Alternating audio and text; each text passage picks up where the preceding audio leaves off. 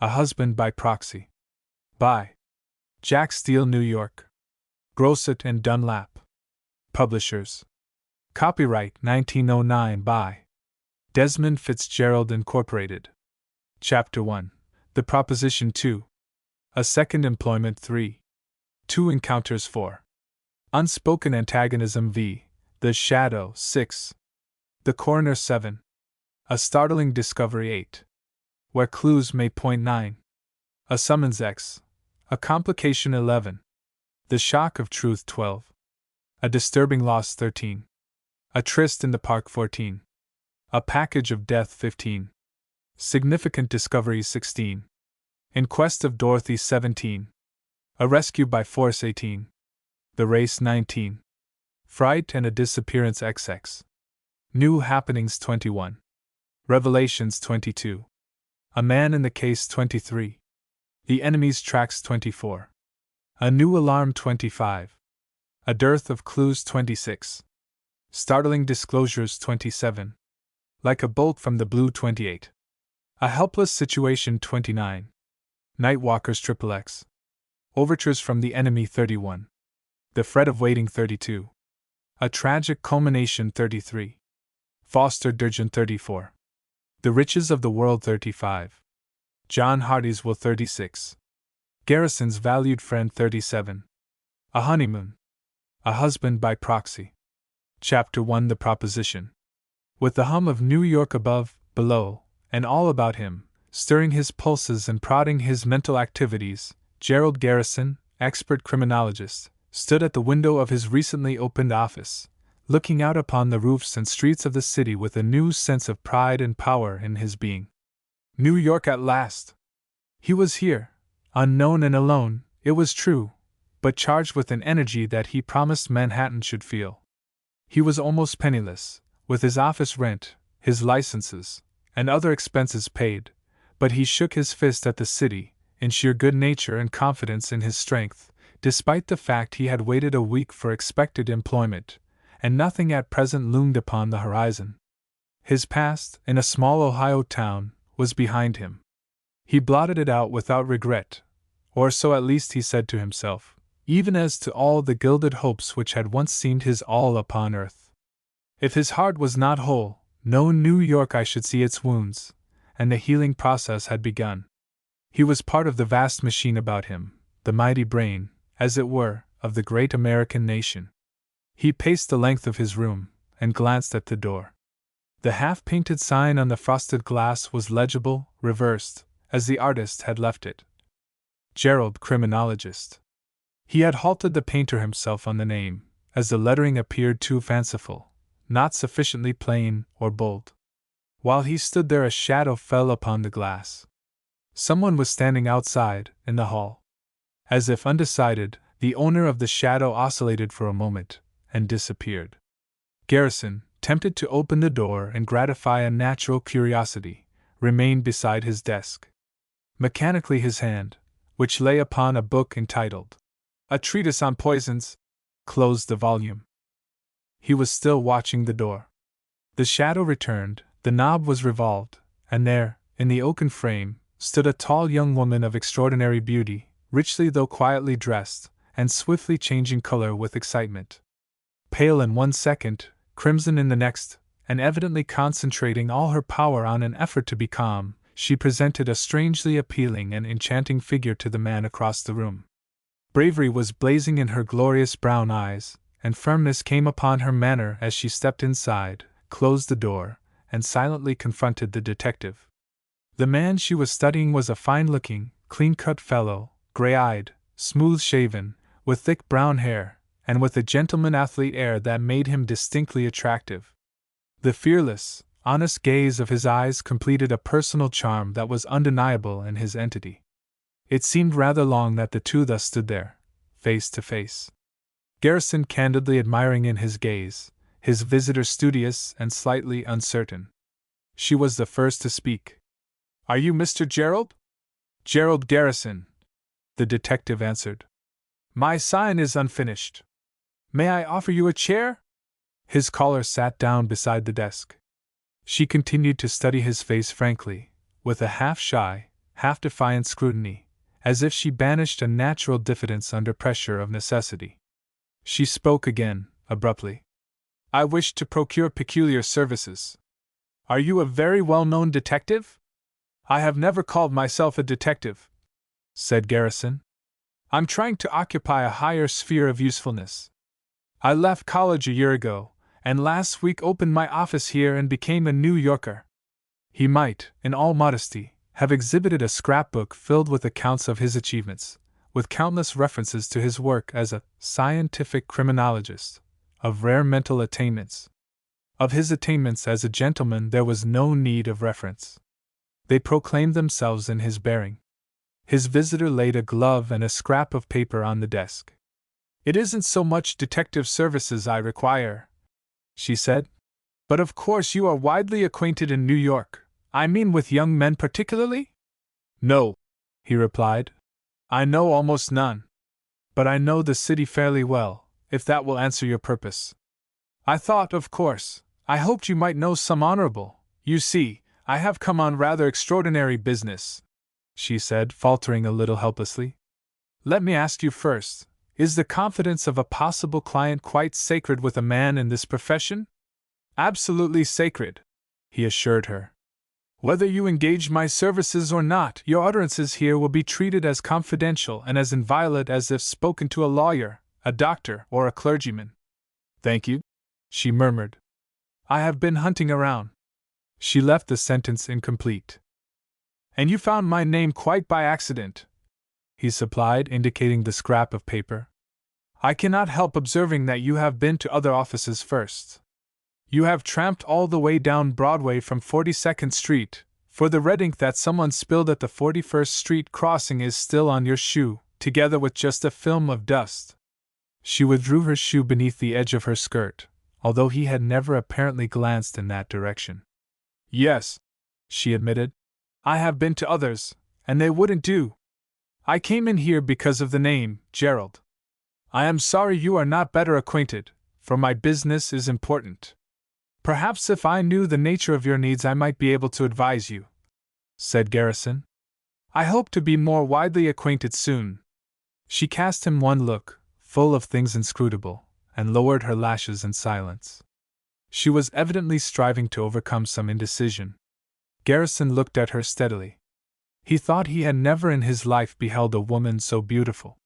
Some wild, unruly hope that she might become his client, perhaps even a friend, was flaring in his mind. The color came and went in her cheeks, adding fresh loveliness at every change. She glanced at her list of names, from which a number had been scratched. "Well," she said presently, "I think perhaps you might still be able to attend to my requirements." He waited to hear her continue, but she needed encouragement. "I shall be glad to try," he assured her. She was silent again, and blushing. She looked up somewhat defiantly. "I wish you to procure me a husband." Garrison stared. He was certain he had heard incorrectly. "I do not mean an actual husband," she explained. "I simply mean some honorable young man who will assume the role for a time, as a business proposition, for a fee to be paid as I would pay for anything else.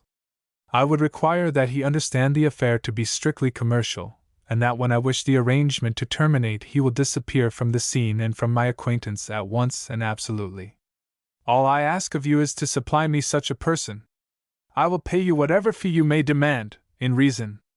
Garrison looked at her as fixedly as she was looking at him. Her recital of her needs had brought to the surface a phase of desperation in her bearing that wrought upon him potently, he knew not why. "I think I understand your requirements, as far as one can in the circumstances," he answered. "I hardly believe I have the ability to engage such a person as you need for such a mission. I informed you at the start that my acquaintance with New York men is exceedingly narrow. I cannot think of anyone I could honestly recommend. But don't you know any honorable young gentleman, like some college man, perhaps, here in New York, looking for employment, someone who might be glad to earn, say, $500? She insisted. "Surely if you only know a few, there must be one among them." Garrison sat back in his chair and took hold of his smooth-shaved lip with his thumb and finger. He reviewed his few New York experiences rapidly. No, he repeated. I know of no such man. I am sorry. His visitor looked at him with a new, flashing light in her eyes. Not one? She said significantly. Not one young college man? He was unsuspicious of her meaning. Not one. For a moment she fingered her glove where it lay upon the desk. Then a look of more pronounced determination and courage came upon her face as she raised her eyes once more to Garrison's. She said, Are you married? A flush came at once upon Garrison's face, and memories and heartaches possessed him for a poignant moment. He mastered himself almost instantly. No, he said with some emotion. I am not. Then, she said, couldn't you undertake the task yourself? Garrison leaned forward on the table. Lightning from an azure sky could have been no more astonishing or unexpected. Do you mean, will I play this role, as your husband? He said slowly. Is that what you are asking? Yes, she answered unflinchingly. Why not? You need the money, I need the services. You understand exactly what it is I require. It is business, and you are a businessman. But I have no wish to be a married man, or even to masquerade as one, he told her bluntly. You have quite as much wish to be one as I have to be a married woman, she answered. We would understand each other thoroughly from the start. As to masquerading, if you have no acquaintances, then who would be the wiser? He acknowledged the logic of her argument. Nevertheless, the thing seemed utterly preposterous. He rose and walked the length of his office, and stood looking out of the window. Then he returned and resumed his seat. He was strangely moved by her beauty and some unexplained helplessness of her plight, vouchsafed to his senses, yet he recognized a certain need for caution. What should I be expected to do? He inquired.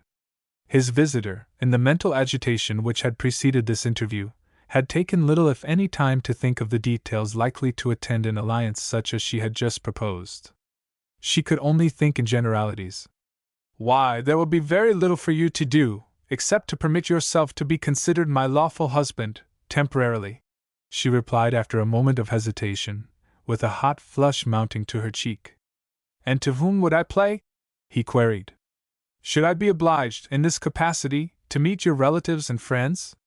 Certainly, a few, said his visitor. But I have almost no relatives in the world. I have no father, mother, brothers, or sisters. There will be, at most, a few distant relatives and possibly my lawyer. Garrison made no response. He was trying to think what such a game would mean, and what it might involve. His visitor presently added, Do you consent, for $500? I don't know, answered the man. Again he paced the room. When he halted before his client, he looked at her sternly. You haven't told me your name, he said. She gave him her card, on which appeared nothing more than just merely the name, Mrs. Gerald Fairfax, with an address in an uptown West Side street. Garrison glanced at it briefly. This is something you have provided purposely to fit your requirements, he said. Am I not supposed to know you by any other name? If you accept the employment, she answered, once more blushing crimson, you may be obliged at times to call me Dorothy. My maiden name was Dorothy Booth. Garrison merely said, Oh. They were silent for a moment. The man was pondering the possibilities. His visitor was evidently anxious. I suppose I can find someone else if you refuse the employment, she said. But you will understand that my search is one of great difficulty. The person I employ must be loyal, a gentleman, courageous, resourceful, and very little known. You can see yourself that you are particularly adapted for the work. Thank you, said Garrison, who was aware that no particular flattery was intended.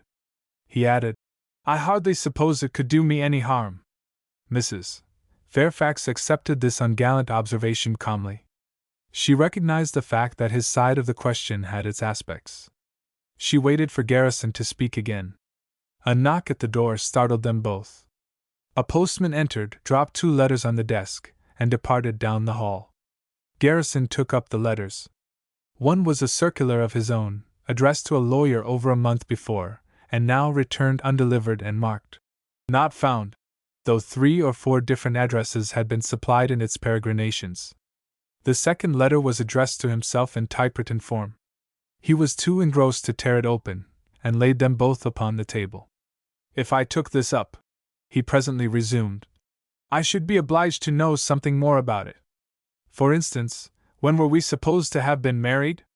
"On the 10th of last month," she answered promptly. "Oh," said he. "And, in case of necessity, how should we prove it?" "By my wedding certificate," she told him calmly. His astonishment increased. "Then you were actually married over a month ago?" "I have the certificate." "Isn't that sufficient?" she replied evasively. "Well, I suppose it is, for this sort of an arrangement," he agreed. "Of course, some man's name must appear in the document. I should be obliged, I presume, to adopt his name as part of the arrangement?" "Certainly," she said. "I told you I came into your office because your name is Gerald." "Exactly," he mused. "The name I'd assume is Gerald Fairfax?" She nodded, watching him keenly. "It's a good enough name," said Garrison. He paced up and down the floor in silence a number of times. Mrs. Fairfax watched him in apparent calm. "This is a great temptation," he admitted. "I should like to earn the fee you have mentioned, Miss Booth, Mrs. Fairfax, but—" He halted. "Well? I don't exactly like the look of it, to be frank," he confessed. "I don't know you, and you don't know me. I am not informed whether you are really married or not. If you are, and the man, you have no desire to enlighten me on these matters. Can you tell me why you wish to pretend that I am your husband?" "I do not wish to discuss that aspect of the arrangement at present," she said. "It is purely a business proposition that should last no more than a month or 2 at most, and then terminate forever. I would prefer to have you remain out of town as much as possible. A great many haphazard deductions present themselves to my mind," he said, "but all are doubtless inaccurate. I have no morbid curiosity concerning your affairs, but this thing would involve me almost as much as yourself, by its very nature." His brows were knitted in indecision. There was silence again between them. His visitor presently said, "If I could offer you more than the $500, I would gladly do so." "Oh, the fee is large enough, for up to date I have had no employment, or even a prospect of work," said Garrison. "I hope you will not be offended when I say that I have recently become a cautious man. I know how strange it appears for me to come here with this extraordinary request," agreed Mrs. Fairfax. "I hardly know how I have done so. But there was no one to help me. I hope you will not consider the matter for another moment if you feel that either of us cannot trust the other. In a way, I am placing my honor in your keeping far more than you are placing yourself in charge of mine." Garrison looked at her steadily, and something akin to sympathy, something that burned like wine of romance in his blood, with zest of adventure and a surge of generosity toward this unknown girl, tingled in all his being. Something in her helplessness appealed to his innate chivalry. Calmly, however, he took a new estimate of her character, notwithstanding the fact that his first, most reliable impression had been entirely in her favor. "Well," he said after a moment, "it's a blind game for me, but I think I'll accept your offer. When do you wish me to begin my services?" "I should like to notify my lawyer as soon as possible," answered Mrs. Fairfax, frankly relieved by his decision. "He may regard the fact that he was not sooner notified as a little peculiar." "Practically you wish me to assume my role at once," commented Garrison. "What is your lawyer's name?" "Mr. Stephen Trowbridge." Garrison took up that much-addressed letter, returned by the post, and passed it across the table. The one fairly legible line on its surface read, "Stephen Trowbridge, Esq. I think that must be the same individual," he said. "I send out announcements of my business and presence here to nearly every lawyer in the state. This envelope has been readdressed, as you observe, but it has never reached its destination. Is that your man?" Mrs. Fairfax examined the missive. "Yes," she said, "I think so. Do you wish his present address?" "If you please," answered Garrison. I shall take the liberty of steaming this open and removing its contents, after which I will place an antedated letter or notification of our marriage, written by yourself, in the envelope, redirect it, and send it along. It will finally land in the hands of your lawyer with its tardiness very naturally explained. You mean the notification will appear as if misdirected originally, said Dorothy. An excellent idea. Perhaps you will compose the note at once, said Garrison, pushing paper, pen, and ink across the desk. You may leave the rest, with the address, to me. His visitor hesitated for a moment, as if her decision wavered in this vital moment of plunging into unknown fates, but she took up the pen and wrote the note and address with commendable brevity. Garrison was walking up and down the office. The next step, he started to say, but his visitor interrupted. Isn't this the only step necessary to take until something arises making others expedient? There is one slight thing remaining, he answered, taking up her card. You are in a private residence? Yes. The caretaker, a woman, is always there. Have you acquainted her with the fact of your marriage? Certainly. She is an English servant. She asks no questions. But I told her my husband is away from town and will be absent almost constantly for the next 2 or 3 months. Garrison slightly elevated his brows, in acknowledgment of the thoroughness of her arrangements. I have never attempted much acting, a little at private theatricals, he told her. But of course we shall both be obliged to play this little domestic comedy with some degree of art. She seemed prepared for that also, despite the sudden crimson of her cheeks. Certainly. One more detail, he added. You have probably found it necessary to withhold certain facts from my knowledge. I trust I shall not be led into awkward blunders. I shall do my best, and for the rest, I beg of you to conduct the affair according to your own requirements and judgment. The slightly veiled smile in his eyes did not escape her observation. Nevertheless, she accepted his proposal quite as a matter of course. Thank you. I am glad you relieved me of the necessity of making some such suggestion. I think that is all, for the present. She stood up, and fingering her glove, glanced down at the table for a moment. May I pay, say, $200 now, as a retainer? I shall be gratified if you will, he answered. In silence she counted out the money, which she took from a purse in a bag. The bills lay there in a heap. When you wish any more, will you please let me know? She said. And when I require your services I will wire. Perhaps I'd better take both this office and your house address. He wrote them both on a card and placed it in her hand. Thank you, she murmured. She closed her purse, hesitated a moment, then raised her eyes to his.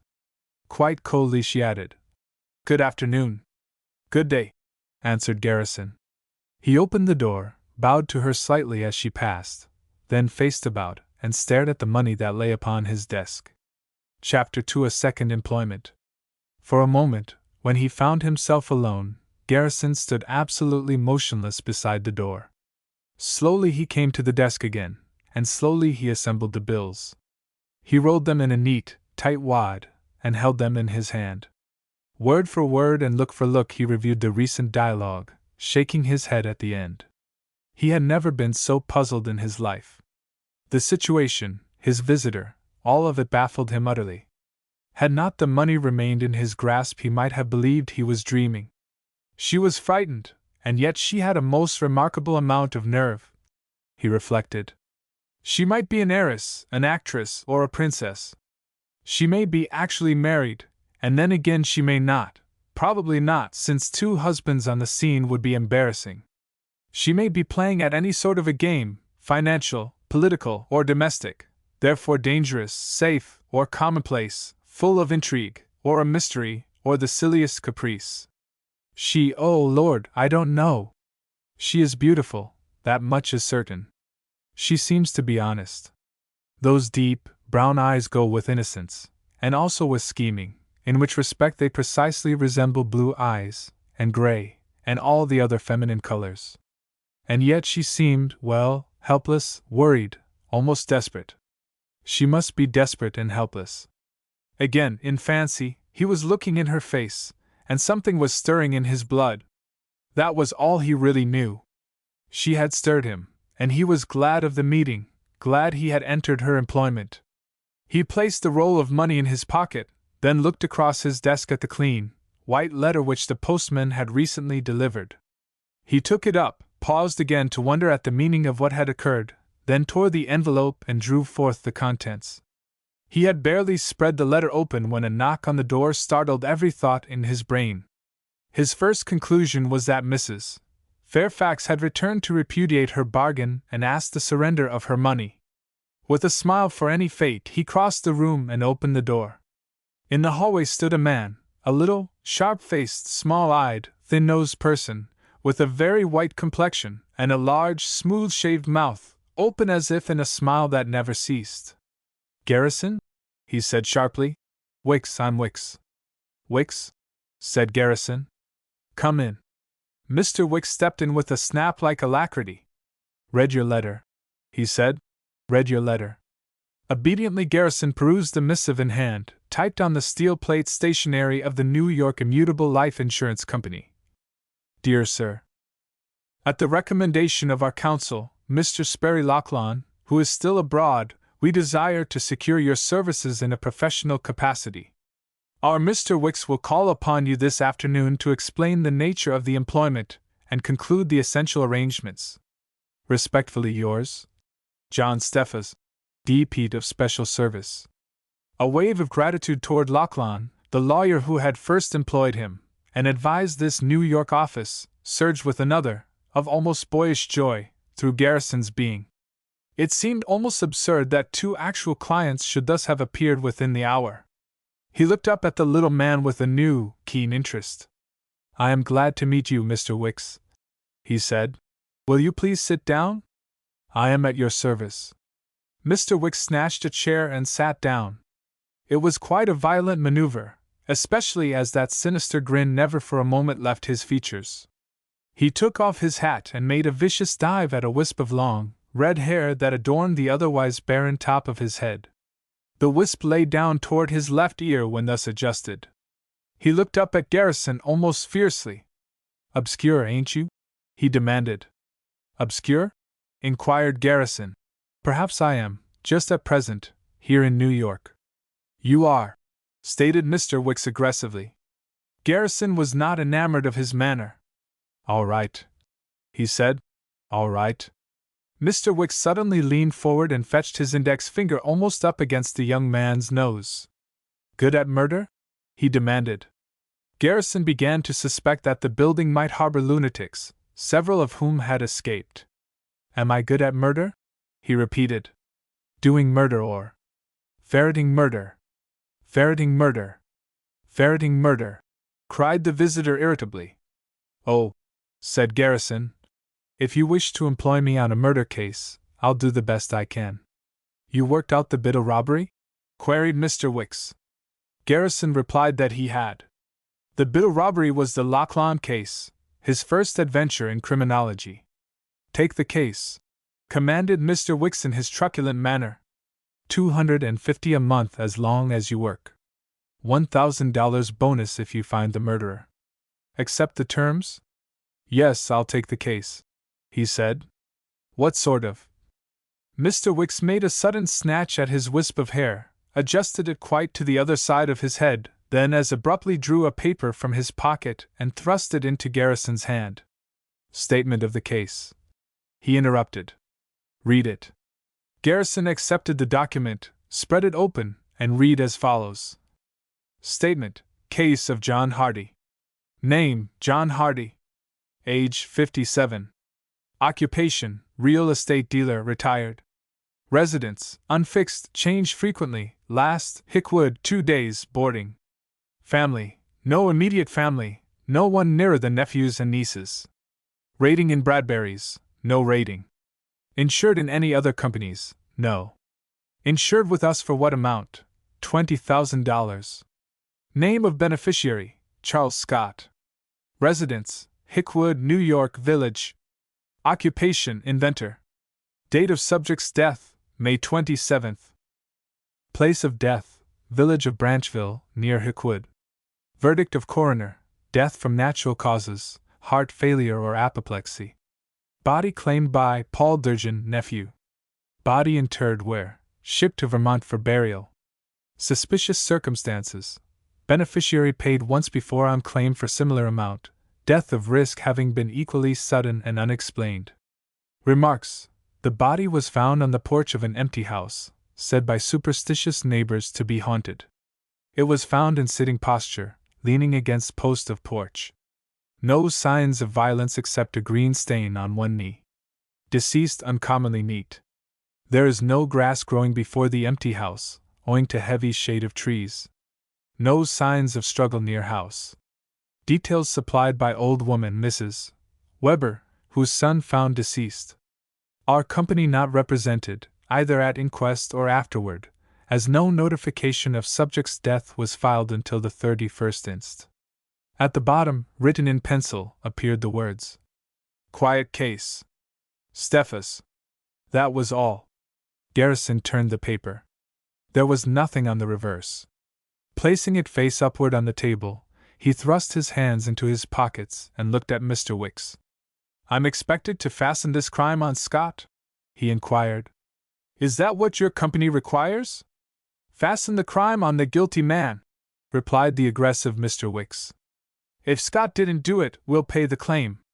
If he did, we'll send him to the chair. It may not be murder at all." "Of course," said Garrison. "Who wrote this report?"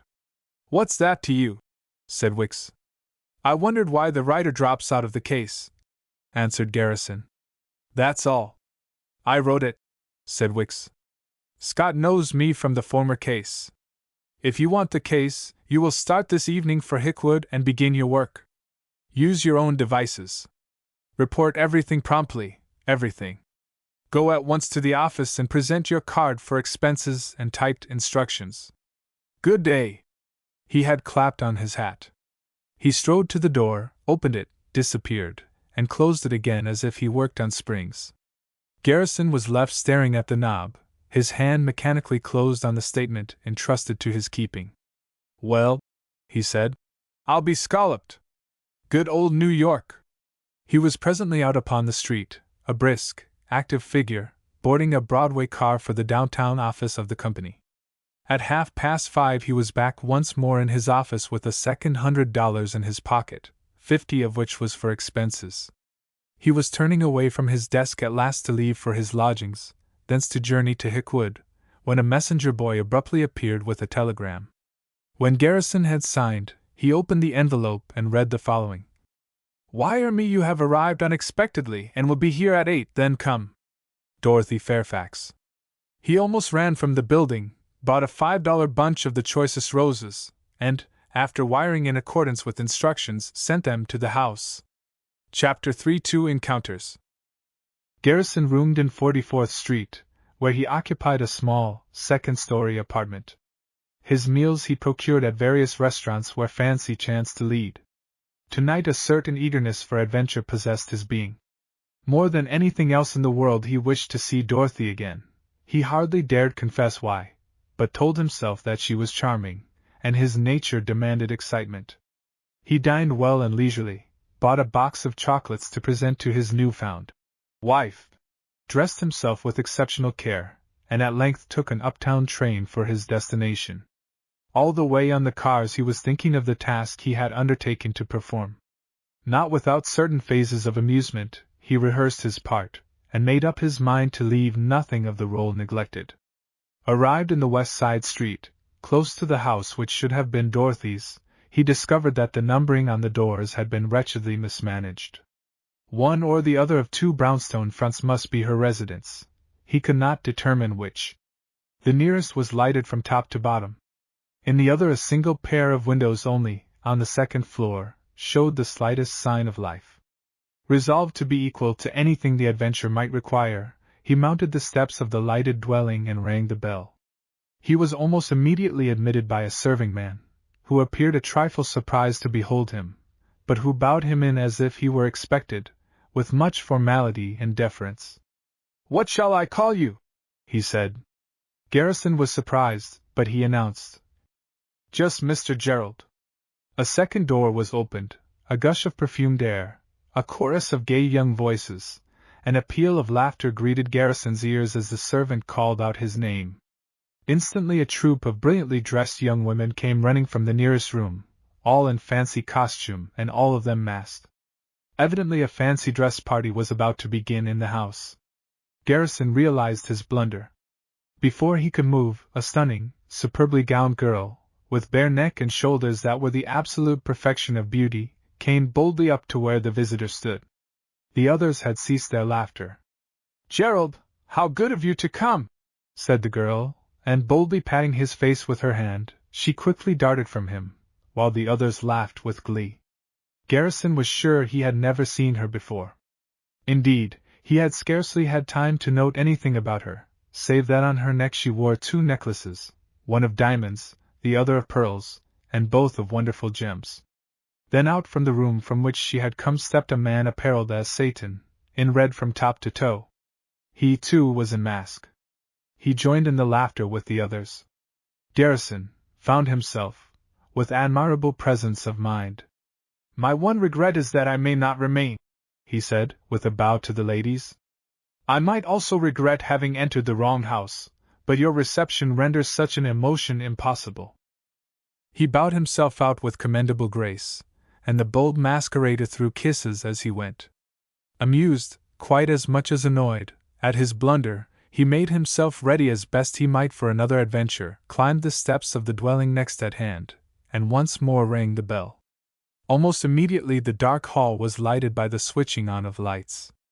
Then the door was opened, and Garrison beheld a squint-eyed, thin-lipped old man, who scowled upon him and remained there, barring his way. "Good evening. Is my wife at home, Mrs. Fairfax?" said Garrison, stepping in. "I wired her."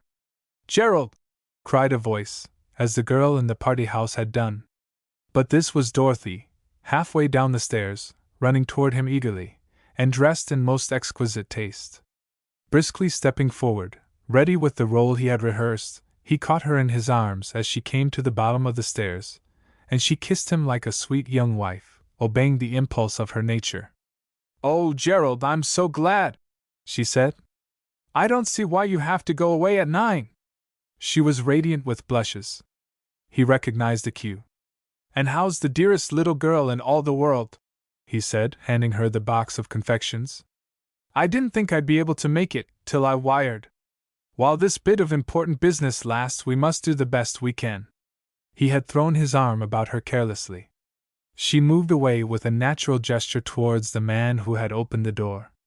"Oh, Gerald, this is my Uncle Psyche, Mr. Robinson," she said. "He and Aunt Jill have come to pay me a visit. We must all go upstairs to the parlor." She was pale with excitement, but her acting was perfect. Garrison turned to the narrow-eyed old man, who was scowling darkly upon him. "I'm delighted to meet you," he said, extending his hand. Thank you," said Robinson, refusing his hand. "Extraordinary honeymoon you're giving my niece, Mr. Fairfax." His manner nettled Garrison, who could not possibly have gauged the depth of the old man's dislike, even hatred, conceived against him simply as Dorothy's husband. A greeting so utterly uncordial made unlooked-for demands upon his wits. "The present arrangement will not endure very long," he said significantly. "In the meantime, if Dorothy is satisfied, there seems to be no occasion for anyone else to feel distressed." "If that's intended as a fling at me," started Robinson, but Dorothy interrupted.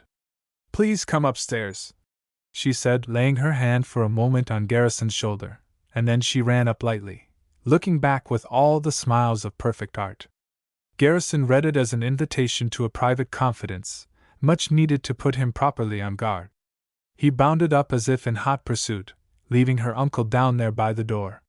She fled to the end of the upper hall, near a door that was closed. Garrison had lost no space behind her. She turned a white, tense face as she came to a halt. "Be careful, please," she whispered. "Some of my relatives appeared here unexpectedly this afternoon. I had to wire on that account. Get away just as soon as you can. You are merely passing through the city. You must write me daily letters while they are here, and don't forget who you are supposed to be." She was radiant again with blushes. Garrison was almost dazzled by her beauty. What reply he might have made was interrupted. Dorothy caught him by the hand, like a fond young bride, as her uncle came rapidly up the stairs. The door was opened at his elbow by a white-haired, almost bearded, woman, large, sharp-sighted, and ugly, with many signs of both inquisitiveness and acquisitiveness upon her. "So, that's your Mr. Fairfax," she said to Dorothy. "Come in here till I see what you're like." Dorothy had again taken Garrison's arm. She led him forward. "This is Aunt Jill," she said by way of introduction and explanation. "Auntie, this is my husband, Gerald." Aunt Jill had backed away from the door to let them enter. Garrison realized at once that Dorothy's marriage had excited much antagonism in the breasts of both these relatives. A sudden accession of boldness came upon him, in his plan to protect the girl. He entered the room and faced the woman calmly. "I'm glad to meet you," he said, this time without extending his hand. "I'd beg to impress upon both you and Mr. Robinson that, such as I am, Dorothy chose me of her own free will to occupy my present position." Mrs. Robinson was momentarily speechless. Her husband now stood in the door. Dorothy shot Garrison a look of gratitude, but her immediate desire was for peace. "Let us all sit down, and try to get better acquainted," she said. "I'm sure we shall all be friends." "No doubt," said her uncle somewhat offensively. Garrison felt himself decidedly uncertain of his ground. There was nothing to do, however, but await developments. He looked about the room in a quick, comprehensive manner. It was a large apartment, furnished handsomely, perhaps even richly, but in a style no longer modern, save for the installation of electric lights. It contained a piano, a fireplace, a cabinet, writing desk, 2 settees, and the customary complement of chairs. The pictures on the walls were rather above the average, even in the homes of the wealthy. The objects of art, disposed in suitable places, were all in good taste and expensive. Quite at a loss to meet these people to advantage, uninformed as he was of anything vital concerning Dorothy and the game she might be playing, Garrison was rendered particularly alert by the feeling of constraint in the air. He had instantly conceived a high appreciation for Dorothy's art in her difficult position, and he rose to a comprehension of the role assigned to himself. He had earlier determined to appear affectionate. He now saw the need of enacting the part of protector. In the full illumination of the room, the glory of Dorothy's beauty was startling. His eyes sought her face with no need of acting, and the admiration blazing in his gaze was more than genuine. It was thoroughly spontaneous and involuntary. The moment was awkward and fraught with suspense for Garrison, as he found himself subjected to the flagrantly unfriendly appraisement of his newly acquired relations. Aunt Jill had been wilted for a moment only. She looked their visitor over with undisguised contempt. "Well, I dare say you look respectable and healthy," she said, as if conceding a point with no little reluctance. "But appearances are very deceiving." "Thank you," said Garrison. He sat down near Dorothy, occupying a small settee. If Mrs. Robinson was personally pugnacious, her husband harbored far more vicious emotions. Garrison felt this in his manner. The man was looking at him narrowly. "How much of your time have you spent with your wife since your marriage?" he demanded, without the slightest preliminary introduction to the subject. Garrison realized at once that Dorothy might have prepared a harmless fiction with which his answers might not correspond. He assumed a calm and deliberation he was far from feeling, as he said, "I was not aware that I should be obliged to account to anyone save Dorothy for my goings and comings. Up to the present I believe she has been quite well satisfied with my deportment, haven't you, Dorothy?" "Perfectly," said Dorothy, whose utterance was perhaps a trifle faint. "Can't we all be friends, and talk about—" "I prefer to talk about this for a moment," interrupted her uncle, still regarding Garrison with the closest scrutiny. "What's your business, anyway, Mr. Fairfax?" Garrison, adhering to a policy of telling the truth with the greatest possible frequency, and aware that evasion would avail them nothing, waited the fraction of a minute for Dorothy to speak. She was silent. He felt she had not committed herself or him upon the subject. I am engaged at present in some insurance business, he said. It will take me out of town tonight, and keep me away for a somewhat indefinite period. Said Mr. Robinson. I suppose you'll quit your present employment pretty soon. With no possible chance of comprehending the drift of inquiry, Garrison responded. Possibly. I thought so, exclaimed the old man, with unconcealed asperity. Marrying for money is much more remunerative, hey? Oh, uncle, said Dorothy. Her pain and surprise were quite genuine. Garrison colored instantly. He might have been hopelessly floundering in a moment had not a natural indignation risen in his blood. Please remember that up to this evening you and I have been absolute strangers, he said with some heat. I am not the kind to marry for money. Had I done so, I should not continue in my present calling for a very modest compensation.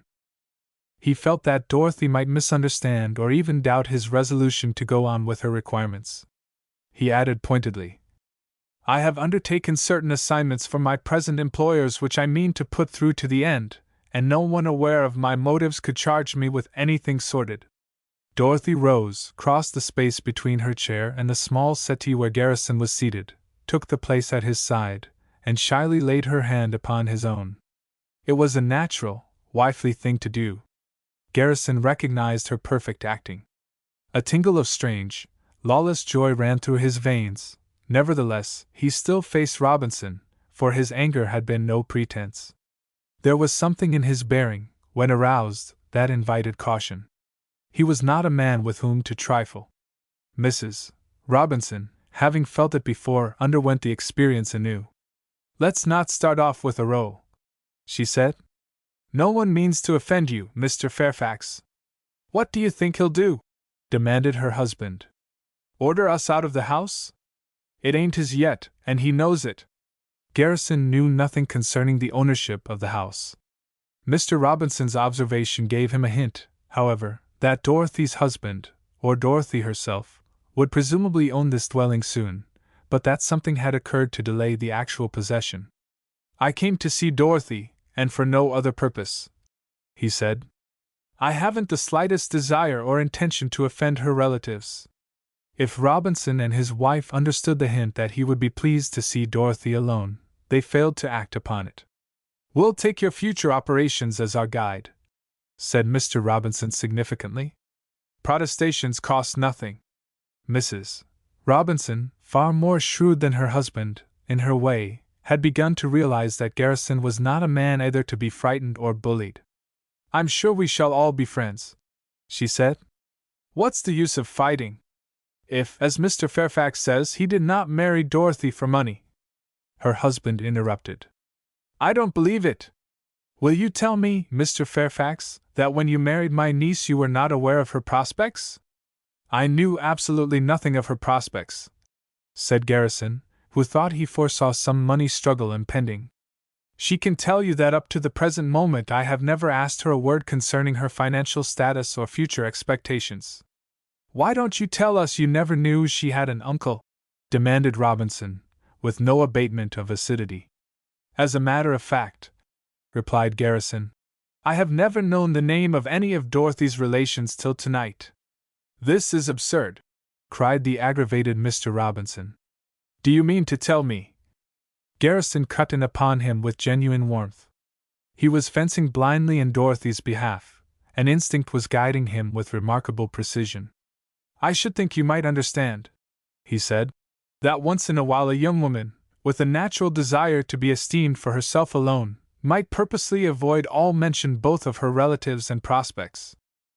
We've all heard about these marriages for love, sneered Dorothy's uncle. Where did you suppose she got this house? Garrison grew bolder, as he felt a certain confidence that so far he had made no particular blunders. His knowledge of the value of half a truth, or even the truth entire, was intuitive. I have never been in this house before tonight, he said. Our honeymoon, as you called it earlier, has, as you know, been brief, and none of it was spent beneath this roof. Then how did you know where to come? Demanded Mr. Robinson. Dorothy supplied me the address, answered Garrison. It is not uncommon, I believe, for husband and wife to correspond, Well, here we are, and here we'll stay, said Mr. Robinson, till the will and all the business is settled. Perhaps you'll say you didn't even know there was a will. Garrison was beginning to see light, dimly. What it was that lay behind Dorothy's intentions and her scheme he could not know. He was only aware that tonight, stealing a glance at her sweet but worried face, and realizing faintly that she was greatly beset with troubles, his whole heart entered the conflict, willingly, to help her through to the end. You are right for once, he answered his inquisitor. I have known absolutely nothing of any will affecting Dorothy, and I know nothing now. I only know you can rely upon me to fight her battles to the full extent of my ability and strength. What nonsense! You don't know! Exclaimed Mr. Robinson. Why? It's the truth, interrupted Dorothy. I have told him nothing about it. I don't believe it, said her uncle. But whatever he knows, I'll tell him this, that I propose to fight that will, day and night, before my brother's property shall go to any scheming stranger. Garrison felt the need for enlightenment. It was hardly fair to expect him to struggle in the dark. He looked at his watch ostentatiously. I did not come here expecting this sort of reception, he said truthfully. I hoped at least for a few minutes' time with Dorothy alone. To cook up further stories, I presume, said Mr. Robinson, who made no move to depart. Garrison rose and approached Mr. Robinson precisely as he might have done had his right been more than a fiction. Do you require Dorothy to go down in the hall, in her own house, to obtain a moment of privacy? He demanded. We might as well understand the situation first as last. It was a half-frightened look, full of craft and hatred, that Robinson cast upward to his face. He fidgeted, then rose from his seat. Come, my dear, he said to his wife. The persecutions have commenced. He led the way from the room to another apartment, his wife obediently following at his heels. The door they left ajar. Chapter 4 Unspoken Antagonism. Garrison crossed the room with an active stride and closed the door firmly. Dorothy was pale when he turned. She, too, was standing. You can see that I've got to be posted a little, he said quietly. To err has not ceased to be human. You have made no mistakes, said Dorothy in a voice barely above a whisper. I didn't expect them. When I found they had come, I hardly knew what to do. And when they declared I had no husband, I had to request you to come. Something of the sort was my conclusion, Garrison told her. I have blundered along with fact and fiction as best I might, but what am I supposed to have done that excites them both to insult me? Dorothy seemed afraid that the very walls might hear and betray her secret. Your supposed marriage to me is sufficient, she answered in the lowest of undertones. You must have guessed that they feel themselves cheated out of this house and other property left in a relative's will. Cheated by your marriage? Said Garrison. She nodded, watching to see if a look of distrust might appear in the gaze he bent upon her. I wouldn't dare attempt to inform you properly or adequately tonight, with my uncle in the house, she said. But please don't believe I've done anything wrong, and don't desert me now. She had hardly intended to appeal to him so helplessly, but somehow she had been so glad to lean upon his strength, since his meeting with her relatives, that the impulse was not to be resisted. Moreover, she felt, in some strange working of the mind, that she had come to know him as well within the past half hour as she had ever known anyone in all her life. Her trust had gone forth of its own volition, together with her gratitude and admiration for the way he had taken up her cause. I left the matter entirely with you this afternoon, he said. I only wished to know so much as you yourself deem essential. I feel this man is vindictive, cowardly, and crafty. Are you sure you are safe where he is? Oh, yes, I'm quite safe, even if it is unpleasant, she told him, grateful for his evident concern. If need be, the caretaker would fight a pack of wolves in my defense. This will? Asked Garrison. When is it going to be settled? When does it come to probate? I don't quite know. When is your real husband coming? He inquired, more for her own protection than his own. She had not admitted, in the afternoon, that she had a husband. She colored now as she tried to meet his gaze. Did I tell you there was such a person? No, said Garrison. You did not. I thought, perhaps that's one of the many things I am not obliged to know. Perhaps. She hesitated a moment, adding, if you'd rather not go on. She lowered her eyes. He felt a thrill that he could not analyze, it lay so close to jealousy and hope. And whatever it was, he knew it was out of the bargain, and not in the least his right. It wasn't for myself I asked, he hastened to add. I'll act my part till you dismiss me. I only thought if another man were to come upon the scene. The far-off sound of a ringing house bell came indistinctly to his ears. Dorothy looked up in his face with a startled light in her great brown eyes that awoke a new interest within him. The bell, she said. I heard it. Who could be coming here tonight? She slipped to the door, drew it open an inch, and listened there attentively. Garrison was listening also. The door to the outside steps, in the hall below, was opened, then presently closed with a slam. The caretaker had admitted a caller. Good. I'd like to see him, said the voice of a man. Upstairs? Dorothy turned to Garrison with her face as white as chalk. Oh, if you had only gone, she said. What's the trouble? He asked. Who's come? Perhaps you can slip in my room, she whispered. Please hurry. She hastened across the apartment to a door, with Garrison following. The door was locked. She remembered she had locked it herself, from the farther side, since the advent of her uncle in the house. She turned to lead him round by the hall. But the door swung open abruptly, and a tall, handsome young man was at the threshold. His hat was on. He was dressed, despite the season, in an overcoat of extraordinary length, buttoned close round his neck. It concealed him from his chin to his heels. Why, hello, Dot, he said familiarly, advancing within the room. You and your Gerald weren't trying to run away, I hope. Dorothy struggled against her confusion and alarm. Why, no, she faltered. Cousin Ted, you've never met Mr. Fairfax. Gerald, this is my cousin, Mr. Theodore Robinson. How do you do? Said Garrison, nodding somewhat distantly since none of the Robinson group had particularly appealed to his tastes. How are you? Responded Dorothy's cousin, with no attempt to conceal an unfriendly demeanor. Crossing to Dorothy with deliberate intent to make the most of his relationship, he caught her by the arms.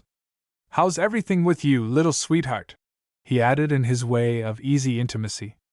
What's the matter with my customary kiss? Dorothy, with every sign of fear or detestation upon her, seemed wholly unable to move. He put his arm roughly about her and kissed her twice. Garrison, watching with feelings ill-suppressed, beheld her shrink from the contact. She appeared to push her cousin off with small effort to disguise her loathing, and fled to Garrison as if certain of protection. What are you scared of? Said young Robinson, moving forward to catch her again, and laughing in an irritating way. You used not to. Garrison blocked him promptly, subconsciously wondering where he had heard that laugh before. Perhaps that day has passed, he said quietly. The visitor, still with his hat on, looked Garrison over with anger. Jealousy already, hey? He said. If you think I'll give up my rights as a cousin, you're off, understand? Garrison stifled an impulse to slap the fellow's face. What are your rights as a cousin, if I may ask? He said. Wait and see, replied Robinson. Dot was mighty fond of me once, hey, Dot? Garrison felt certain of his ground in suppressing the fellow. Whatever the situation may have been in the past, he said, it is very much altered at present. Is that so? Demanded Theodore. Perhaps you'll find the game isn't quite finished yet. Dorothy, still white and overwrought, attempted to mediate between the two. I can't let you men start off like this, she said. I'm fond of you both. I wish you would try to be friendly. I'm willing, said her cousin, with a sudden change of front that in no wise deceived Garrison, and he held forth his hand. Will you shake? That Dorothy wished him to greet the fellow civilly, and not incur his ill-feeling. Garrison was sure. He took the proffered hand, as cold as a fish, and dropped it again immediately. Theodore laughed, and stepped gracefully away, his long coat swinging outward with his motion. Garrison caught a gleam of red, where the coat was parted at the bottom, and he knew where he had heard that laugh before. The man before him was no other than the one he had seen next door, dressed in red fleshings as Satan. It was not to be understood in a moment, and Theodore's parents had returned once more to the door. Indeed, the old man had beheld the momentary hand-clasp of the men, and he was nettled. "Theodore!" he cried. "You're not making friends with a man who sneaked off and married Dorothy, I hope? I wouldn't have believed it." "Why not?" said his son. "What's done is done." His mother said, "Why have you got on an overcoat such a night as this?" "Because I like it," said Theodore. Garrison knew better. He wondered what the whole game signified. The old man was glaring at him sharply. "I should think for a man who has to leave at 9 your time is getting short," he said. "Perhaps your story was invented." Garrison took out his watch. The fiction would have to be played to the end. The hour lacked 20 minutes of 9. He must presently depart, yet he felt that Dorothy might need protection. Having made up his mind that a marriage had doubtless been planned between Dorothy and Theodore, on the man's part for the purpose of acquiring valuable property, probably veiled to Dorothy, he felt she might not be safe if abandoned to their power. He had found himself plunged into complications on which it had not been possible to count, but notwithstanding which he meant to remain by Dorothy with the utmost resolution. He had not acknowledged that the charm she exercised upon him lay perilously close to the tenderest of passions, but tried to convince himself his present desire was merely to see this business to the end. It certainly piqued him to find himself obliged to leave with so much of the evening's proceedings veiled in mystery. He would have been glad to know more of what it meant to have this cousin, Theodore, masquerading as the devil in one house, and covering all the signs here at home. He was absolutely helpless in the situation. He knew that Dorothy wished him to depart. She could not, of course, do otherwise. "Thank you," he said to the elder Robinson. "I must leave in 15 minutes. Dorothy looked at him strangely. She could not permit him to stay, yet she felt the need of every possible safeguard, now that her cousin had appeared. The strange trust and confidence she felt in Garrison had given her new hope and strength. To know he must go in the next few minutes, leaving her there with the Robinsons, afflicted her abruptly with a sense of desolation. Yet there was nothing she could say or do to prevent his immediate retreat. Young Robinson, made aware that Garrison would soon be departing, appeared to be slightly excited. "I'll go down and phone for my suitcase," he said, and he left the room at once. Aunt Jill and old Robinson sat down. It was quite impossible for Garrison to ask them again to retire. Dorothy crossed the room and seated herself before the piano. Garrison followed, and stood there at her side. She had no spirit for music, and no inclination to play, nevertheless she permitted her hands to wander up and down the keys, calling forth a sweetly sad bit of Hungarian song that took a potent hold on Garrison's emotions. "Is there anything I can do but go?" he murmured, his voice well masked by the melody. "Do you think you may need me very soon?" "I do not know. I hope not," she answered, for him alone to hear. "I'm sorry it's been so disagreeable. Do you really have to go away from town?" "Yes. Today you said you had no employment." "It was true. Employment came within 10 minutes of your leaving. I took it. For you know you hardly expected to require my services so soon." She played a trifle louder and asked him, "Where are you going?" "To Branchville and Hickwood." The playing suddenly ceased. She looked up at him swiftly. In nervous haste she resumed her music. "Not on detective work?" "You mentioned insurance." "It concerns insurance." She was silent for a moment. "When do you return?" "I hardly know," he answered. "And I suppose I've got to start at once in order to maintain our little fiction. Don't forget to write," she said, blushing, as she had before, and she added, "for appearances." She rose from her seat. Garrison pulled out his watch and remarked, for the Robinsons to hear, "Well, I've got to be off." "Wait a minute, please," said Dorothy, as if possessed by a sudden impulse, and she ran from the room like a child. With nothing particularly pleasant to say to the Robinsons, Garrison approached a center table and turned the pages of a book. Dorothy was back in a moment. "I'll go down to the door," she said. Garrison said good night to the Robinsons, who answered curtly. He closed the door upon them as he left the room. Dorothy had hastened to the stairs before him, and continued down to the hall. Her face was intensely white again as she turned about, drawing from her dress a neat, flat parcel, wrapped in paper. "I told you today that I trust you absolutely," she said in a nervous undertone. "I wish you'd take care of this package." Garrison took it, finding it heavy in his hand. "What is it?" he said. "Don't try to talk, they'll listen," she cautioned. "Just hurry and go. If you need me, write or wire," he said. "Good night." She retreated a little way from him, as if she felt he might exact a husband's right of farewell, which the absence of witnesses made quite unessential. "Good night," she answered, adding wistfully, "I am very grateful, believe me." She gave him her hand, and his own hand trembled as he took it. A moment later he was out upon the street, a wild, sweet pleasure in his veins. Across the way a man's dark figure detached itself from the darkness of a doorstep and followed where Garrison went. Shadowed to his very door, Garrison came to his humble place of abode with his mind in a region of dreams. It was not until he stood in his room, and his hand lay against his pocket, that he thought again of Dorothy's parcel surrendered to his keeping. He took it out. He felt he had a right to know its contents. It had not been sealed. He removed the paper, disclosing a narrow, shallow box, daintily covered with leather. It was merely snapped shut with a catch. He opened it, and an exclamation of astonishment escaped his lips. It contained 2 necklaces, one of diamonds and one of pearls, the gems of both marvelously fine. Chapter 5: The Shadow. Nothing more disquieting than this possession of the necklaces could possibly have happened to Garrison. He was filled with vague suspicions and alarms. The thing was wholly baffling.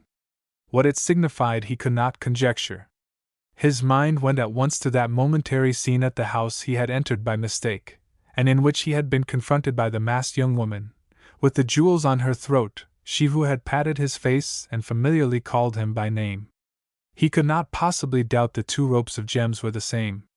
The fact that Dorothy's cousin, in the garb of Satan, had undoubtedly participated in the masking party, aroused disturbing possibilities in Garrison's mind.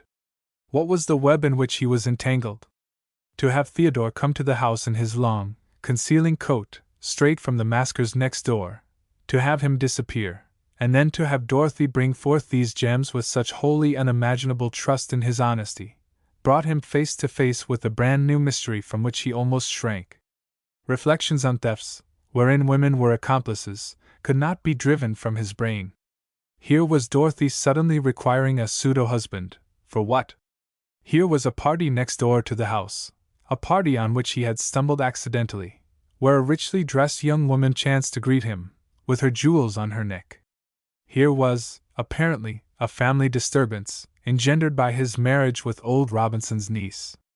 And now, here were the necklaces, worth, at the least estimation, the sum of $30,000, delivered to himself.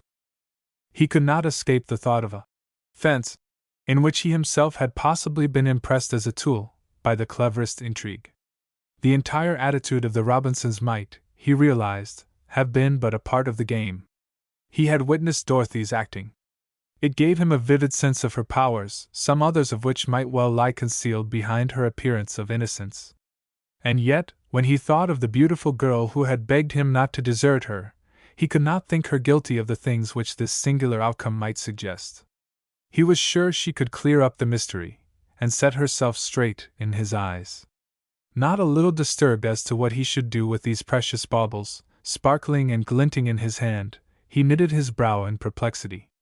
He was due to leave New York at once, on orders from Wicks. No safe deposit vault was available at such an hour. He dared not leave the things behind in this room. There was no alternative, he must carry them along in his pocket.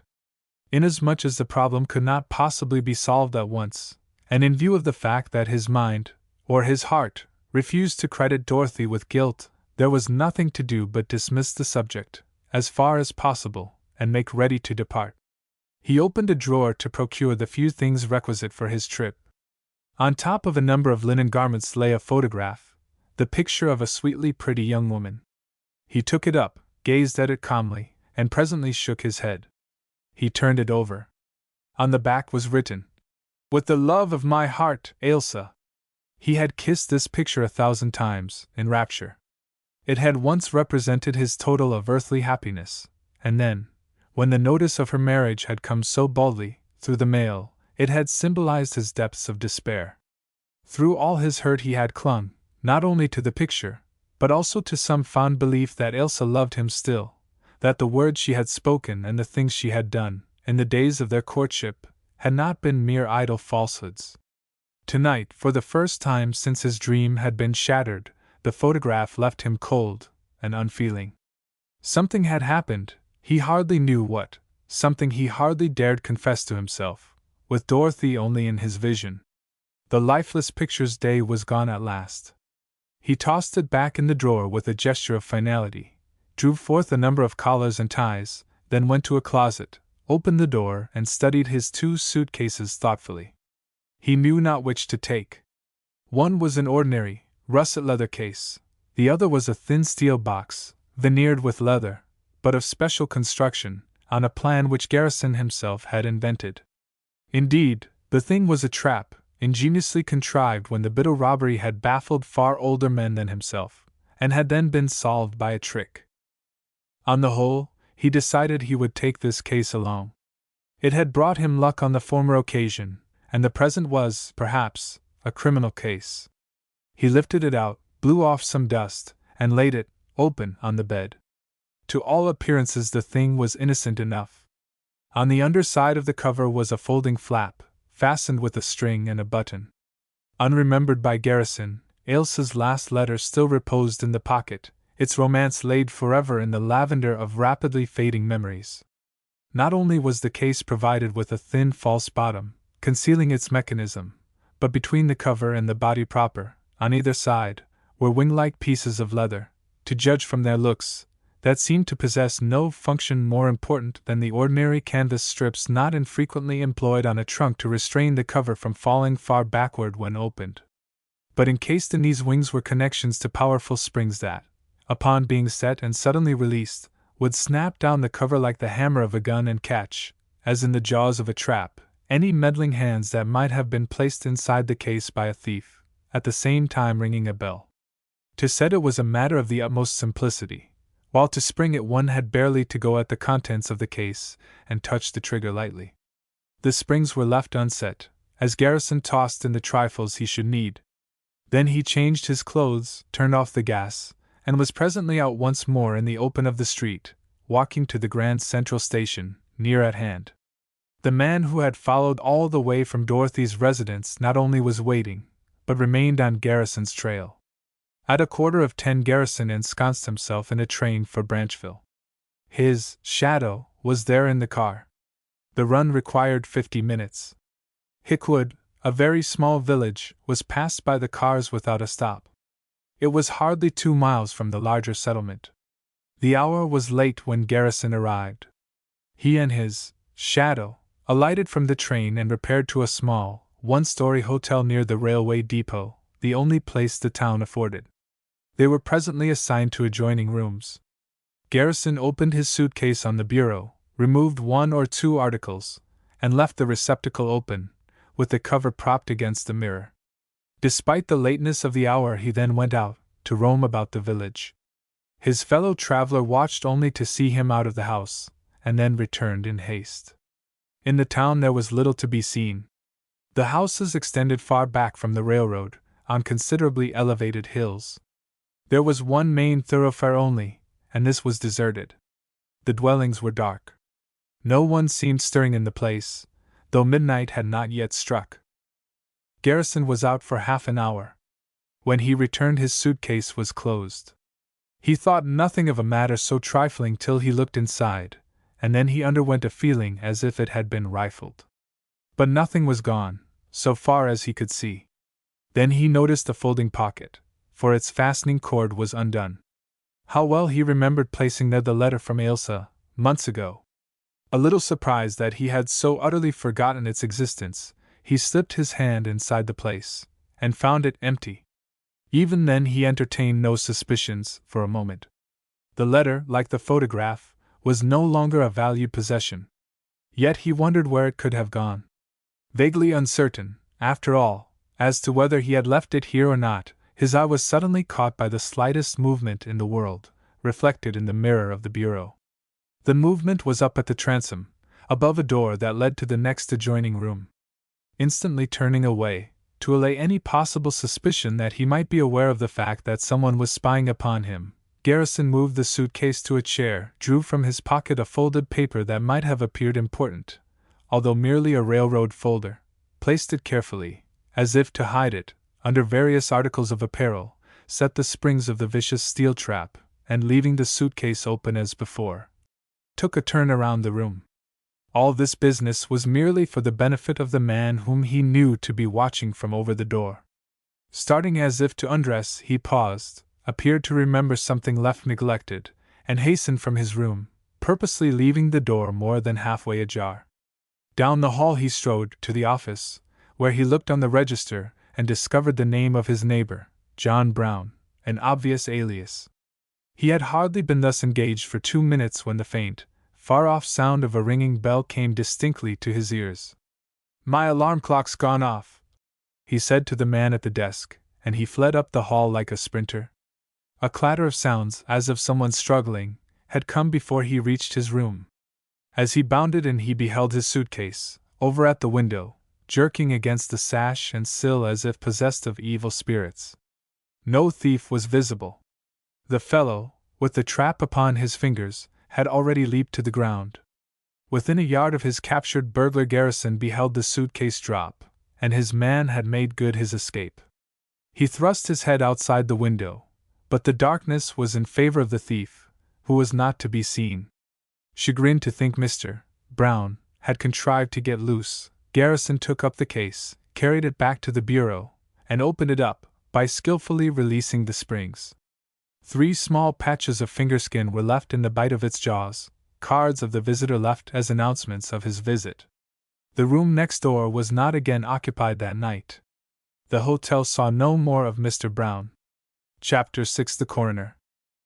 Not in the least reassured, but considerably aroused in all his instincts by these further developments of a night already full of mysterious transactions, Garrison, after a futile watch for his neighbor, once more plunged into a study of the case in which he found himself involved. Vaguely he remembered to have noticed that the man who had come here to Branchville with him on the train carried no baggage. He had no doubt the man had been close upon his trail for some considerable time, but why, and what he wanted, could not be so readily determined. Certain the man had extracted Ailsa's letter from the pocket of the case, yet half convinced that the thief had been searching for the necklaces entrusted to his care, Garrison was puzzled. There seemed to be no possible connection between the two. He could not understand what a thief who would take the one would require of the other. Aside from his money, the gems were the only articles he possessed of the slightest value or significance.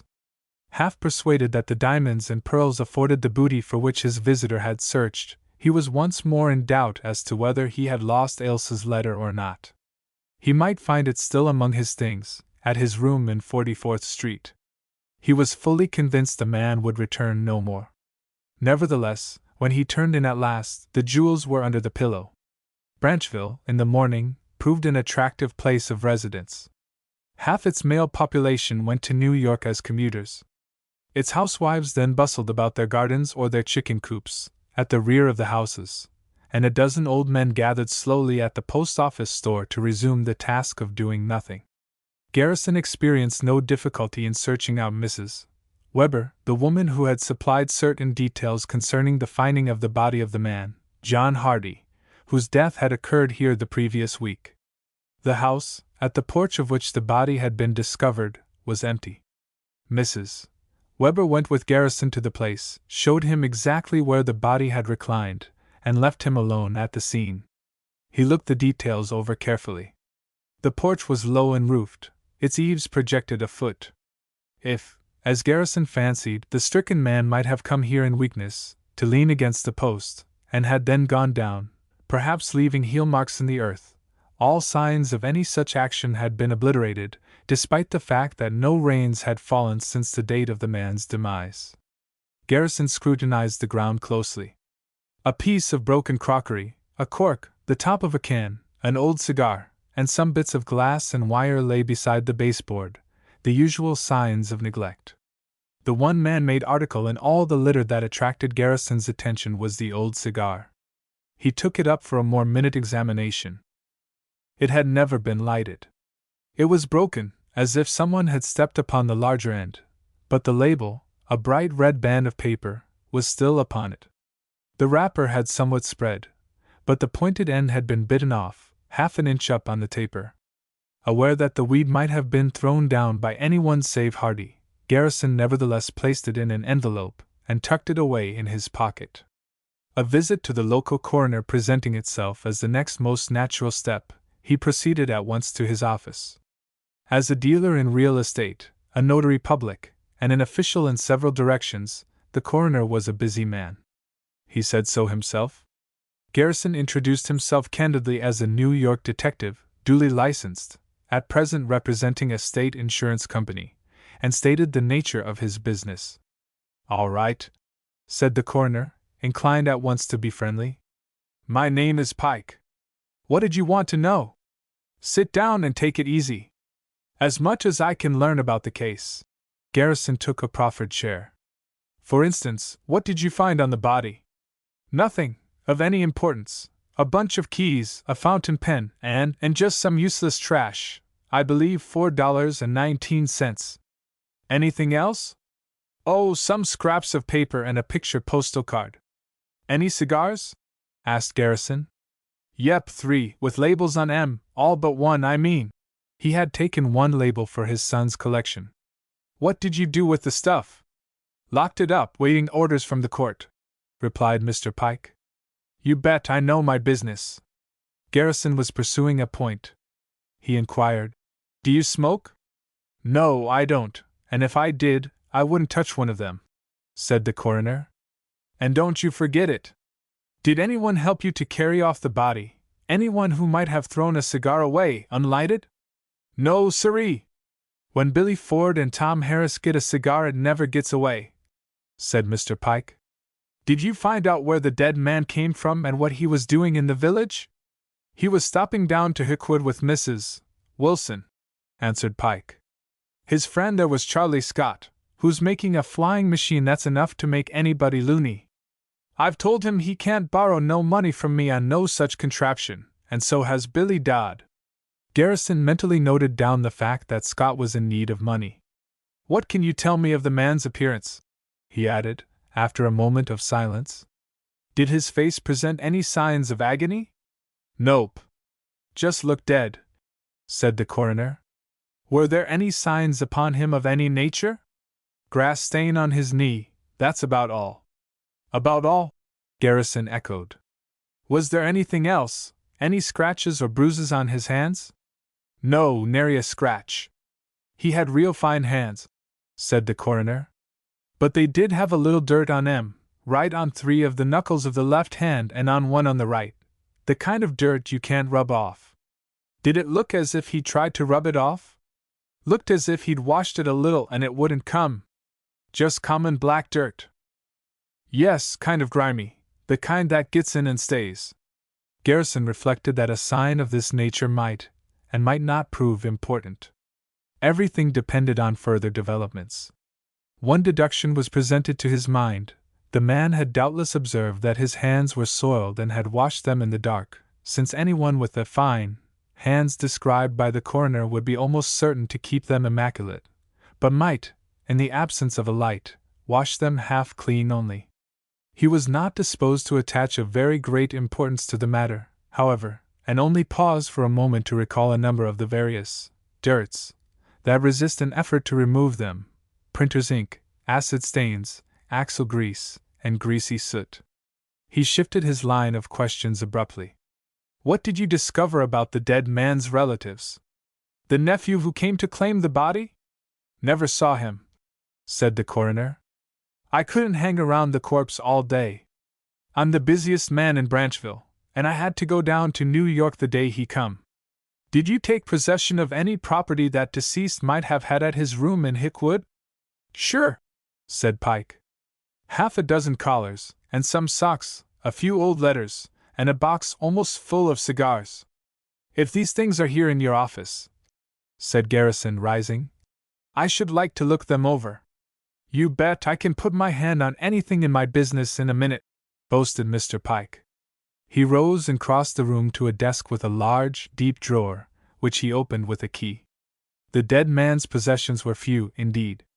The 3 cigars which his pocket had disgorged were lying near a little pile of money. Garrison noted at once that the labels on 2 were counterparts of the one on the broken cigar now reposing in his pocket. He opened the box beneath his hand.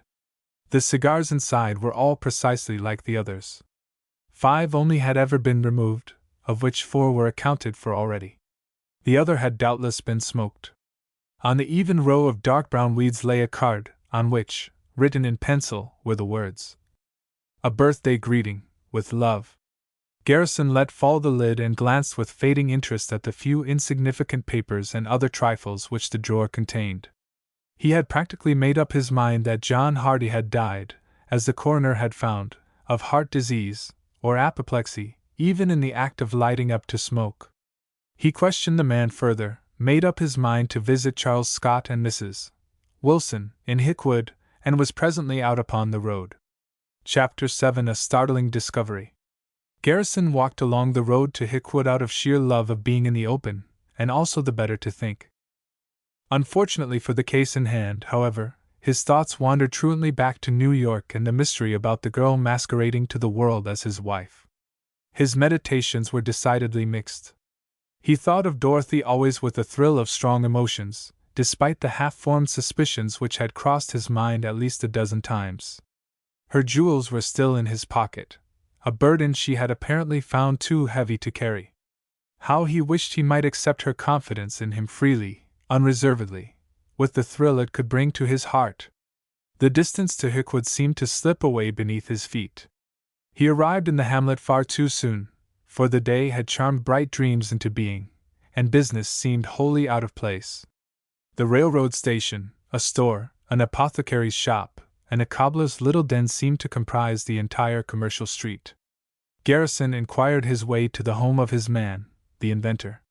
Scott, whom he found at a workshop, back of his home, was a thin, stooped figure, gray as a wolf, wrinkled as a prune, and stained about the mouth by tobacco. His eyes, beneath their overhanging brows of gray, were singularly sharp and brilliant. Garrison made up his mind that the blaze in their depths was none other than the light of fanaticism. "How do you do, Mr. Scott?"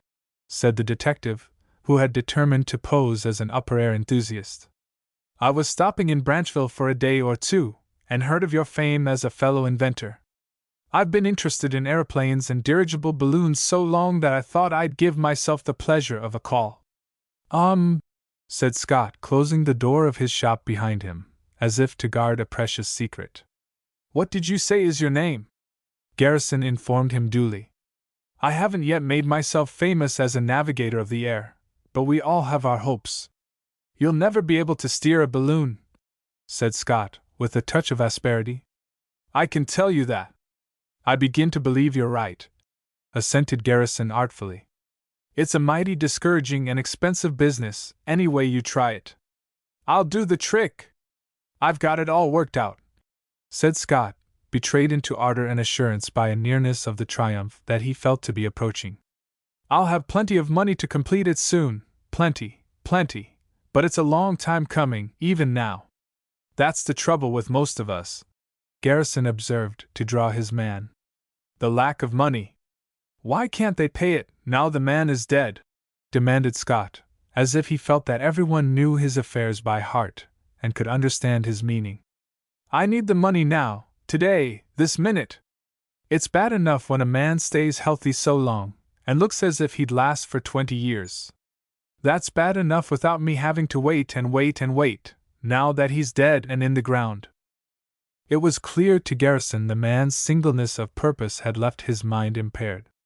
He began to see how a creature so bent on some wondrous solution of the flying machine enigma could even become so obsessed in his mind that to murder for money, insurance benefits, or anything else, would seem a fair means to an end.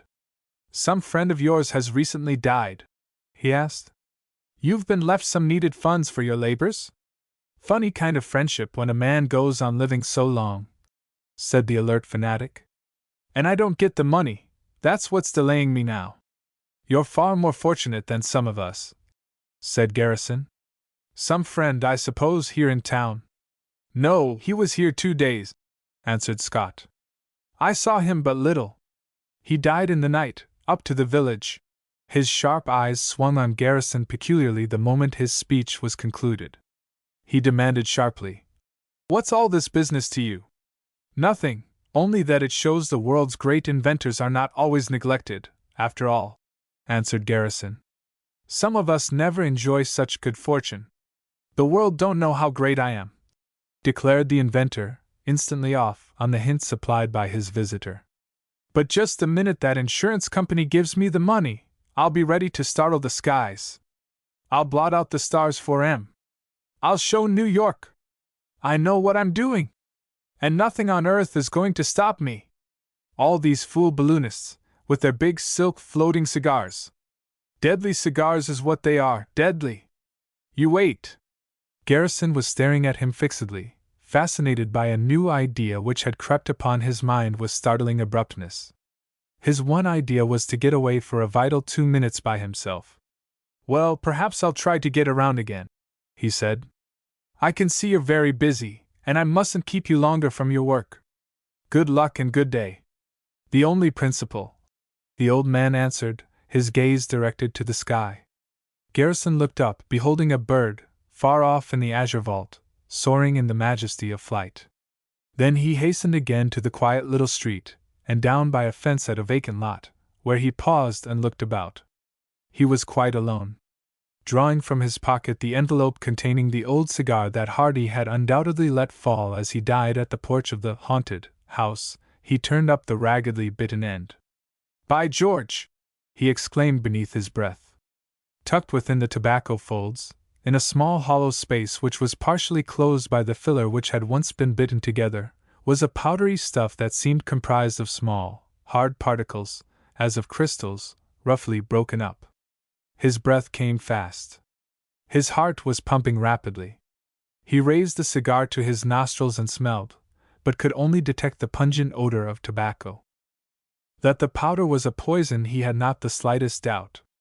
Aware that one poison only, thus administered, would have the potency to slay an adult human being practically on the instant, he realized at once that here, at the little, unimportant drug shop of the place, the simple test for such a stuff could be made in a matter of 2 minutes.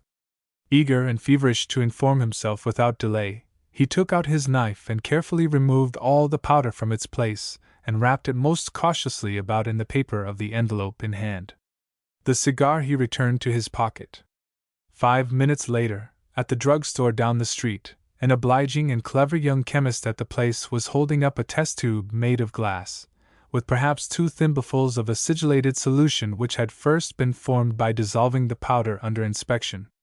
"If this is what you suppose," he said, "a slight admixture of this iron will turn it Prussian blue."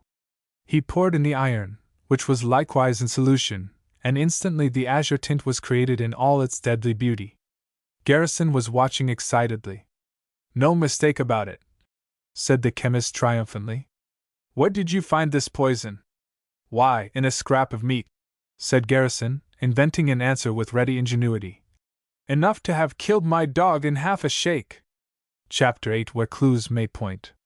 Startled, thus to discover that, after all, a crime of the most insidious and diabolical nature had been committed, Garrison wandered along the street, after quitting the drugstore, with his brain aglow with excitement and the need for steady thought. The case that had seemed but a simple affair of a man's very natural demise had suddenly assumed an aspect black as night. He felt the need for light, all the light procurable in Hickwood. Aware of the misleading possibilities of a theory preconceived, he was not prepared even now to decide that inventor Scott was necessarily guilty. He found himself obliged to admit that the indications pointed to the half-crazed man, to whom a machine had become a god, but nothing as yet had been proved. To return to Scott this morning would, he felt, be indiscreet. The one person now to be seen and interviewed was Mrs. Wilson, at whose home the man Hardy had been lodged. He started at once to the place, his mind reverting by natural process to the box of cigars he had seen an hour before, and from which, without a doubt, this poisoned weed had been taken by Hardy to smoke. He realized that one extremely important point must be determined by the box itself. If among the cigars still remaining untouched there were others similarly poisoned, the case might involve a set of facts quite different from those which reason would adduce if the one cigar only had been loaded. It was vital also to the matter in hand to ascertain the identity of the person who had presented the smokes as a birthday remembrance to the victim. He arrived at Mrs. Wilson's home, was met at the door by the lady herself, and was then obliged to wait interminably while she fled to some private boudoir at the rear to make herself presentable for company. For the second time, when she at length appeared, Garrison found himself obliged to invent a plausible excuse for his visit and curiosity. "I dropped in to ascertain a few little facts about the late Mr. Hardy, whose death occurred last week in Branchville," he said. "The insurance company that I represent goes through this trifling formality before paying a claim." "He certainly was the nicest man," said Mrs. Wilson. "And just as I was counting on the money, he has to up and die. I didn't think he was that kind." "Did he have many visitors?" Garrison asked, hastening at once to the items he felt to be important. "I mean, from among the neighbors, or anyone else?" "Well, Charlie Scott come over that second night and actin' that queer I didn't know what was the matter. He went off just about 9 o'clock, and I went to bed, and then I heard him come back in half an hour, while Mr. Hardy was out, and he went again before Mr. Hardy come in and started off to Branchville to die." Her method of narrative was puzzling. "You mean," said Garrison, "that after Mr. Scott had called and gone, Mr. Hardy went out temporarily, and in his absence Mr. Scott returned and remained for a time in his room?" "I didn't get up to see what he wanted, or how long he stayed," said Mrs. Wilson. "I hate getting up when once I'm abed." "And he went before Mr. Hardy's return?" "Yes, I stayed awake for that, for although Charlie Scott may be honest enough, he's inventin' some crazy fiddledee, which has been the crown of thorns of that dear woman all these." "Did they seem to be friends, Mr. Scott and Mr. Hardy?" Garrison interrupted mildly. "A clever woman, you know, can always tell. Ain't you New York men the quick ones to see?" said Mrs. Wilson. "Of course they was friends. The day he come Mr. Hardy was over to Charlie's all the livelong afternoon." "Did Mr. Hardy get very many letters, or anything, through the mail?" "Well, of course, I offered to go to the post office, and bring him everything," said Mrs. Wilson, "but he went himself. So I don't know what he got, or who it come from. Not that I read anything but the postals and—" "Did he get any packages sent by express?" "Not that come to my house, for little Jimmy Vane would have brought 'em straight to me." Garrison went directly to the mark around which he had been playing. "Who delivered his birthday present, the box of cigars?" "Oh, that was his niece, the very first evening he was here, and she the prettiest girl I ever seen." "His niece?" echoed Garrison. "Some young lady, who brought them here herself?" "Well, I should say so. My, but she was that lovely! He took her up to Branchville to the train, and how I did hate to see her go." "Of course, yes, I remember he had a niece," said Garrison, his mind reverting to the statement in his pocket. "But upon my word I believe I've forgotten her name." "He called her Dot," said Mrs. Wilson. "But her real name?" said Garrison. "Her real name was Dorothy Booth before she was married," replied Mrs. Wilson. "But now, of course, it's changed." Garrison had suddenly turned ashen. He managed to control himself by making a very great effort. "Perhaps you know her married name?" he said. "I never forget a thing like that," said Mrs. Wilson. "Her married name is Mrs. Fairfax." It seemed to Garrison he was fighting in the toils of some astounding maze, where sickening mists arose to clog his brain. He could scarcely believe his senses. A tidal wave of facts and deductions, centering about the personality of Dorothy Booth Fairfax, surged upon him relentlessly, bearing down and engulfing the faith which he strove to maintain in her honesty. He had felt from the first there was something deep and dark with mystery behind the girl who had come to his office with her most amazing employment. He had entertained vague doubts upon hearing of wills and money inheritance at the house where she lived in New York. He recalled the start she had given, while playing at the piano, upon learning he was leaving for Hickwood. Her reticence and the strangeness of the final affair of the necklaces, in connection with this present development, left him almost in despair. Despite it all, as it overwhelmed him thus abruptly, he felt himself struggling against it. He could not even now accept a belief in her complicity in such a deed while he thought of the beauty of her nature. That potent something she had stirred in his heart was a fierce, fighting champion to defend her. He had not dared confess to himself he was certainly, fatefully falling in love with this girl he scarcely knew, but his heart refused to hear her accused and his mind was engaged in her defense. Above all else, he felt the need for calmness. Perhaps the sky would clear itself, and the sun again gild her beauty. "Mrs. Fairfax," he repeated to his garrulous informant. "She brought the cigars, you say, the day of Mr. Hardy's arrival? And went away on the 6:43, said Mrs. Wilson. "I remember it was 6 minutes late, and I did think my dinner would be dry as a bone, for she said she couldn't stay." "And that was his birthday," Garrison interrupted. "Oh, no. His birthday was the day he died. I remember, 'cause he wouldn't even open the box of cigars till after his dinner that day." Garrison felt his remaining ray of hope faintly flicker and expire. "You are sure the box wasn't opened?" he insisted. "I guess I am. He borrowed my screwdriver out of the sewing machine drawer, where I always keep it, to pry up the cover." Garrison tacked to other items. "Why did she have to go so soon?" he inquired. "Couldn't she have stayed here with you?" "What, a young thing like her, only just married?" demanded Mrs.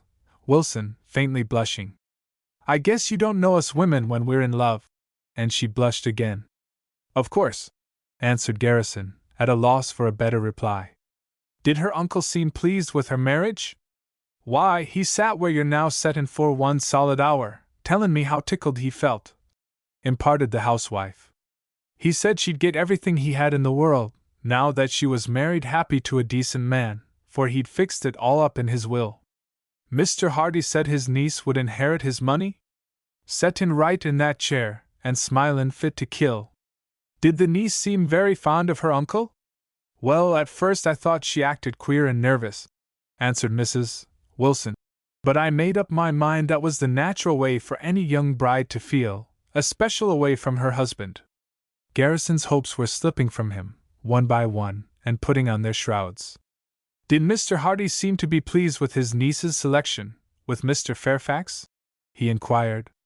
"Or don't you know?" "Why, he never even seen the man," replied Mrs. Wilson. "It seems Mr. Fairfax was mixin' up business with his honeymoon, and him and his bride was goin' off again, or was on their way, and she had a chance to run up and see her uncle for an hour, and none of us so much as got a look at Mr. Fairfax." The mystery darkened rather than otherwise. There was nothing yet to establish whether or not a real Mr. Fairfax existed.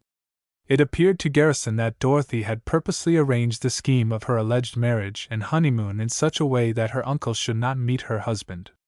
He tried another query. "Did Mr. Hardy say that he had never seen Mr. Fairfax? Never laid eyes on the man in his life, but expected to meet him in a month?" Garrison thought of the nephew who had come to claim the body. His name had been given as Durgin. At the most, he could be no more than Dorothy's cousin, and not the one he had recently met at her house. "I don't suppose you saw Mr. Durgin, the nephew of Mr. Hardy?" he inquired. "The man who claimed the body?" "No, sir. I heard about Mr. Durgin, but I didn't see him." Garrison once more changed the topic. "Which was the room that Mr. Hardy occupied? Perhaps you'll let me see it. It ain't been swept or dusted recent," Mrs. Wilson informed him, rising to lead him from the room. "But you're welcome to see it, if you don't mind how it looks." The apartment was a good-sized room, at the rear of the house. It was situated on a corner, with windows at the side and rear. Against the front partition an old-fashioned fireplace had been closed with a decorated cover. The neat bed, the haircloth chairs, and a table that stood on 3 of its 4 legs only, supplied the furnishings. The coroner had taken every scrap he could find of the few things possessed by Mr. Hardy. "Nice, cheerful room," commented Garrison. "Did he keep the windows closed and locked?" "Oh, no! He was a wonderful hand to want the air," said the landlady. "And he loved the view." The view of the shed and hencoops at the rear was duly exhibited. Garrison did his best to formulate a theory to exonerate Dorothy from knowledge of the crime, but his mind had received a blow at these new disclosures, and nothing seemed to aid him in the least. He could only feel that some dark deed lay there at the door of the girl who had paid him to masquerade as her husband, or the half-crazed inventor down the street. And the toils lay closer to Dorothy, he felt, than they did to Scott. "You have been very helpful, I am sure," he said to Mrs. Wilson. He bade her goodbye and left the house, feeling thoroughly depressed in all his being. Chapter 9: A Summons. Once in the open air again, with the sunshine streaming upon him, Garrison felt a rebound in his thoughts. He started slowly up the road to Branchville, thinking of the murder as he went. The major requisite, he was thoroughly aware, was motive. Men were never slain, except by lunatics, without a deeply grounded reason. It disturbed him greatly to realize that Dorothy might have possessed such a motive in the danger of losing an inheritance, depending upon her immediate marriage. He could not dismiss the thought that she had suddenly found herself in need of a husband, probably to satisfy conditions in her uncle's will, that she had paid Mr. Hardy a visit as a bride, but without her husband, and had since been obliged to come to himself and procure his professional services as such husband, presumably for a short time only. She was cheating the Robinsons now through him. Of this much there could be no denial. She was stubbornly withholding important information from himself as the masquerading husband. She was, therefore, capable of craft and scheming. The Jewel mystery was equally suspicious and unexplainable. And yet, when his memory flew to the hour in which he had met her for the very first time, his faith in her goodness and honesty swept upon him with a force that banished all doubt from his being. Every word she had uttered, every look from her eyes, had borne her sincerity in upon him indelibly. This was his argument, brought to bear upon himself. He did not confess the element of love had entered the matter in the least. And now, as he walked and began to try to show himself that she could not have done this awful crime, the uppermost thought that tortured his mind was a fear that she might have a genuine husband. He forced his thoughts back to the box of cigars, through the medium of which John Hardy's death had been accomplished. What a diabolically clever device it had been! What scheme could be more complete to place the deadly poison on the tongue of the helpless victim? The cigar is bitten, the stuff is in the mouth, and before its taste can manifest itself above the strong flavor of tobacco, the deadly work is done. And who would think, in ordinary circumstances, of looking in a cigar for such a poison, and how could such a crime be traced? The very diabolism of the device acquitted Dorothy, according to Garrison's judgment. He doubted if any clever woman, perhaps excepting the famous and infamous Lucrezia Borgia, could have fashioned a plan so utterly fiendish and cunning. He began to reflect what the thing involved. In the first place, many smokers cut the end from every cigar, preliminary to lighting up to smoke. The person who had loaded this cigar must have known it was John Hardy's habit to bite his cigars in the old-fashioned manner.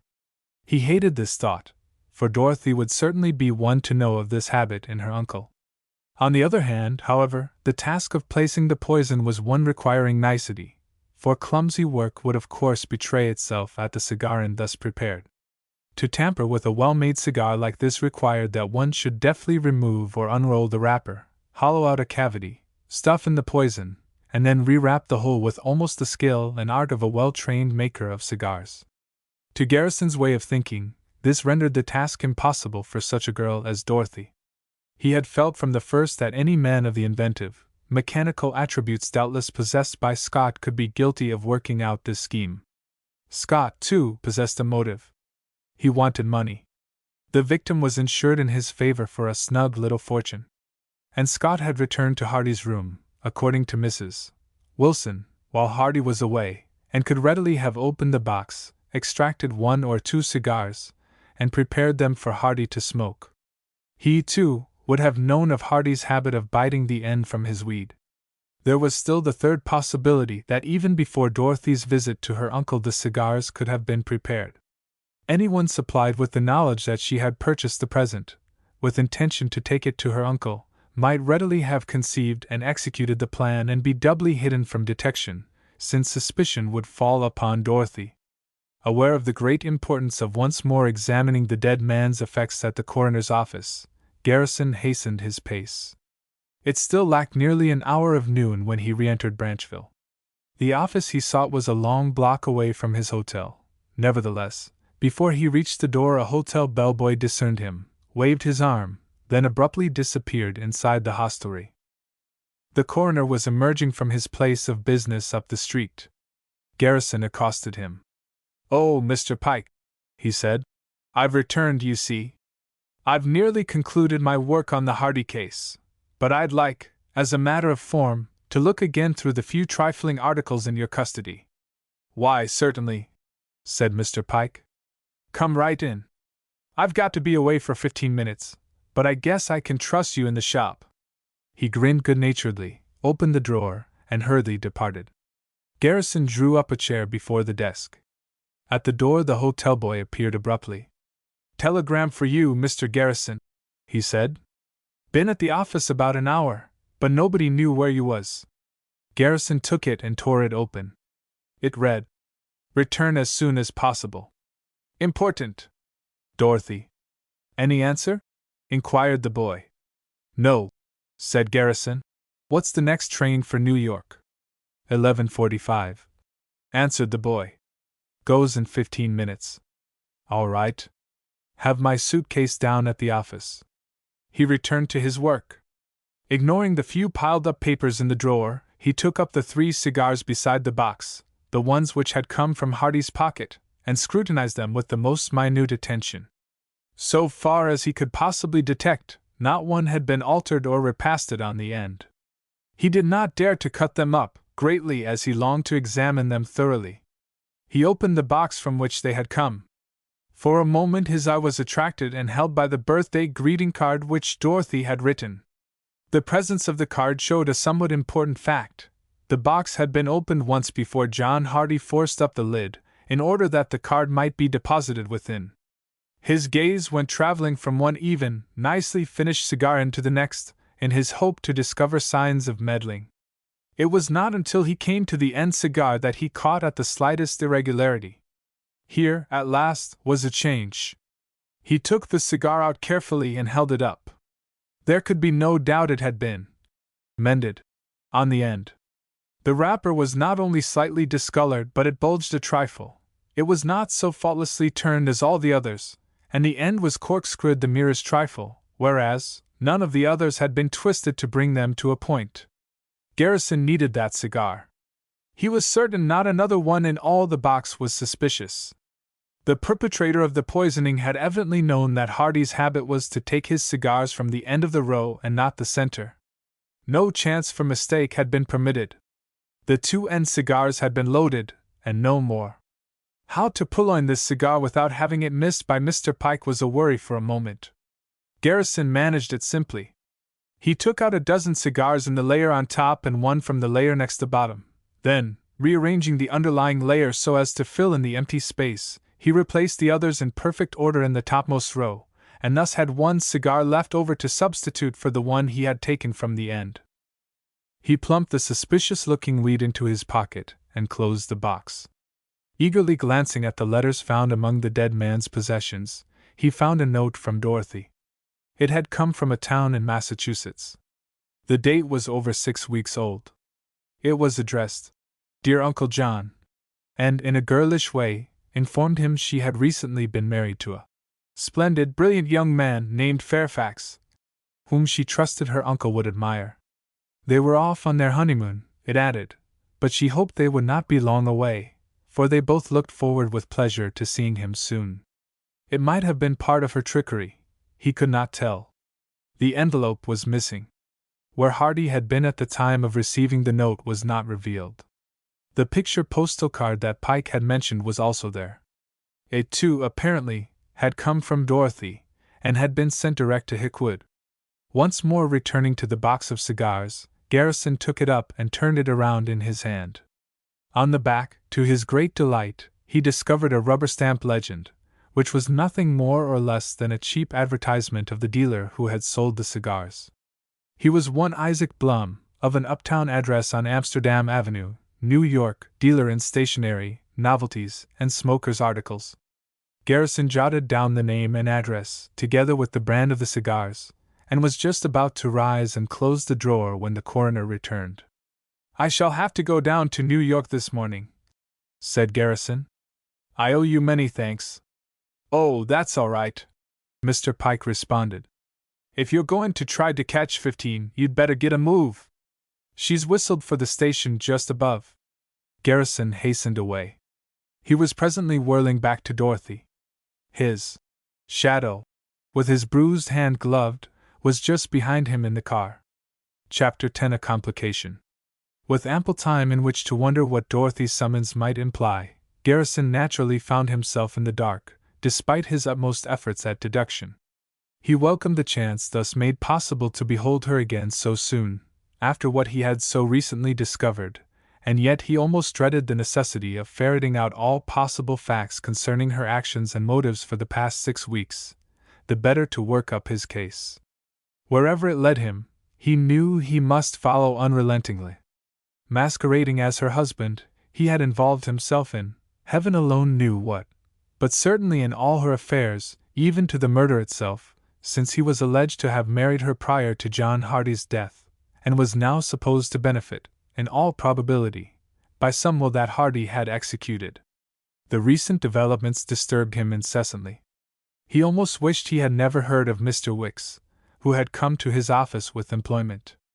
And yet, with Dorothy entangled as she was in all this business, it was better by far that he should know the worst, as well as the best, that there was to be discovered. He wondered if the whole affair might be charged with insidious fatalities, either for himself or Dorothy.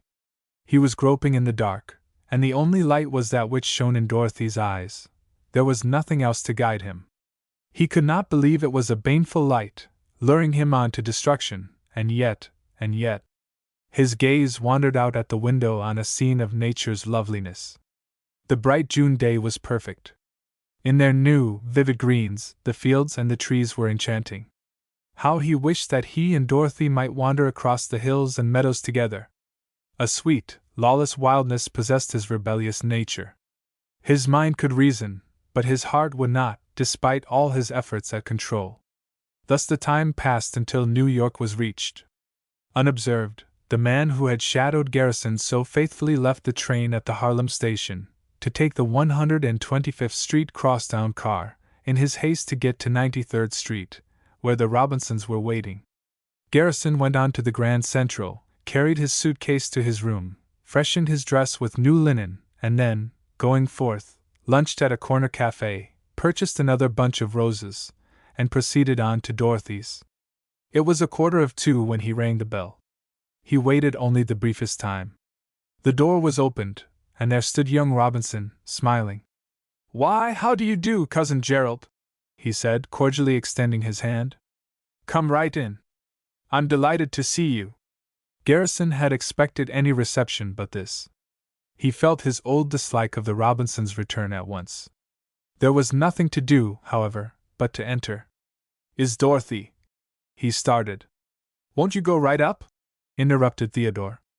"I believe you are not unexpected." Garrison was puzzled. A certain uneasiness possessed him.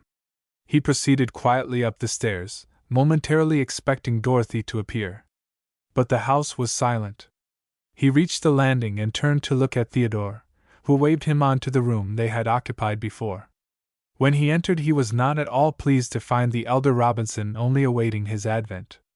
He halted just inside the threshold and glanced inquiringly from father to son. "How do you do?" he said stiffly. "Is Dorothy not at home?" "She is not," said old Robinson, making no advance and giving no greeting. Will you please sit down? Garrison remained where he was. Do you expect her soon? He inquired.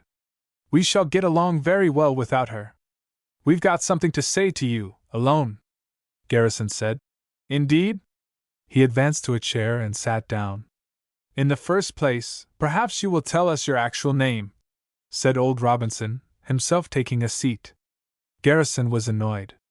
Let me assure you, once for all, that I do not in the least recognize your right to meddle in my concerns, or subject me to any inquisitions.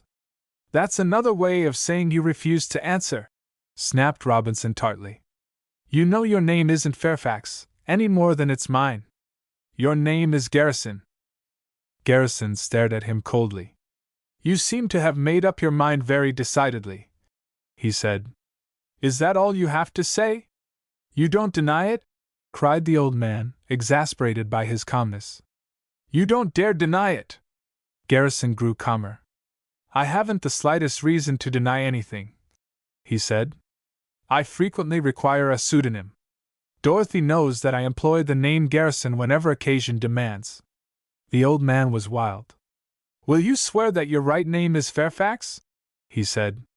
That's what I demand to know, Garrison answered. I came here to see my wife. I warn you I am growing impatient with your hidden insinuations. Your wife, cried old Robinson, making a dive into one of his pockets with his hand. What have you to say to this letter, from the woman who is doubtless by now your legal wife? Suddenly snatching a letter from his coat, he projected himself toward Garrison and held up the missive before him. It was the letter from Ailsa, the one that Garrison had missed, the letter in which she had agreed to become his wife. He put forth his hand to receive it. No, you don't, cried the old man, snatching it out of his reach. I'll keep this, if you please, to show my niece. Garrison's eyes glittered. So, it was your hired thief who stole it, up at Branchville? He said. I don't suppose he showed you the skin that he left behind from his fingers. That's got nothing to do with the point, the old man cried at him triumphantly. I don't believe you are married to my niece. If you think you can play your game on me. Garrison interrupted. The theft of that letter was a burglary in which you are involved. You are laying up trouble for yourself very rapidly. Give that letter to me. Give it up, hey? We'll see, said Robinson. Take it to court if you dare. I'm willing. This letter shows that another woman accepted you, and that's the point you don't dare face in the law. Whatever else he discerned in the case. Garrison did not understand in the least how Dorothy could have summoned him back here for this. That letter is an old one, he replied to Robinson calmly. Look at the date. It's a bit of ancient history, long since altered. There is no date. The old man shrilled in glee, and he was right. Garrison's reply was never uttered. The door behind him abruptly opened, and there stood Dorothy, radiant with color and beauty. Why, Gerald! She cried. Why, when did you come? I didn't even know you were in town. She ran to him ardently, as she had before, with her perfect art, and kissed him with wifely affection. Chapter 11 The Shock of Truth. For 1 second only Garrison was a trifle confused. Then he gave her the roses he had brought. She carried them quickly to the table, hiding her face in their fragrant petals. Just a moment, Dorothy, said Garrison. You didn't know I'd come to town? You wired. He halted and looked at the Robinsons. Oh, he added, I think I begin to see. Dorothy felt something in the air. What is it, Gerald? She said. I haven't wired. What do you mean? Garrison faced the Robinsons. I mean that these two gentlemen telegraphed me at Branchville to come here at once, and signed your name to the wire. Telegraphed you? In my name? Repeated Dorothy. I don't believe I understand.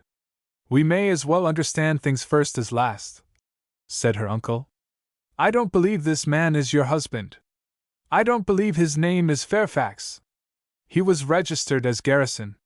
Furthermore, Garrison interrupted, addressing Dorothy. They think they have discovered something important or vital in the fact that I sometimes use the name Garrison. And they have managed to steal an old letter. I'll tell about the letter, if you please, cried old Robinson shrilly. He turned to Dorothy, who was very white. There you are, he said, waving the letter before her face. There's the letter from his sweetheart, the woman he asked to become his wife. Here's her acceptance, and her protestations of love. She is doubtless his wife at this moment. Read it for yourself. He thrust it into Dorothy's hand with aggressive insistence. Dorothy received it obediently. She hardly knew what she should say or do to confute the old man's statements, or quiet his dangerous suspicions. His arrival at the truth concerning herself and Garrison had disconcerted her utterly. Garrison did not attempt to take the letter, but he addressed her promptly. I am perfectly willing to have you read the letter. It was written over a year ago. It is Ailsa's letter. I told you I was once engaged to Ailsa, that she married my friend, without the slightest warning, that I had not destroyed her last letter. She never acquired the habit of dating her letters, and therefore this one might appear to be a bit of recent correspondence. A very pretty explanation, cried old Robinson. We'll see, we'll see. Dorothy, read it for yourself. Dorothy was rapidly recovering her self-possession. She turned to her uncle quite calmly, with the folded bit of paper in her hand. How did you come by this letter? She inquired. You didn't really steal it? Garrison answered. The letter was certainly stolen. My suitcase was rifled the night of my arrival at Branchville. These gentlemen hired a thief to go through my possessions. I've been protecting my rights, the old man answered fiercely. If you think you can cheat me out of my rightful dues, you'll find out your mistake. I wouldn't have thought you could stoop to this, said Dorothy. You couldn't expect to shake my faith in Gerald. She handed Garrison the letter to show her confidence. Garrison placed it in his pocket. He turned on the Robinsons angrily. You are both involved in a prison offense, he said. An ordinary, vulgar burglary. I suppose you feel secure in the fact that for Dorothy's sake I shall do nothing about it, today. But I warn you that I'll endure no more of this sort of thing, in your efforts to throw discredit on Dorothy's relationship with me. Now then, kindly leave the room. Aware that Garrison held the upper hand, old Robinson was more than chagrined, he was furious. His rage, however, was impotent. There was no immediate remedy at hand. Theodore, equally baffled, returned to his attitude of friendliness. No harm's been done, and none was intended, he said. There's nothing in Family Rose, anyhow. Father, come along. His father, on the point of discharging another broadside of anger, altered his mind and followed his son to a room at the rear of the house. Garrison closed the door. Dorothy was looking at him, almost wildly. What does it mean? She asked in a tone barely above a whisper. They haven't really found out anything? They suspect the truth, I'm afraid, he answered. I shall be obliged to ask you a number of questions. Her face became quite ashen. I can see that your employment has become very trying, she said, but I trust you are not contemplating retreat. The thought made her pale, for her heart, too, had found itself potently involved. No, I have gone too far for that, he answered, making an effort to fight down the dictates of his increasing love and keep his head thoroughly clear. In the first place, when you wire me in the future, use another name, for safety, say Geraldine. In the next place, I am very much hampered by the blindness of my mission. I can see, I think, that the Robinsons expected some legacy which you are now apparently about to inherit, and your marriage became necessary to fulfill some condition of the will. Is this correct? Yes, quite correct. She remained very pale. Who was it that died, leaving the will? And when did he die? Another uncle, Mr. John Hardy, quite recently, she answered. You are not in mourning. By his special request. He died very suddenly. He left a condition in his will that I should inherit his fortune provided I should have been married at least 1 month prior to his death to a healthy, respectable man, who was not to be my cousin. Theodore? She nodded. You can see I had to have a husband. Exactly. Garrison thought he saw a light that cleared her, as he could have wished. He hastened to a question bearing directly upon it. Did the Robinsons know of this clause in your Uncle Hardy's will, say, 2 or 3 weeks ago? No, they knew nothing of it then. Garrison's heart sank. You are sure? Absolutely positive. Uncle John was very secretive. The suggestion that the Robinsons, having known the condition in the will, had destroyed John Hardy in the belief that Dorothy, being unmarried, would thereby lose the inheritance, was vanishing. Garrison still had hope. You once alluded to certain obligations that, well, compelled you to hire a husband, he said. You had no urgent need of funds in a large amount? She darted him a startled look. I shall have a pressing need, soon. I suppose you have a right to know. Garrison was almost in despair. There was nothing to do but go on. Did Mr. Hardy know anything of this need? No.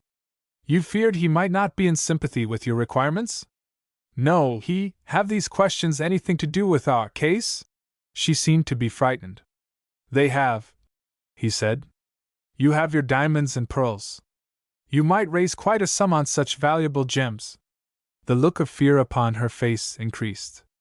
I couldn't, she said, as if she feared the walls might hear and betray. Please don't mention. You didn't tell me what they are, or why you wish to keep them, he said. What does it mean? Please don't ask. She was greatly agitated. Please trust me, a little while longer. You probably have to return to Branchville and your work. He determined then and there upon the one supreme test of the situation. That reminds me, he said, averting his gaze. The work on which I am engaged in Branchville is the case of a man named Hardy. I'm glad he was not your uncle. Her face took on the hue of death. Her lips moved, but for a moment made no sound. Then, with an effort, she replied, You're glad, but why? Because, he replied, with a forced smile on his lips, the man up at Branchville was murdered. She made no sound. She simply closed her eyes and swayed toward him, weakly collapsing as she fell. He caught her quickly against his breast, a heavy, precious burden that he knew he must love, though the angels of heaven accuse her. Dorothy, Dorothy, forgive me, he said, but her senses were deaf to his voice. Chapter 12. A disturbing loss. Garrison, holding the limp, helpless form in his arms, gazed quickly about the room and saw the couch. He crossed the floor and placed her full length upon its cushions. She lay there so white and motionless that he was frightened. He felt it impossible to call the Robinsons. He needed water quickly.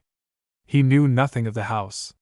His searching glance fell at once on the vase of roses, standing on the table. He caught it up, drew out the flowers, and was presently kneeling at Dorothy's side, wetting his handkerchief with the water from the vase and pressing it closely on her forehead. She did not respond to his ministrations. He tore at her dress, where it fastened at the neck, and laid it wide open for several inches. On the creamy whiteness of her throat he sprinkled the water, then sprang to the window, threw it up, and was once more kneeling beside her. The fresh breeze swept in gratefully and cooled her face and neck. She stirred, slightly turned, opened her eyes in a languid manner, and partially relapsed into coma. Thank God! Said Garrison, who had feared for her life, and he once more applied his wetted handkerchief. He spoke to her gently. Forgive me, Dorothy, it's all right, everything's all right. But her senses accepted nothing of his meaning. For another 5 minutes, that seemed like an age, he rubbed at her hands, resprinkled her throat and face, and waved a folded paper to waft her the zephyr of air. When she once more opened her eyes she was fairly well restored. She recovered her strength by a sheer exertion of will and sat up weakly, passing her hand across her brow. I must have fainted, she said. She was very white. You're all right now, the heat and unusual excitement, he answered reassuringly. Don't try to do anything but rest. She looked at him with wide, half-frightened eyes. Her fears had returned with her awakened intelligence. You mustn't stay, she told him with a firmness he was not prepared to expect. Please go as soon as you can. But can I leave you like this? You may need me, he answered. If there's anything I can do. Nothing now. Please don't remain, she interrupted. I shall go to my room at once. Garrison realized she was in no condition for further questioning. Whatsoever the status of the case or his doubts, there was nothing more possible, with Dorothy in this present condition. He knew she very much desired to be alone. But when shall I see you? What shall I? He started. I can't tell. Please go, she interrupted, and she sank back once more on the cushions, looking at him wildly for a moment, and then averting her gaze. Please don't stay another minute. He could not stay. His mind was confused as to his duty. He knew that he loved her and wished to remain. He knew he was under orders and must go. Disturbed and with worry at his heart, he took her hand for one brief pressure. Don't forget I'm your friend and protector, he said. Please don't forget. He took his hat, said goodbye, saw her lips frame a brief, half-audible reply, then slipped from the room, to avoid giving undue notice to the Robinsons, went silently down the stairs to the door, and let himself out in the street.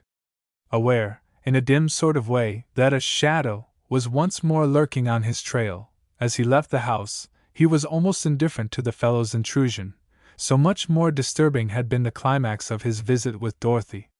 The outcome of his announcement concerning her uncle's death had affected Dorothy so instantaneously as to leave him almost without hope. The blow had reacted on himself with staggering force. He was sickened by the abruptness with which the accusing circumstances had culminated.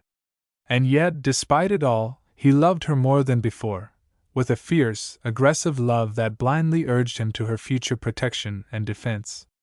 His half-formed plan to visit the dealer who had sold the cigars departed from his mind. He wanted no more facts or theories that pointed as so many were pointing. Indeed, he knew not where he was going, or what he meant to do, till at length a sign on a window aroused him to a sense of things neglected. The sign read simply, Bank. Safe Deposit Vaults. He entered the building, hired a box in the vault, and placed within it the jewels he had carried. Then he remembered Wicks. Instructions had been given to report, not only fully, but promptly. He must make a report, but what? He knew he could not tell of the horrible tissue of facts and circumstances that wound like a web about the girl he loved. He would far rather give up the case. And once he gave it up, he knew that no man alive could ever come again upon the damning evidence in his possession. He would say his work was incomplete, that it looked like a natural death, that Scott had acted suspiciously, as indeed he had, that he needed more time, anything but what appeared to be the sickening truth. Later, should Dorothy prove to be but some artful, dangerous creature, masquerading as a sweet young girl behind her appearance of beauty, innocence, and exquisite charm, that would be time enough to move. Perfectly willing to be followed for a time by his shadow, he walked to the nearest subway station in Upper Broadway and was presently borne downtown. He was barely in time at the big insurance office, for Wicks was preparing to leave. No less nervous, snappy, or pugnacious than before, the little sharp-faced man appeared more smiling than ever, and yet with an expression even more sardonic. "Well?" he said, as he ushered Garrison into a small, private room. "What have you to report?" "Nothing very much to report as yet," said Garrison, slightly flushing at withholding the truth. "It looks very much as if the coroner's verdict may have been correct, although Scott acts a little like a man so absorbed in his inventions that he'd stop at nothing for money." "Needs money, does he?" demanded Wicks. "He has admitted that." "Yes," said Garrison. "He speaks so plainly of his need and makes such heartless and selfish references to the money he hopes to procure on this insurance policy that I hardly know what to make of his character." "Capable of murder, is he?" "He's fanatical about his invention, and he needs money." "You don't think him guilty?" announced Mr. Wicks, with rare penetration. "There seems to be little or nothing against him as yet," said Garrison. "There was nothing found on the body, so far as I have been able to learn, to indicate murder." "If murder at all, how could it have been done?" demanded Mr. Wicks. "Only by poison." "Hum! You saw the dead man's effects, of course. What did they comprise?" Garrison detailed the dead man's possessions, as found at the coroner's office. He neglected nothing, mentioning the cigars as candidly as he did the few insignificant papers. "In what possible manner could the man have been poisoned?" demanded Wicks, rising, with his watch in his hand. "Was there anything to eat at his apartments, or to drink?" "Not that I can trace. The only clue that seems important so far is that Scott spent 15 minutes in Hardy's room, alone, on the night of his death." "That's something," said Wicks, with the slightest possible show of approval. "Put on your hat and go uptown with me and tell me exactly all about it." They left the office, proceeded to the subway, boarded an uptown express that was jammed to the guards with struggling humanity, all deserting the small end of Gotham at once. And here, with Wicks crowded flat up against him, and hanging, first to a strap and then to his shoulder, Garrison related the few facts that he had already briefly summarized. "Well, nothing to say to you but go ahead," said Wicks, as they neared the Grand Central Station, where he meant to take a train. "Stick to the case till you clean it up. That's all." Garrison, presently alone on the crowded street, with no particular objective point in view, felt thoroughly depressed and lonely. He wished he had never discovered the poisoned cigar at Branchville. Mechanically, his hand sought his pocket, where the second charged weed had been placed. Then he started and searched his waistcoat wildly. The deadly cigar was gone. Chapter 13: A Tryst in the Park. Unable for a moment to credit his senses, Garrison moved over against the wall of the building he was passing, and stood there, slowly, almost mechanically, searching his pockets once again, while his mind revolved about the lost cigar, in an effort to understand its disappearance. He was wholly at a loss for a tenable theory till he thought of the frequency with which men are robbed of scarf pins or similar trifles, and then a sickening possibility possessed him. One of the commonest devices that a woman employs in such a petty theft is to faint on the breast of her victim. In such a pose she may readily extract some coveted article from either his tie or his pocket, with almost absolute certainty of avoiding detection. It did not seem possible, and yet the fact remained that Dorothy had fainted thus against him, and the poisoned cigar was gone. She had known of his visit to Branchville. His line of questions might have roused her suspicions.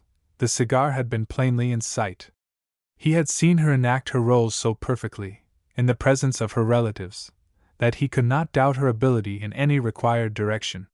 For a moment a powerful revulsion of feeling toward the girl, who was undeniably involved in some exceptionally deep-laid plan, crept throughout his being. Not only does a man detest being used as a tool and played upon like any common dunce, but he also feels an utter chagrin at being baffled in his labors. Apparently he had played the fool, and also he had lost the vital evidence of Hardy's poisoning. Mortified and angry, he remained there, while the crowd surged by, his gaze dully fixed on the pavement. For a time he saw nothing, and then at last he was conscious that a rose, a crushed and wilted rose, thrown down by some careless pedestrian, was lying almost at his feet. Somehow, it brought him a sense of calm and sweetness. It seemed a symbol, vouchsafed him here in the hot, sordid thoroughfare, where crime and folly, virtue and despair, stalk arm in arm eternally. He could not look upon the bit of trampled beauty, thus wasted on a heedless throng, and think of Dorothy as guilty. She had seemed just as crushed and wilted as the rose when he left her at her home, just as beautiful, also, and as far from her garden of peace and fragrances as this rejected handful of petals. She must be innocent.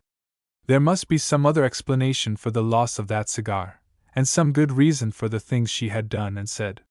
He took up the rose, indifferent to anyone who might have observed the action with a smile or a sneer, and slowly proceeded down the street. The cigar, he reflected, might easily have been stolen in the subway. 100 men had crushed against him. Any one of them so inclined could have taken the weed at his pleasure. The thought was wholly disquieting, since if any man attempted to bite the cigar and through, to smoke, he would pay a tragic penalty for his petty theft. This aspect of the affair, indeed, grew terrible, the more he thought upon it. He almost felt he must run to the station, try to search out that particular train, and cry for all to hear that the stolen cigar would be fatal, but the thought was a wild, unreasoning vagary. He was absolutely helpless in the case. He could not be certain that the weed had thus been extracted from his pocket. It might in some manner have been lost. He did not know, he could not know. He felt sure of one thing only, his hope, his demand, that Dorothy must be innocent and good. Despite his arguments, he was greatly depressed. The outcome of all the business loomed dim and uncertain before him, a haze charged with mystery, involving crime as black as night. He presently came to the intersection of fashionable Fifth Avenue and 42nd Street, and was halted by the flood of traffic. Hundreds of vehicles were pouring up and down, in endless streams, while two calm policemen halted the moving processions, from time to time, to permit the cross-town cars and teams to move in their several directions. Across from Garrison's corner loomed the great marble library, still incomplete and gloomily fenced from the sidewalk. Beyond it, furnishing its setting, rose the trees of Bryant Park, a green oasis in the tumult and unloveliness about it. Garrison knew the benches there were crowded. Nevertheless, he made his way the length of the block and found a seat. He sat there till the sun was gone and dusk closed in upon the city. The first faint lights began to twinkle, like the palest stars, in the buildings that hedged the park about. He meant to hunt out a restaurant and dine presently, but what to do afterward he could not determine. There was nothing to be done at Branchville or Hickwood at night, and but little, for the matter of that, to be done by day. Tomorrow would be ample time to return to that theater of uncertainty. He longed for one thing only, another sight of Dorothy, enshrined within his heart. Reminded at last of the man who had followed on his trail, he purposely strolled from the park and circled 2 blocks, by streets now almost deserted, and was reasonably certain he had shaken off pursuit. As a matter of fact, his shadow had lost him in the subway, and now, having notified the Robinsons by telephone, was watching the house where he roomed. Garrison ate his dinner in a mood of ceaseless meditation concerning Dorothy. He was worried to know what might have happened since his departure from her home. Half inclined in 1 minute to go again to the house, in the next he was quite undecided. The thought of the telephone came like an inspiration. Unless the Robinsons should interfere, he might readily learn of her condition. At a drugstore, near the restaurant, he found a quiet booth, far better suited to his needs than the noisier, more public boxes at the eating place he had quitted. He closed himself inside the little cubbyhole, asked for the number, and waited. It seemed an interminable time till a faint "Hello?" came over the wire, and he fancied the voice was a man's. "Hello? Is that Mrs. Fairfax?" he asked. "I'd like to speak to Mrs. Fairfax." "Wait a minute, please." "Who is it?" said a voice unmistakably masculine. "Mr. Wallace," said Garrison, by way of precaution. "She'll understand." "Hold the wire, please." He held the receiver to his ear, and waited again. At length came a softer, more musical greeting. It was Dorothy. His heart was instantly leaping at the sound of her voice. "Hello? Is that someone to speak to me?" she said. "This is Mrs. Fairfax." "Yes," answered Garrison. "This is Gerald. I felt I must find out about you, how you are. I've been distressed at the way I was obliged to leave." "Oh," said the voice faintly. I'm all right, thank you. I must see you, right away." Her voice had sunk to a tone he could barely distinguish. "Where are you now?" "Downtown," said Garrison. "Where shall I meet you?" "I hardly know," came the barely audible reply. "Perhaps, at Central Park and 93rd Street." "I'll start at once," he assured her. "If you leave the house in 15 minutes, we shall arrive about the same time. Try to avoid being followed. Goodbye." He listened to hear her answer, but it did not come. He heard the distant receiver clink against its hook, and then the connection was broken. He was happy, in a wild, lawless manner, as he left the place and hastened to the elevated station. The prospect of meeting Dorothy once more, in the warm, fragrant night, at a tryst like that of lovers, made his pulses surge and his heart beat quicken with excitement. All thought of her possible connection with the Branchville crime had fled. The train could not run fast enough to satisfy his hot impatience. He wished to be there beneath the trees when she should presently come. He alighted at last at the 93rd Street station, and hastened to the park. When he came to the appointed place, he found an entrance to the greenery nearby. Within were people on every bench in sight, New York's unhoused lovers, whose wooing is accomplished in the all but sylvan glades which the park affords. Here and there a bit of animated flame made a tiny meteor streak against the blackness of the foliage, where a firefly quested for its mate, switching on its marvelous little searchlight. Beyond, on the smooth, broad roadways, four-eyed chariots of power shot silently through the avenues of trees, the autos, like living dragons, half-tamed to man's control. It was all thrilling and exciting to Garrison, with the expectation of meeting Dorothy now possessing all his nature. Then, a few great drops of rain began to fall. The effect was almost instantaneous. A dozen pairs of sweethearts, together with as many more unmated stragglers, came scuttling forth from unseen places, making a lively run for the nearest shelter. Garrison could not retreat. He did not mind the rain, except in so far as it might discourage Dorothy. But thinking she might have gone inside the park, he walked there briskly, looking for some solitary figure that should by this time be in waiting. He seemed to be entirely alone. He thought she had not come, and perhaps in the rain she might not arrive at all. Back towards the entrance he loitered. A lull in the traffic of the street had made the place singularly still. He could hear the raindrops beating on the leaves. Then they ceased as abruptly as they had commenced. He turned once more down the dimly lighted path. His heart gave a quick, joyous leap. Near a bench was a figure, the figure of a woman whose grace, he fancied, was familiar. Her back was apparently turned as he drew near. He was about to whistle, if only to warn her of his coming, when the shrubbery just ahead and beside the path was abruptly parted and a man with a short, wrapped club in his hand sprang forth and struck him viciously over the head. He was falling, dimly conscious of a horrible blur of lights in his eyes, as helplessly as if he had been made of paper. A second blow, before he crumpled on the pavement, blotted out the last remaining vestige of emotion. He lay there in a limp, awkward heap. The female figure had turned, and now came striding to the place with a step too long for a woman. There was no word spoken.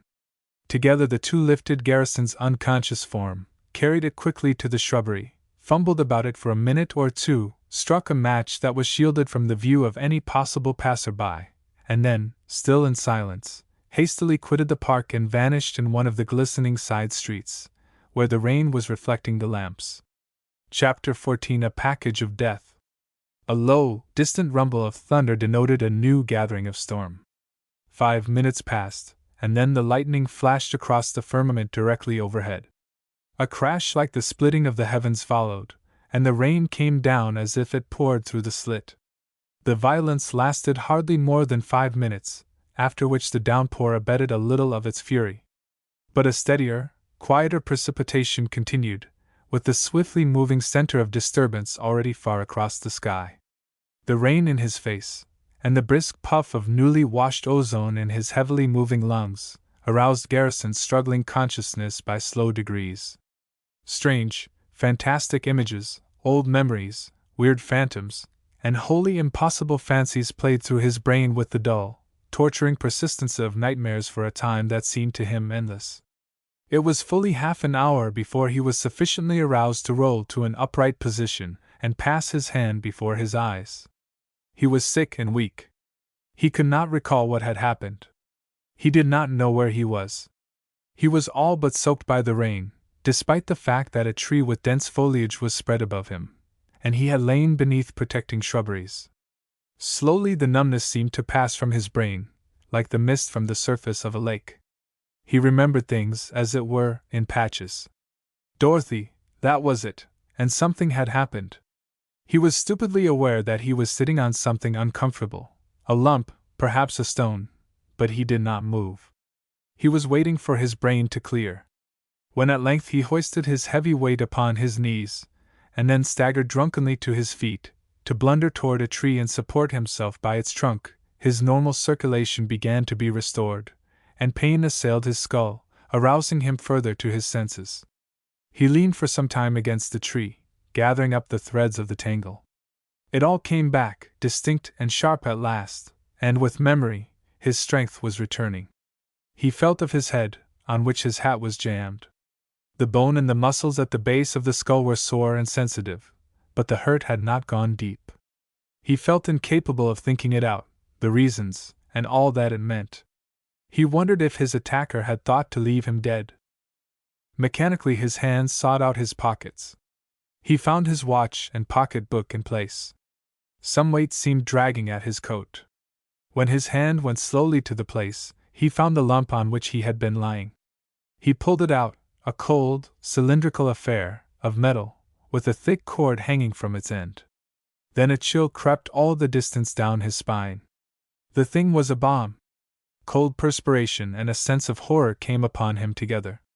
An underlying current of thought, feebly left unfocused in his brain, a thought of himself as a victim, lured to the park for this deed, became as stinging as a blow on the cheek.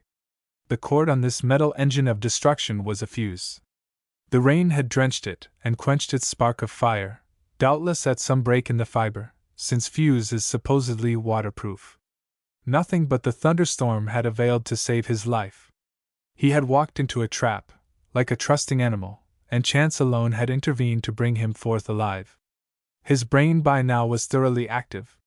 Reactionary energy rushed in upon him to sharpen all his faculties. There was nothing left of the joyous throbbing in his veins which thoughts of his tryst with Dorothy had engendered. He felt like the wrathful dupe of a woman's wiles, for it seemed as plain as soot on snow that Dorothy, fearing the consequences of his recent discoveries in the Hardy case, had made this park appointment only with this treacherous intent. All his old, banished suspicions rushed pell-mell upon his mind, and with them came new indications of her guilt. Her voice on the telephone had been weak and faltering. She had chosen the park as their meeting place, as the only available spot for such a deed.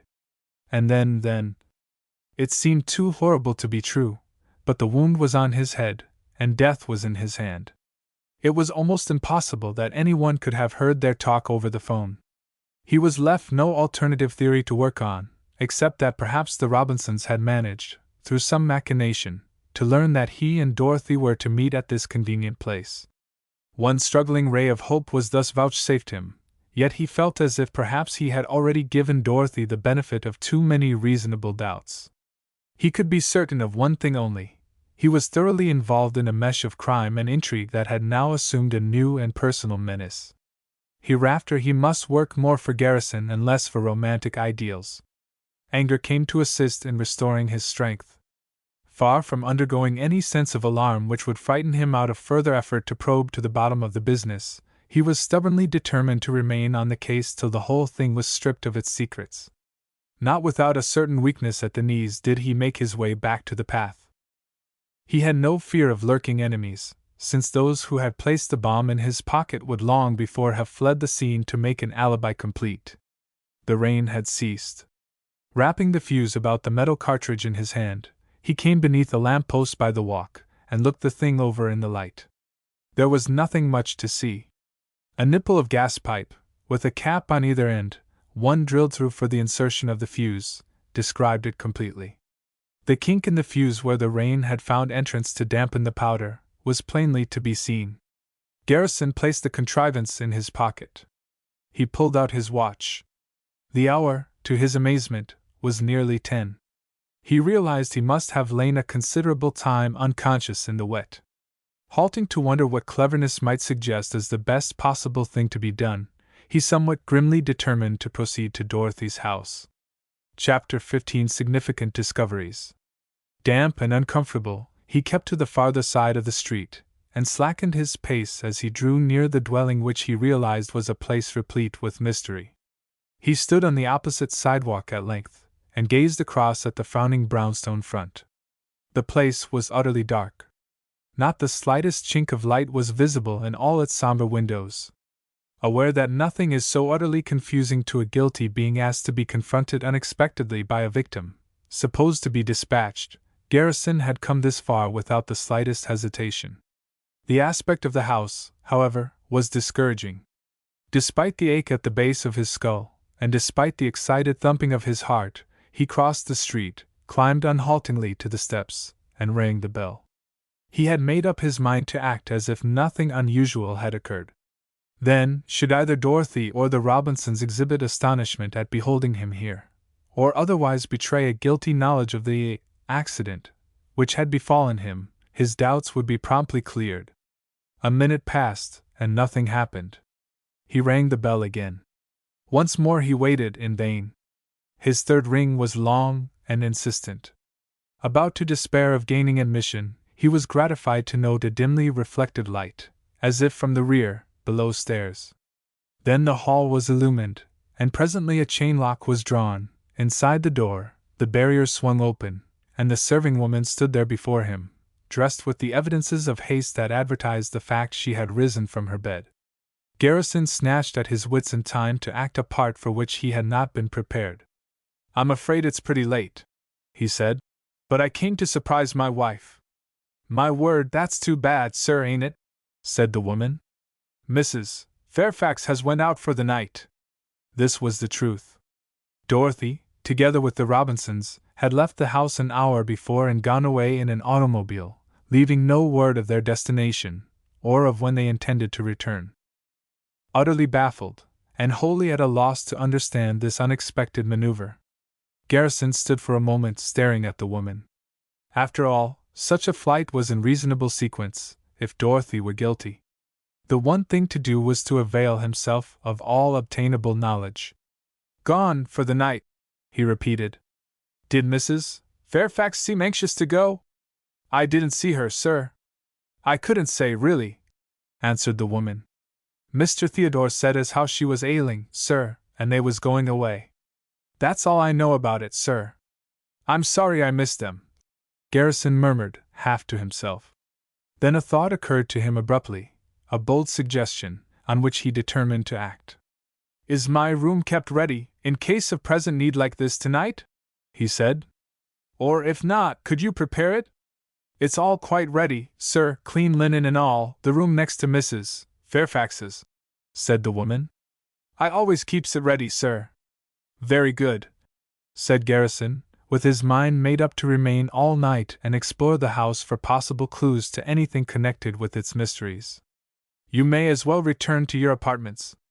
I can find my way upstairs." "Is there anything I could get you, sir?" inquired the woman. "You look a bit pale, sir, if you'll pardon the forwardness." "Thank you, no," he answered gratefully. "All I need is rest." He slipped $50 in her hand. The woman switched on the lights in the hallway above. "Good night, sir," she said. "If you're needing anything more, I hope you'll ring." "Good night," said Garrison. "I shall not disturb you, I'm sure." With ample nerve to enact the part of master, he ascended the stairs, proceeded to the room to which he had always gone before, and waited to hear the woman below retire to her quarters in the basement. The room denoted nothing unusual. The roses, which he had taken from the vase to obtain the water to sprinkle on Dorothy's face, had disappeared. The vase was there on the table. He crossed the floor and tried the door that led to Dorothy's boudoir. It was locked. Without further ado, he began his explorations. It was not without a sense of gratitude that he presently discovered the bathroom at the rear of the hall. Here he laved his face and head, being very much refreshed by the process. A secondary hall led away from the first, and through this he came at once to the rooms which had evidently been set apart for Dorothy and her husband. The room which he knew was supposed to be his own contained nothing save comfortable furnishings. He therefore went at once to Dorothy's apartments. She occupied a suite of 3 rooms, one of them large, the other small. Exquisite order was apparent in all, combined with signs of a dainty, cultured taste. It seemed a sacrilege to search her possessions, and he made no attempt to do so. Indeed, he gained nothing from his quick, keen survey of the place, save a sense of her beauty and refinement as expressed in the features of her nest. He felt himself warranted in opening a closet, into which he cast a comprehensive glance. It seemed well filled with hanging gowns, but several hooks were empty.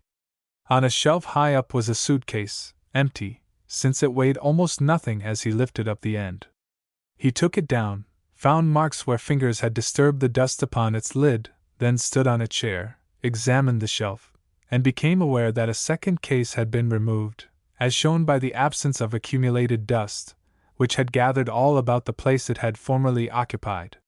Replacing the case he had taken from the shelf, he closed the closet, in possession of the fact that some preparation, at least, had been made against some sort of a journey. He was certain the empty hooks had been stripped of garments for the flight, but whether by Dorothy herself or by her relatives he could not, of course, determine. He repaired at once to the rooms farther back, which the Robinsons had occupied.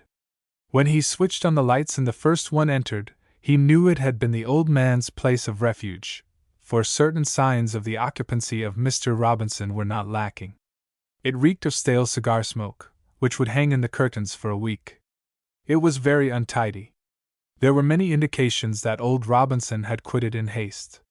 On the table were ashtrays, old cigar stumps, matches, burned and new, magazines, hairpins, a toothbrush, and 2 calf-bound volumes of a legal aspect. One was a lawyer's treatise on wills, the other a history of broken testaments, statistical as well as narrative. The closet here supplied nothing of value to Garrison when he gave it a brief inspection. At the end of the room was a door that stood slightly ajar. It led to the next apartment, the room to which Theodore had been assigned. Garrison soon discovered the electric button and flooded the place with light. The apartment was quite irregular. The far end had 2 windows, overlooking the court at the rear, the hollow of the block. These were both in an alcove, between 2 injetting partitions. One partition was the common result of building a closet into the room. The other was constructed to accommodate a staircase at the back of the house, leading to the quarters below. Disorder was again the rule, for a litter of papers, neckties, soiled collars, and ends of cigarettes, with perfumes, toilet requisites, and beer bottles seemed strewn promiscuously on everything capable of receiving a burden. Garrison tried the door that led to the staircase, and found it open. The closet came next for inspection. Without expecting anything of particular significance, Garrison drew open the door.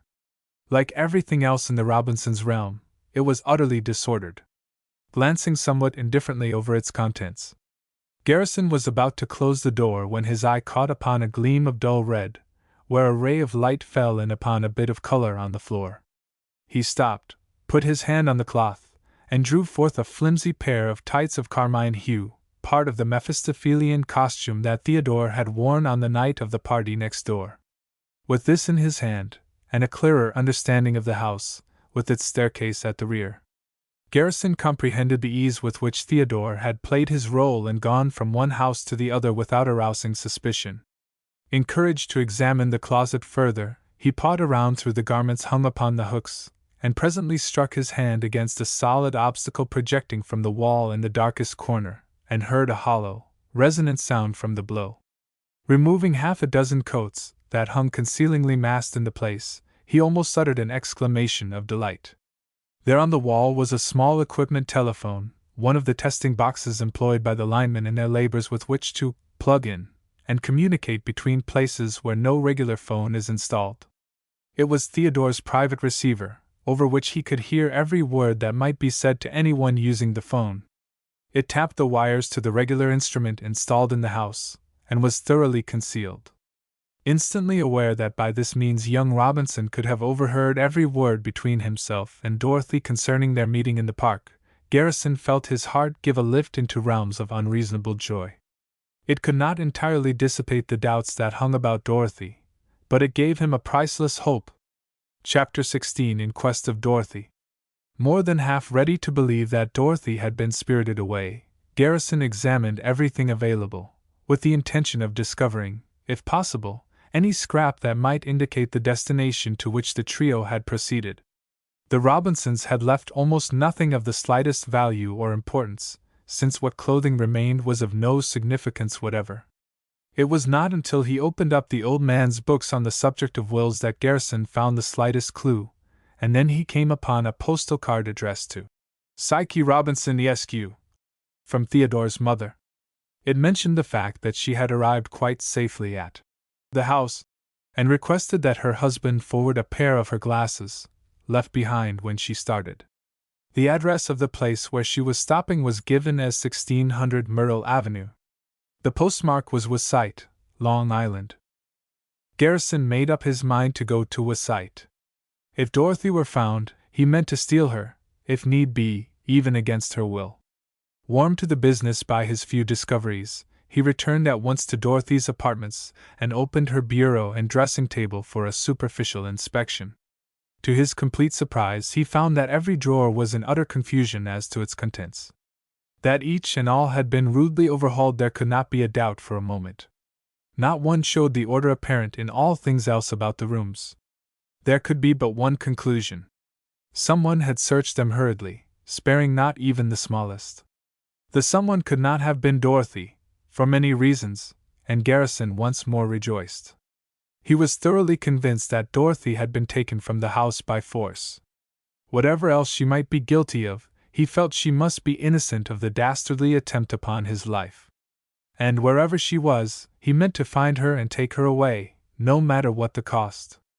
The hour was late, too late, he was aware, for anything effective. Not without a certain satisfaction in his sense of ownership, and with grim resolutions concerning his dealings in future with the Robinsons, he extinguished the lights in the rooms he had searched, and glad of the much-needed rest, retired in calm for 6 solid hours of sleep. This brought him out, refreshed and vigorous, at a bright, early hour of the morning. The housekeeper, not yet stirring in her downstairs quarters, failed to hear him let himself out at the door, and his way was clear for action. His breakfast he took at an insignificant café. Then he went to his room in 44th Street. The Shadow, faithful to his charge, was waiting in the street before the house. His presence was noted by Garrison, who nodded to himself in understanding of the fellow's persistency. Arrived upstairs, he discovered 3 letters, none of which he took the time to read. They were thrust in his pocket, and forgotten. The metal bomb, which was still in his coat, he concealed among a lot of shoes in his closet. From among his possessions, accumulated months before, when the needs of the Biddle robbery case had arisen, he selected a thoroughly effective disguise, which not only grew a long, drooping mustache upon his lip, but aged him about the eyes, and appeared to reduce his stature and his width of shoulders. With a pair of shabby gloves on his hands, and a book beneath his arms, he had suddenly become a genteel if poor old book agent, whose appearance excited compassion. Well supplied with money, armed with a loaded revolver, fortified by his official badge, and more alert in all his faculties than he had ever felt in all his life, he passed down the stairs and out upon the street, under the very nose of the waiting Shadow, into whose face he cast a tired-looking glance, without exciting the slightest suspicion. 20 minutes later he had hired a closed automobile, and was being carried toward the Williamsburg Bridge and Long Island. The car selected was of a type renowned for achievements in speed. It was nearly 10 o'clock when he stood at length on the sidewalk opposite 1600 Myrtle Avenue, with sight, a modest cottage standing on a corner. It was one of the houses farthest from the center of the town. Nevertheless, it had its neighbors all about, if somewhat scattered.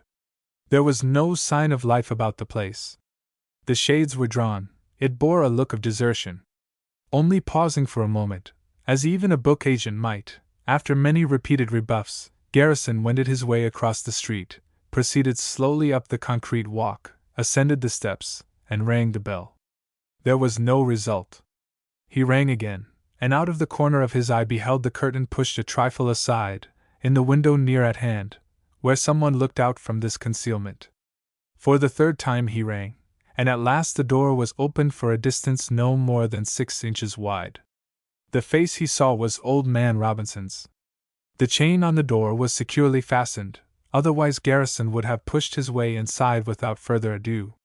He noted this barely in time to save himself from committing an error. "Go away," said old Robinson testily. "No books wanted." "I hope you will not refuse a tired old man," said Garrison, in a voice that seemed trembling with weakness. "The books I have to offer are quite remarkable indeed." "Don't want them." "Good day," said Robinson. He tried to close the door, but Garrison's foot prevented. "One of my books is particularly valuable to read to headstrong young women. If you have a daughter, or any young woman in the house—" "She can't see anyone. I mean there's no such person here," snapped Robinson. What's the matter with that door?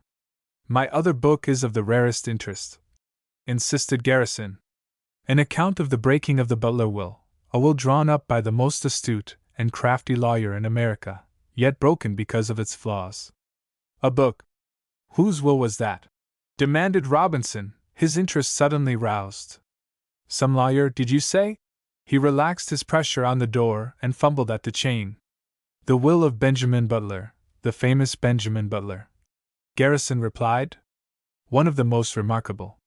Come in, commanded old Robinson, who had slipped off the chain. How much is the book? I am only taking orders today, answered Garrison, stepping briskly inside and closing the door with his heel. If you'll take this copy to the light.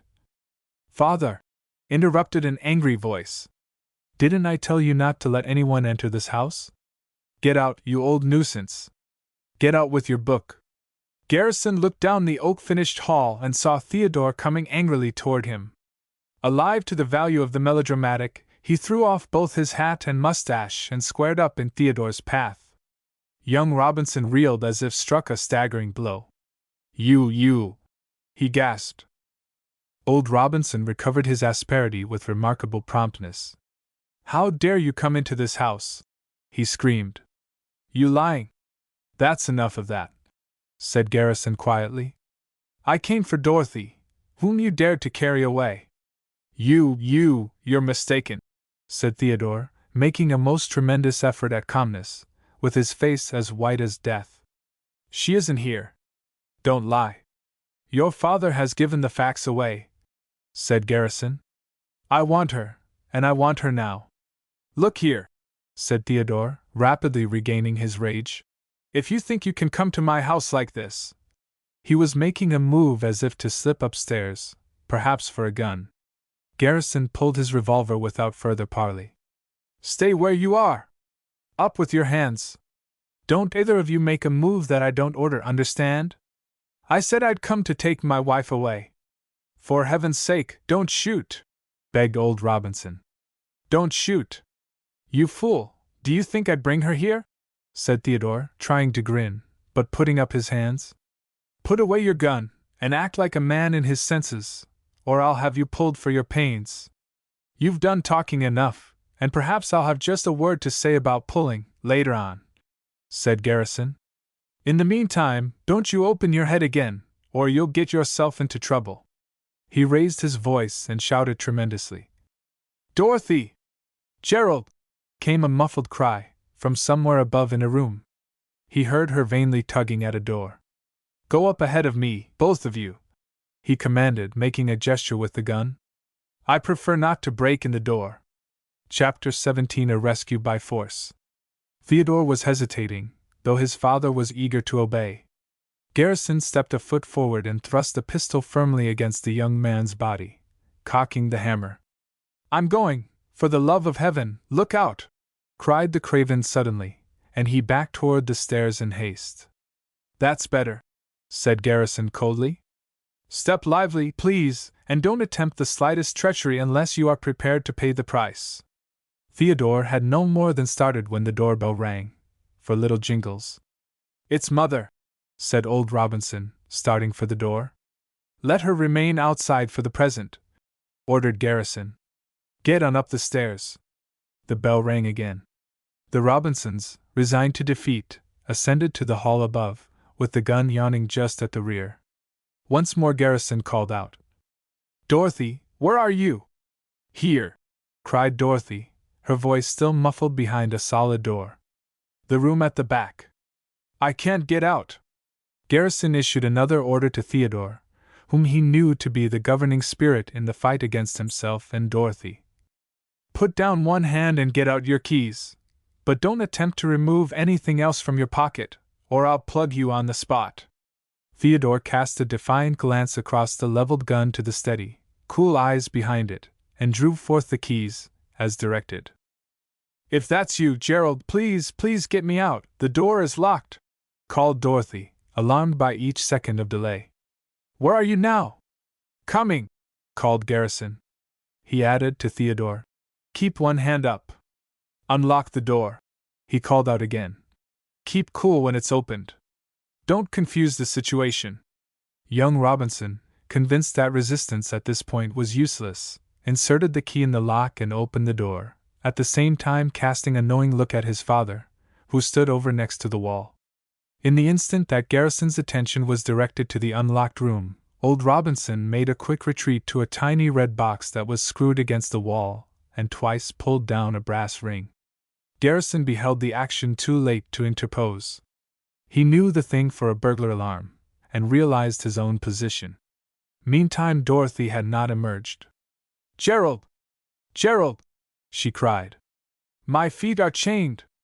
Get in there, both of you, double quick!"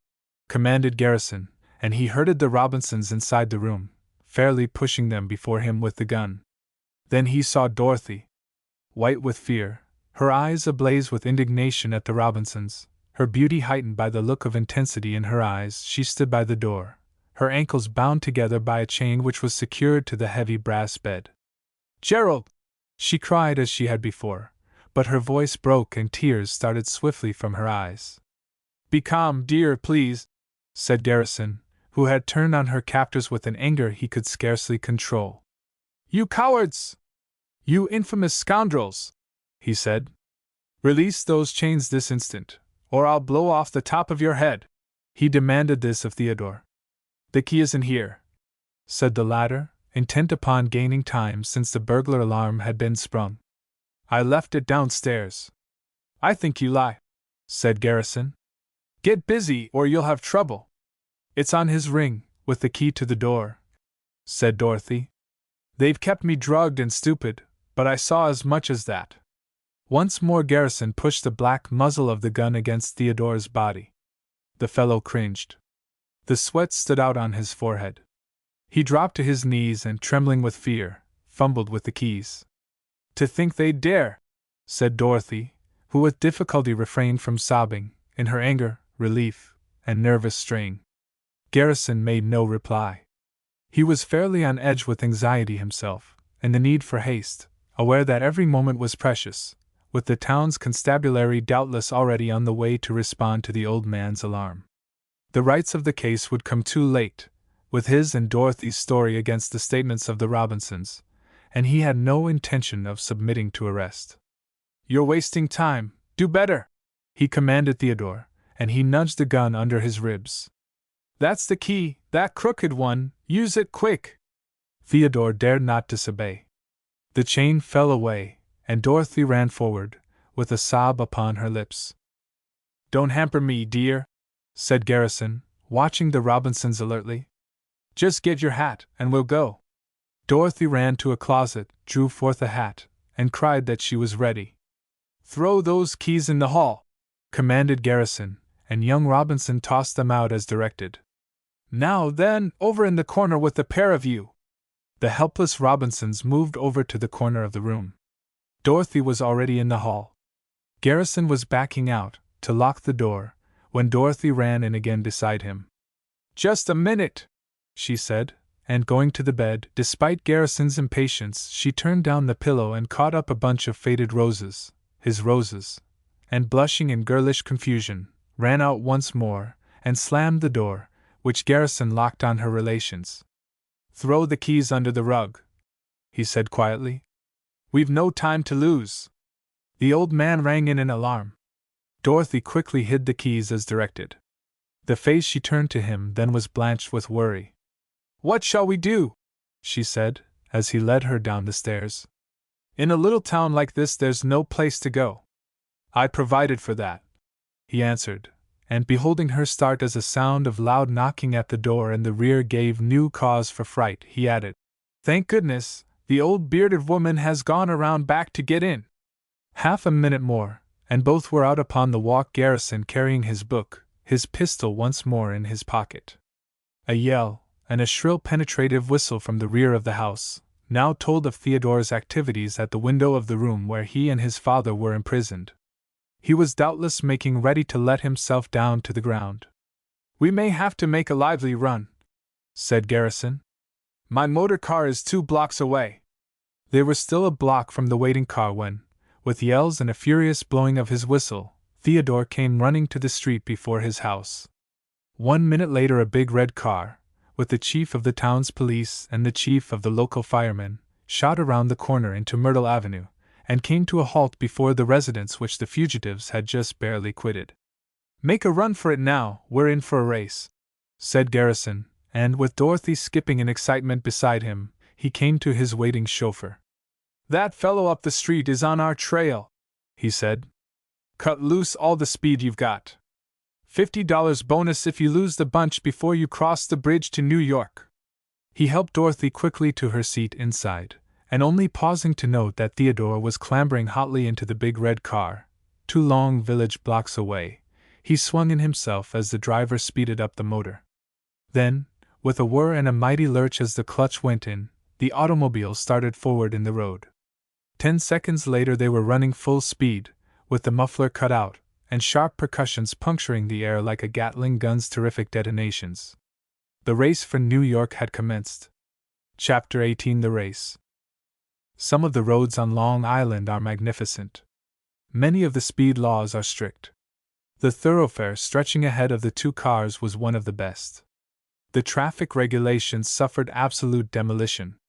Like a liberated thing of flame and deviltry, happiest when rocketing through space, the car beneath the fugitives seemed to bound in the air as it whirred with a higher and higher hum of wheels and gears, and the air drove by in torrential force, leaving a cloud of smoke and dust in their wake.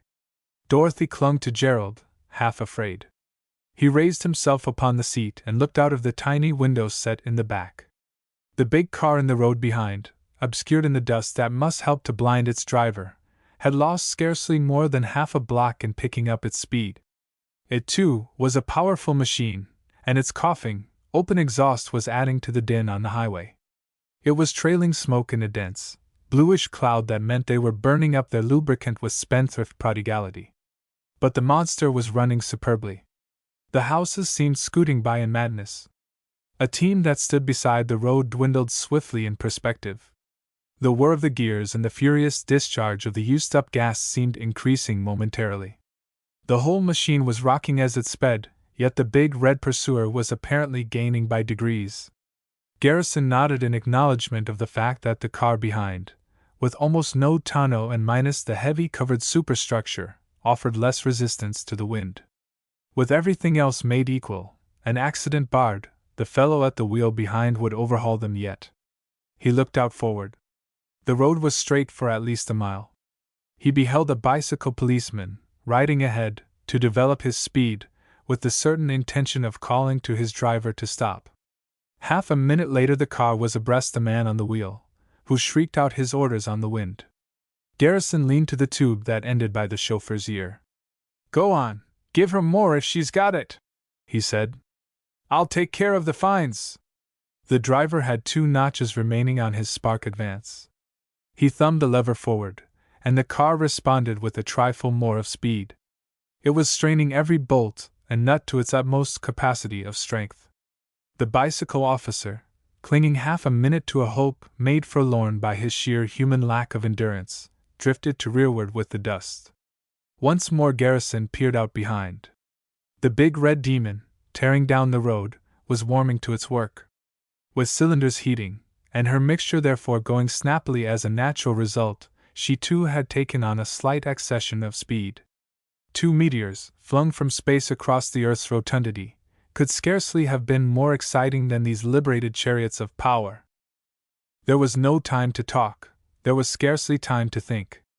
The road, the landscape, the very world, became a dizzying blur that destroyed all distinct sense of sight. In the rush of the air, and the rapid-fire fusillade from the motor, all sense of hearing was benumbed. A craze for speed took possession of the 3, Dorothy, Garrison, the driver. The power to think on normal lines was being swept away. Such mania as drives a lawless comet comes inevitably upon all who ride with such space-defying speed. The one idea is more speed, more freedom, more recklessness of spirit.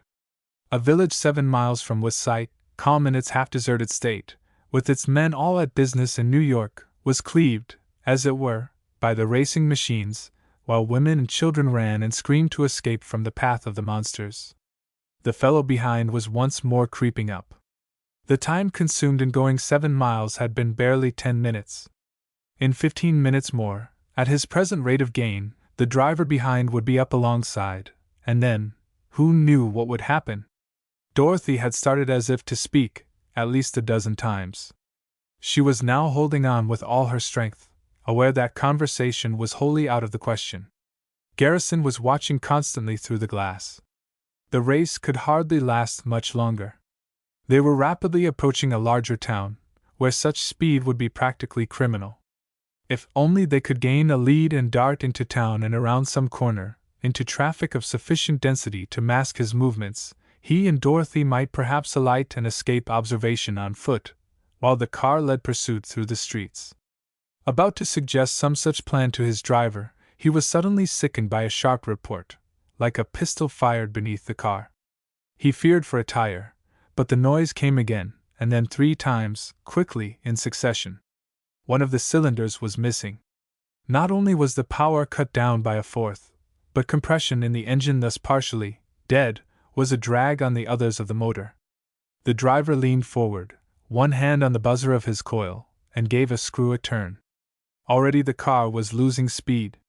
The fellow behind was coming on like a red-headed whirlwind. For a moment the missing seemed to cease, and the speed surged back to the hum of the whirring gears. Bang! Bang! Went the sharp report, as before, and Garrison groaned. He was looking out, all but hopeless of escape, rapidly reflecting on the charges that would lie against not only himself, but his chauffeur, when he saw the red fellow plunge through the dust on a crazy, gyrating course that made his heart stand still. They had blown out a tire. Like a drunken comet, suddenly robbed of all its own crazy laws, the red demon seesawed the highway. The man at the wheel, shutting off his power, crowding on his brakes, and clinging to his wheel with the skill and coolness of a master, had all he could do to keep the machine anywhere near the proper highway. Unaware of what had occurred at the rear, the driver in charge of Garrison's car had once more adjusted the buzzer, and now with such splendid results that his motor seemed madder than before to run itself to shreds. Like a vanishing blot on the landscape, the red car behind, when it came to a halt, was deserted by its rival in the race. 2 minutes later, with the city ahead fast looming like a barrier before them, Garrison leaned to the tube. "Slow down!" he called. "Our friend has quit, a blowout. Get down to lawful speed." Even then they ran fully half a mile before the excited creature of wheels and fire could be tamed to calmer behavior. Chapter 19: Fright and a Disappearance. With the almost disappointed thing of might purring tamely along through the far-spread town, and then on through level ways of beauty, leading the way to Gotham, Dorothy found that she was still clinging fast to Gerald's arm, after nearly 10 minutes of peace. Then she waked, as it were, and shyly withdrew her hand. Garrison had felt himself transported literally, more by the ecstasy of having her thus put dependence upon him than by any mere flight of the car. He underwent a sense of loss when the strain subsided, and her trembling hold relaxed and fell from his arm. Nevertheless, she clung to the roses.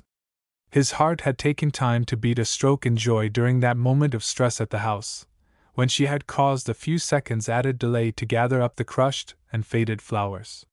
Since speaking to the driver last, Garrison had been content to sit beside the girl in silence. There was much he must ask, and much she must tell, but for this little time of calm and delight he could not break the spell. Once more, however, his abounding confidence in her goodness, her innocence, and deep-lying beauty of character rose triumphant over fears. Once more the spell of a mighty love was laid upon his heart. He did not know and could not know that Dorothy, too, was Cupid's victim, that she loved him with a strange and joyous intensity, but he did know that the whole vast world was no price for this moment of rapture. She was the first to speak. "Why did we have to run away? Aren't you supposed to have a perfect right to take me wherever you please, especially from a place like that, and such outrageous treatment?" "I am only supposed to have that right," he answered. "As a matter of fact, I committed a species of violence in Theodore's house, compelling him to act at the point of the gun. Technically speaking, I had no right to proceed so far. But aside from that, when they sprung the alarm, well, the time had come for action. Had the constable dragged me away, as a legal offender, which he would doubtless have done on the charge of 2 householding citizens, the delay would have been most annoying, while a too close investigation of my status as a husband might have proved even more embarrassing. A wave of crimson swept across her face. Of course. She relapsed into silence for a moment. Then she added, "What does it all mean, anyway? How dared they carry me off like this? How did you happen to come? When did you find that I had gone? What do you think we'd better do?" "Answer one question at a time," said Garrison, stuffing his handkerchief into the tube, lest the driver overhear their conversation. "There is much to be explained between us. In the first place, tell me, Dorothy, what happened just after I phoned you last evening, and you made an appointment to meet me in the park." "Why, I hardly know," she said, her face once more a trifle pale. "I went upstairs to get ready, thinking to slip out unobserved.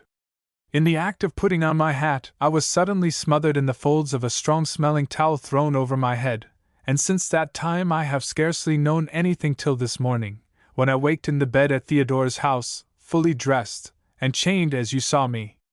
But these roses?" he said, lightly placing his hand upon them. "How did you happen to have them along?" It was not a question pertinent to the issues in hand, but it meant a great deal to his heart. "Why, I was wearing them, that's all," she stammered. "No one stopped to take them off." He was satisfied. He wished they might once and for all dismiss the world, with all its vexations, its mysteries and pains, and ride on like this, through the June-created loveliness bathed in its sunlight, comrades and lovers, forever. The hour, however, was not for dreaming. There were grim facts affecting them both, and much to be cleared between them. Moreover, he was merely hired to enact a role that, if it sometimes called for a show of tender love, was still but a role, after all. He attacked the business directly. "We require an understanding on a great many topics," he said to her slowly. "After I phoned you I went to the park, was caught in the rain, and attacked by 2 ruffians, who knocked me down, and left me to what they supposed would be certain destruction. Gerald," she said, and his name thus on her lips, with no one by to whom she was acting, gave him an exquisite pleasure. There was no possibility of guilty knowledge on her part. Of this he was thoroughly convinced. "You attacked?" "Later," he resumed. "When I recovered, I went to the house in 93rd Street, was admitted by the woman in charge, and remained all night, after taking the liberty of examining all the apartments." She looked at him in utter amazement. "Why, but what does it? You attacked in the park, these lawless deeds, you stayed all night, and you found I had been carried away." "No, I merely thought so. The woman knew nothing. But I presently discovered a number of interesting things. Theodore has installed a private phone in his closet, and by means thereof had overheard our appointment. Your bureau and dressing case had both been searched. For the necklaces," she cried. "You have them safe?" "I thought it might have been the jewels, or your marriage certificate," he said, alive to numerous points in the case which, he felt, were about to develop. She turned a trifle pale. "I've sewn the certificate, where I'm sure they'd never find it," she said. "But the jewels are safe." "Quite safe," he said, making a mental note of her insistence on the topic. "I then discovered the address of the Wayside house, and you know the rest." "It's terrible. The whole thing is terrible," she said. "I wouldn't have thought they'd dare to do such things. I don't know what we're going to do. We're either of us safe. You must help me all you can," he said, laying his hand for a moment on her arm. "I've been fighting in the dark. I must find you apartments where you will not be discovered by the Robinsons, whose criminal designs on the property inheritance will halt at nothing, and you must tell me all you can." "I will," she said. "Only—" And there she halted, her eyes raised to his in mute appeal, a dumb fear expressed in their depths. They had both avoided the topic of the murder, at the news of which she had fainted. Garrison almost feared it, and Dorothy evidently dreaded its approach. More than anything else, Garrison felt he must know she was innocent. That was the one vital thing to him now, whether she could ever return his love or not. He loved her in every conceivable manner, fondly, passionately, sacredly, with the tenderest wishes for her comfort and happiness. He believed in her now as he always had, whensoever they were together. Nevertheless, he could not abandon all his faculties and plunge into folly like a blind and confident fool. "I'd like to ask about the jewels first," he said. "The night I first came to your home, I entered the place next door by accident. A fancy dress party was in progress." "Yes, I knew it. They used to be friends of Theodore's. So I guess," he added dryly. "Theodore was there." "Theodore there?" she echoed in surprise he felt to be genuine. "Why, but don't you remember you met him with the others in my house, soon after you came?" "I do, perfectly. Nevertheless, I saw him in the other house, in mask, I assure you, dressed to represent Mephistopheles. Last night I found the costume in his closet, and the stairs at the rear were his, of course, to employ." "I remember," said Dorothy excitedly, "that he came in a long gray overcoat, though the evening was distinctly warm." "Precisely. And all of this would amount to nothing," Garrison resumed. "Only that while I stood in the hall of the house I had entered that evening, I saw a young woman, likewise in mask, wearing your necklaces, your pearls and diamonds." Dorothy stared at him in utter bewilderment. Her face grew pale. Her eyes dilated strangely. You are sure?" she said in a tone barely audible. "Perfectly," said Garrison. "And you never mentioned this before?" "I awaited developments." "But what did you think?" "You might almost have thought that Theodore had stolen them, and handed them to me," she said. "Especially after the way I put them in your charge. I told you we have much to clear between us," he said. "Haven't I the right to know a little?" "But how did they come to be there?" she interrupted, abruptly confronted by a phase of the facts which she had momentarily overlooked. "How in the world could my jewels have been in that house and also in my bureau at the very same time? Isn't it possible that Theodore borrowed them, temporarily, and smuggled them back when he came?" The startled look was intensified in her eyes as she met his gaze. "He must have done it in some such way," she said. "I thought at the time, when I ran in to get them, they were not exactly as I had left them, earlier. And I gave them to you for fear he'd steal them." This was some light, at least. Garrison needed more. "Why couldn't you have told me all about them earlier?" She looked at him beseechingly. Some way, it seemed to them both they had known each other for a very long time, and much had been swept away that must have stood as a barrier between mere client and agent. "I felt I'd rather not," she confessed. "Forgive me, please. They do not belong to me." "Not yours?" said Garrison. "What do you mean?" "I advanced some money on them, to someone very dear," she answered. "Please don't probe into that, if you can help it."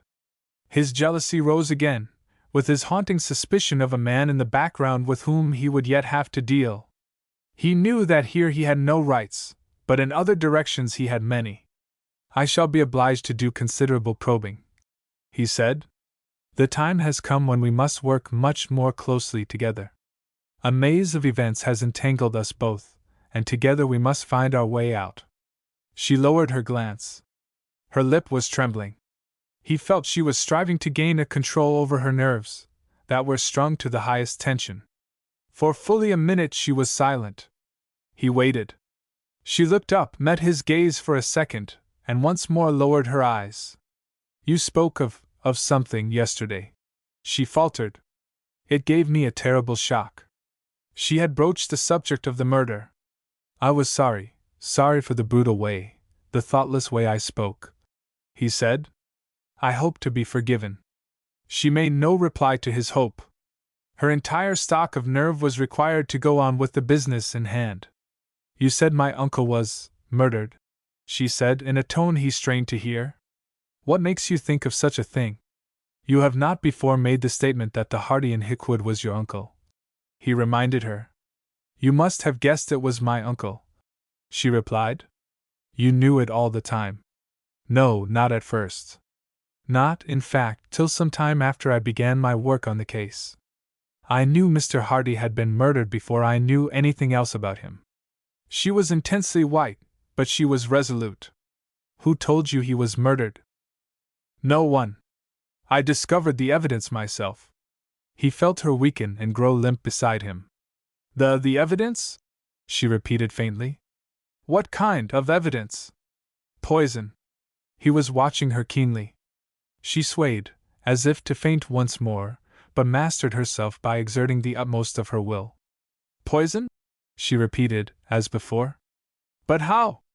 In a box of cigars, a birthday present given to your uncle. It was brutal, cruelly brutal, but he had to test it out without further delay. His words acted almost with galvanic effect. Cigars! His birthday! My cigars! She cried. Gerald, you don't suspect me? The car was starting across the bridge. It suddenly halted in the traffic. Almost on the instant came a crash and a cry. A dainty little brougham had been crushed against another motor car in the jam and impatience on the structure. One of its wheels had lost half its spokes, that went like a parcel of toothpicks. Garrison leaped out at once, and Dorothy followed in alarm. In the tide of vehicles, blocked by the trifling accident, 100 persons craned their heads to see what the damage had been. A small knot of persons quickly gathered about the damaged carriage. Garrison hastened forward, intent upon offering his services, should help in the case be required. He discovered, in the briefest time, that no great damage had been done, and that no one had been injured. Eager to be hastening onward, he turned back to his car. Almost immediately he saw that the chauffeur's seat was empty. Dorothy had apparently stepped once more inside, to be screened from public view. Hastily scanning the crowd about the place, Garrison failed to find his driver. He searched about impatiently, but in vain. He presently became aware of the fact that his man had, for some reason, fled and left his car.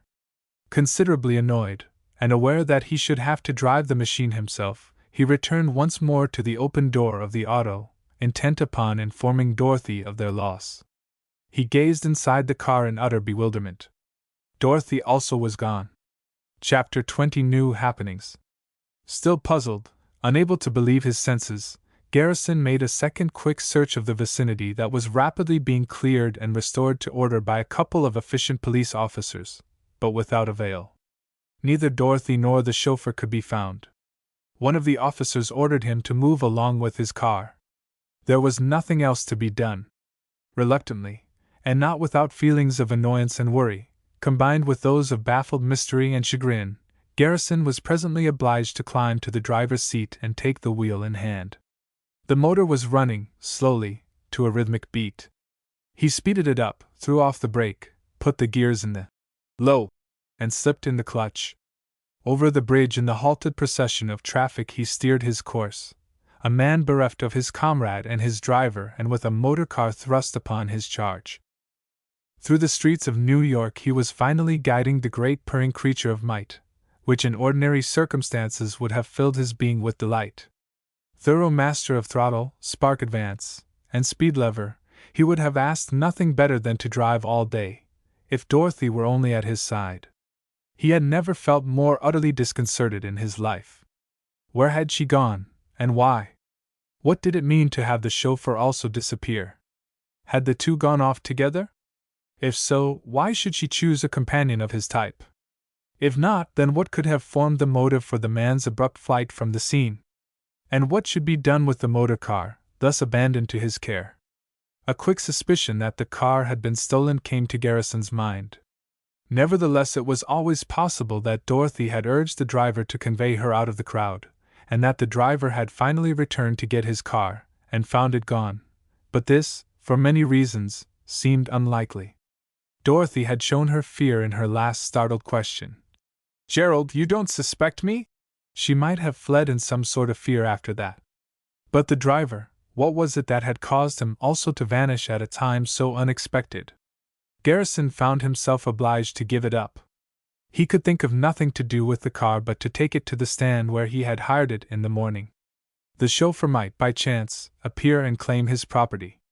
Uneasy, with the thing thus left upon his hands, and quite unwilling to be caught with the goods, Garrison was swiftly growing more and more exasperated. He knew he could not roll the car to the stand and simply abandon it there. For anyone so inclined to steal, he objected to reporting it, found, in this peculiar manner at any police headquarters, for he could not be sure it had been stolen, and he himself might be suspected. Having hired the car in crowded Times Square, near his 44th Street rooms, he ran it up along Broadway with the thought of awaiting the driver. The traffic was congested with surface cars, heavy trucks, other motors, and carriages. His whole attention was riveted on the task in hand. Driving a car in the streets of New York ceases to be enjoyment, very promptly. The clutch was in and out continuously. He crept here, he speeded up to the limit for a space of a few city blocks, and crept again. Past busy 14th Street and Union Square he proceeded, and on to 23rd Street with Madison Square, green and inviting, lying to his right. Pushed over into the Fifth Avenue traffic by the regulations, he contemplated returning to the Broadway stream as soon as possible, and was crawling along with his clutch barely rubbing, when a hansom cab, containing a beautiful but pale young woman, slowly passed. The occupant abruptly rose from her seat and scrutinized the car in obvious excitement. Garrison barely caught a glimpse of her face, busied as he was with the driving. He continued on. 2 minutes later he was halted by a jam of carriages, and the hansom returned at full speed. Once more the pale young woman was leaning halfway out. "Stop!" she cried at the astounded Garrison. "You've stolen that car! I'll have you arrested! You've got to return it at once!" Garrison almost smiled. The half-expected outcome had arrived so promptly. He saw that half a dozen drivers of cabs and other vehicles were looking on in wonder and amusement. "Kindly drive into 26th Street, out of this confusion," he answered. "I shall be glad to halt there and answer all requirements." He was so obviously a thorough gentleman, and his manner was so calm and dignified, that the strange young lady almost felt abashed at the charges she had made. The jam was broken. Garrison ran the car to the quieter side street, and the cab kept pace at his side. Presently he halted, got down from the seat and came to the hansom, lifting his hat. How thankful he was that no policeman had overheard the young woman's cry, and followed, she might never suspect. "Permit me to introduce myself as a victim of another man's wrongful intentions," he said. "I hired this car this morning uptown, in fact, in Times Square, and was driven out to Long Island. Returning, we were halted on the bridge, and the chauffeur disappeared, ran away, leaving me to drive for myself. I feared at the time it might be the man was a thief, and I am greatly relieved to find the owner of the car so promptly. If this or any other explanation, before an officer or any court, will gratify you more, I shall be glad to meet every demand you may make upon my time." The young woman looked at him with widely blazing eyes. She believed him, she hardly knew why. She had alighted from the hansom. "I've been driving up and down Fifth Avenue all morning," she said. "I felt sure I could find it that way. It isn't mine. It was only left in my charge. I was afraid that something might happen. I didn't want to have it in the first place. I knew it would cause me endless trouble. I don't know what to do with it now." "I should be gratified," said Garrison, "if you will state that you do not consider me guilty of a theft so stupid as this would appear." "I didn't think you were the man," she answered. "A chauffeur my cousin discharged undoubtedly stole it. Policemen are after him now, with the man who runs the garage. They went to Long Island City, or somewhere, to find him, this morning. Perhaps he saw them on the bridge." She was regaining color. She was a very fine-looking young woman, despite the expression of worry on her face. She was looking Garrison over in a less excited manner, and he knew she held no thought of guilt against him. "Let me suggest that you dismiss your cab and permit me to take you at once to your garage," he said, adding to the man on the box, "Cabby, how much is your bill?" $5, said the man, adding substantially to his charge. "Take 10 and get out," said Garrison, handing him a bill. "Oh, but please," started the pretty young woman. Garrison interrupted. "The man who stole your car did yeoman's service for me. I promised him 5 times this amount. He may never dare appear to get his money. Kindly step in. Will you drive the car yourself? No, thank you, she murmured, obeying because of his masterly manner. But really, I hardly know. Please say nothing further about it, he once more interrupted. I am sorry to have been in any manner connected with an event which has caused you uneasiness, but I am very glad, indeed, to be instrumental in returning your property and relieving your worry. Where do you keep your car? She told him the place. It was up in the neighborhood of Columbus Circle.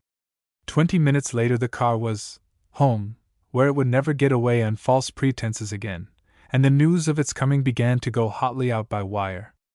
Garrison heard the men call his fair companion Miss Ellis. He called a cab, when she was ready to go, asked for permission to escort her home, and was driven in her company to an old-fashioned house downtown, near Washington Square. There he left her, with a nice old motherly person, and bade her good-bye with no expectation of ever beholding her again, despite the murmured thanks she gave him and the half-timid offer of her hand. When he left and dismissed the cabman, he was face to face with the problem of what he should do to find his wife. His worry all surged back upon him.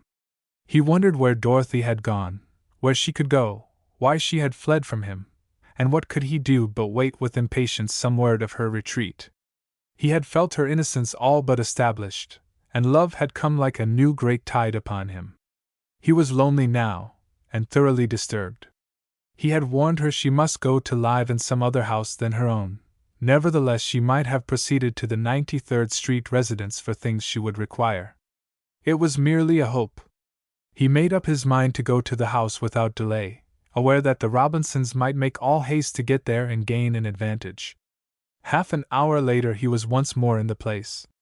The housekeeper alone was in charge. No one had been there in his absence. He had no intention of remaining long, with Dorothy to find, although he felt inclined to await the possible advent of Theodore and his father, whom he meant to eject from the place. As yet he dared not attempt to order the arrest of the former, either for Dorothy's abduction or the crime attempted on himself in the park.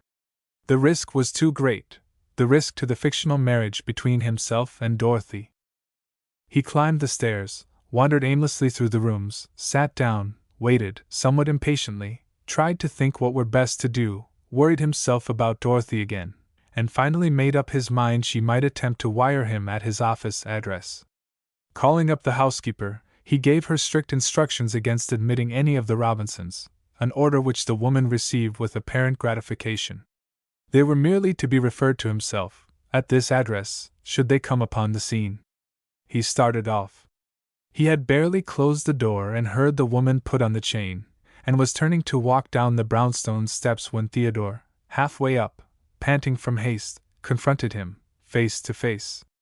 For a moment the two stood staring at each other in surprise. Garrison was first to break the silence. You came a little late, you see. I have just issued orders you are not to be admitted to this house again, except with my special permission. By heaven, we'll see about that, said Theodore. I'll have you put under arrest.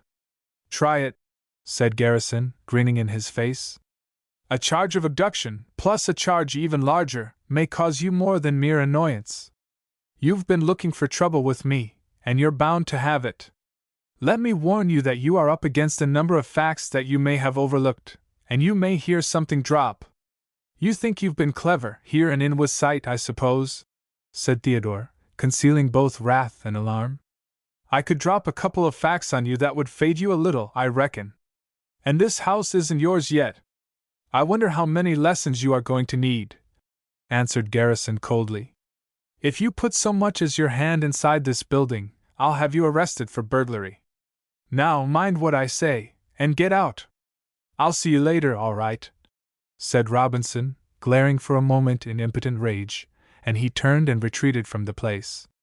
Garrison, with his mind made up to a coup of distinct importance, was presently headed for his room in 44th Street. Before he left the subway he went to a waiting room, replaced the long mustache upon his face, the one with which he had started away in the morning, and walked the few short blocks from the station to his house. The street was nearly deserted, but the shadow he had duped in the morning was on watch, still undismissed from duty by young Robinson. Garrison went up to him quietly, and suddenly showing his gun, pulled away the false mustache. "I'm the man you've been waiting to follow," he said. "Now don't say a word, but come on." "Hell!" said the man. He shrugged his shoulders and was soon up in Garrison's room. Chapter 21 Revelations.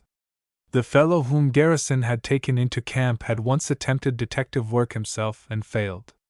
He was not at all a clever being, but rather a crafty, fairly reliable employee of a somewhat shady bureau, with which young Robinson was on quite familiar terms. He was far from being a coward. It was he who had followed Garrison to Branchville, rifled his suitcase, and been captured by the trap. Despite the fact that his hand still bore the evidence of having tampered with Garrison's possessions, he had dared remain on the job because he felt convinced that Garrison had never really seen him and could not, therefore, pick him up. Sullen in his helplessness, aware that his captor must at last have a very great advantage, he complied with Garrison's command to take a seat in the room, and glanced about him inquiringly. "What do you want with me anyhow?" he said. "What's your game?" "Mine is a surer game than yours," said Garrison, seating himself with his back to the window, and the light therefore all on his visitor's face. "I'm going to tell you first what you are up against." The man shifted uneasily. "You haven't got anything to hold me on," he said. "I've got my regular license to follow my trade." "I was not aware the state was issuing licenses to burglars," said Garrison. "Come now, with that hand of yours, what's the use of beating around the bush? If my suitcase had nipped you by the wrist instead of the fingers, I'd have captured you red-handed in the act." The fellow thrust his hand in his pocket. His face, with 2 days' growth of beard upon it, turned a trifle pale. "I'd rather work on your side than against you," he ventured.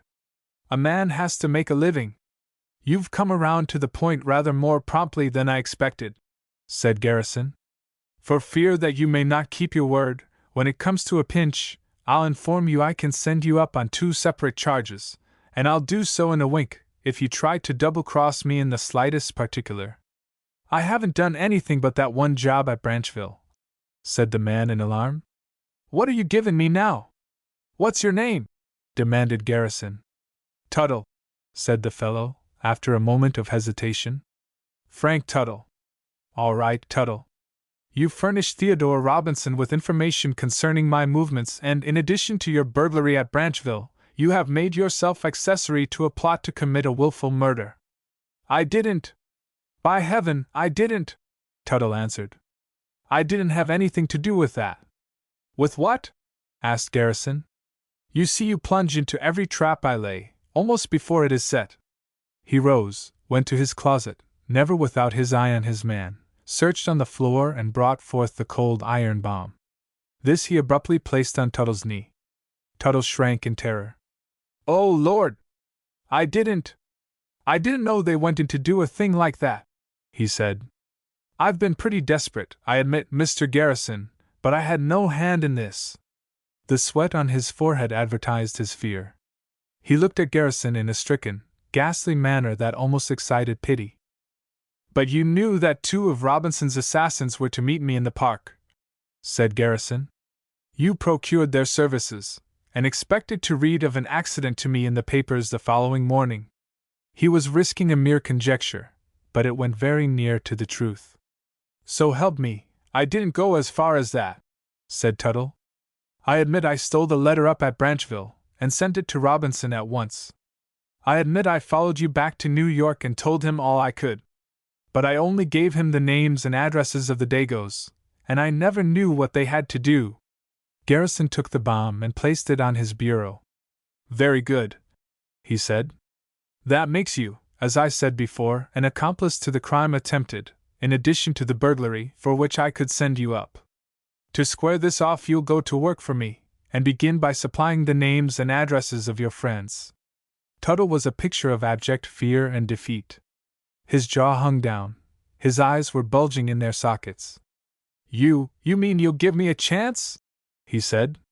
"I'll do anything you ask, if only you will."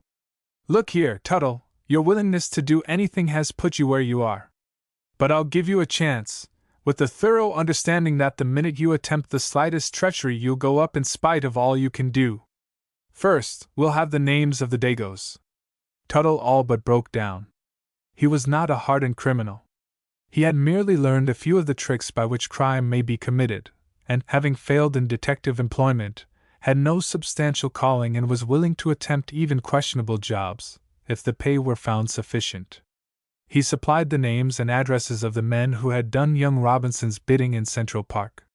Garrison jotted them down. I suppose you know that I am in the detective business myself, he added, as he finished the writing. I thought so, but I wasn't sure, said Tuttle. You told young Robinson as much? He hired me to tell him everything. Exactly. How much do you expect to tell him of what is going on today? Nothing that you do not instruct, said Tuttle, still feeling insecure. That is, if you meant what you said. I meant it, said Garrison. Meant it all. You're at work for me from this time on, and I expect the faithfulness of an honest man, no matter what you may have been before. You'll get it, said Tuttle. I only want a show to start off square and right. What do you want me to do?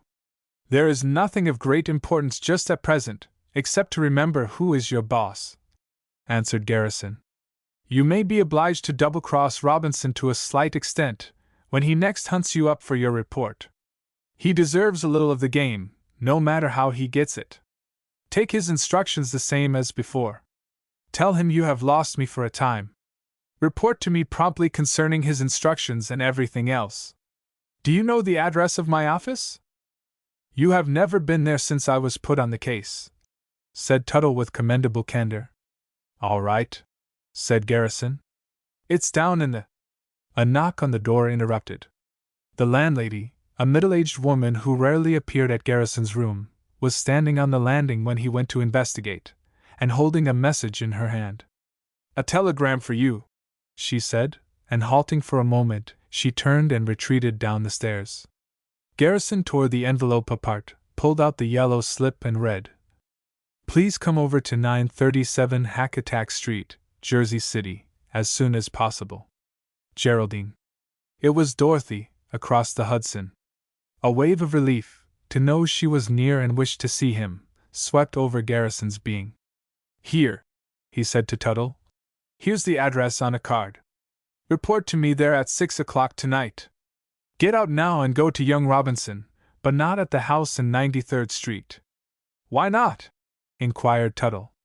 It's the regular place. I've ordered him not to enter the house again, interrupted Garrison. By the way, should he attempt to do so, or ask you to get in there for him, agree to his instructions apparently, and let me know without delay. Thank you for giving me a chance, said Tuttle, who had risen from his chair. You'll never regret it, I'm sure. All right, said Garrison. Shake. He gave the astonished man a firm, friendly grip and bade him so long at the door.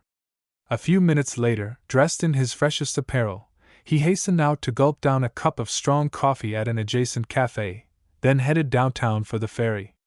Chapter 22 A Man in the Case. The hour was just after 4 o'clock when Garrison stepped from a cab in Hackensack Street, Jersey City, and stood for a moment looking at the red brick building numbered 937. It was a shabby, smoke-soiled, neglected dwelling, with signs of life utterly lacking. Made wary by his Central Park experience, Garrison had come there armed with his gun and suspiciously alert. His cabman was instructed to wait. Without apparent hesitation, Garrison ascended the chalk-marked steps and rang the bell. Almost immediately the door was opened, by a small and rather pretty young woman, dressed in good taste, in the best of materials, and wearing a very fine diamond ring upon her finger. Behind her, as Garrison instantly discerned, were rich and costly furnishings, singularly out of keeping with the shabby exterior of the place. "How do you do?" he said, raising his hat. "Is my wife, Mrs. Fairfax?" "Oh," interrupted the lady. "Won't you please come in? She hardly expected you to come so promptly. She's lying down to take a rest." Garrison entered and was shown to a parlor on the left. It, too, was furnished in exceptional richness, but the air was close and stuffy, and the whole place uncomfortably dark. "If you'll please sit down, I'll go and tell her you have come," said his hostess. "Excuse me." The smile on her face was somewhat forced and sad, thought Garrison. His feeling of suspicion had departed. Left alone, he strode across the room and glanced at a number of pictures, hung upon the walls. They were excellent oils, one or two by masters. Dorothy must have slept lightly, if at all. Garrison's back was still turned toward the entrance when her footfall came to his ear. She came swiftly into the apartment. "Oh, you were very good to come so soon," she said in a tone made low for none but him to hear. "I wired you, both at your house and office, not more than an hour ago." "I got the message sent to the house," he said. "It came as a great relief." He paused for a moment, looking in her eyes, which were raised to his own appealingly. "Why did you run away, and how did you do it?" he asked her. "I didn't know what in the world to think or do." Her eyes were lowered. "I had to, I simply obeyed an impulse," she confessed. In an almost involuntary outburst she added, "I am in very great trouble. There is no one in the world but you that can give me any help." All the pain she had caused him was forgotten in the joy of that instant. How he longed to take her in his arms and fold her in security against his breast. And he dared not even be tender. "I am trying to help you, Dorothy," he said. "But I was utterly dumbfounded, there in the crush on the bridge." "Where did you go?" "I ran along and was helped to escape the traffic," she explained. "Then I soon got a car, with my mind made up to come over here just as soon as I could. This is the home of my stepbrother's wife, Mrs. Foster Durgin. I had to come over and warn, I had to come, and so I came." He had felt her disappearance had nothing to do with the vanishing of the chauffeur.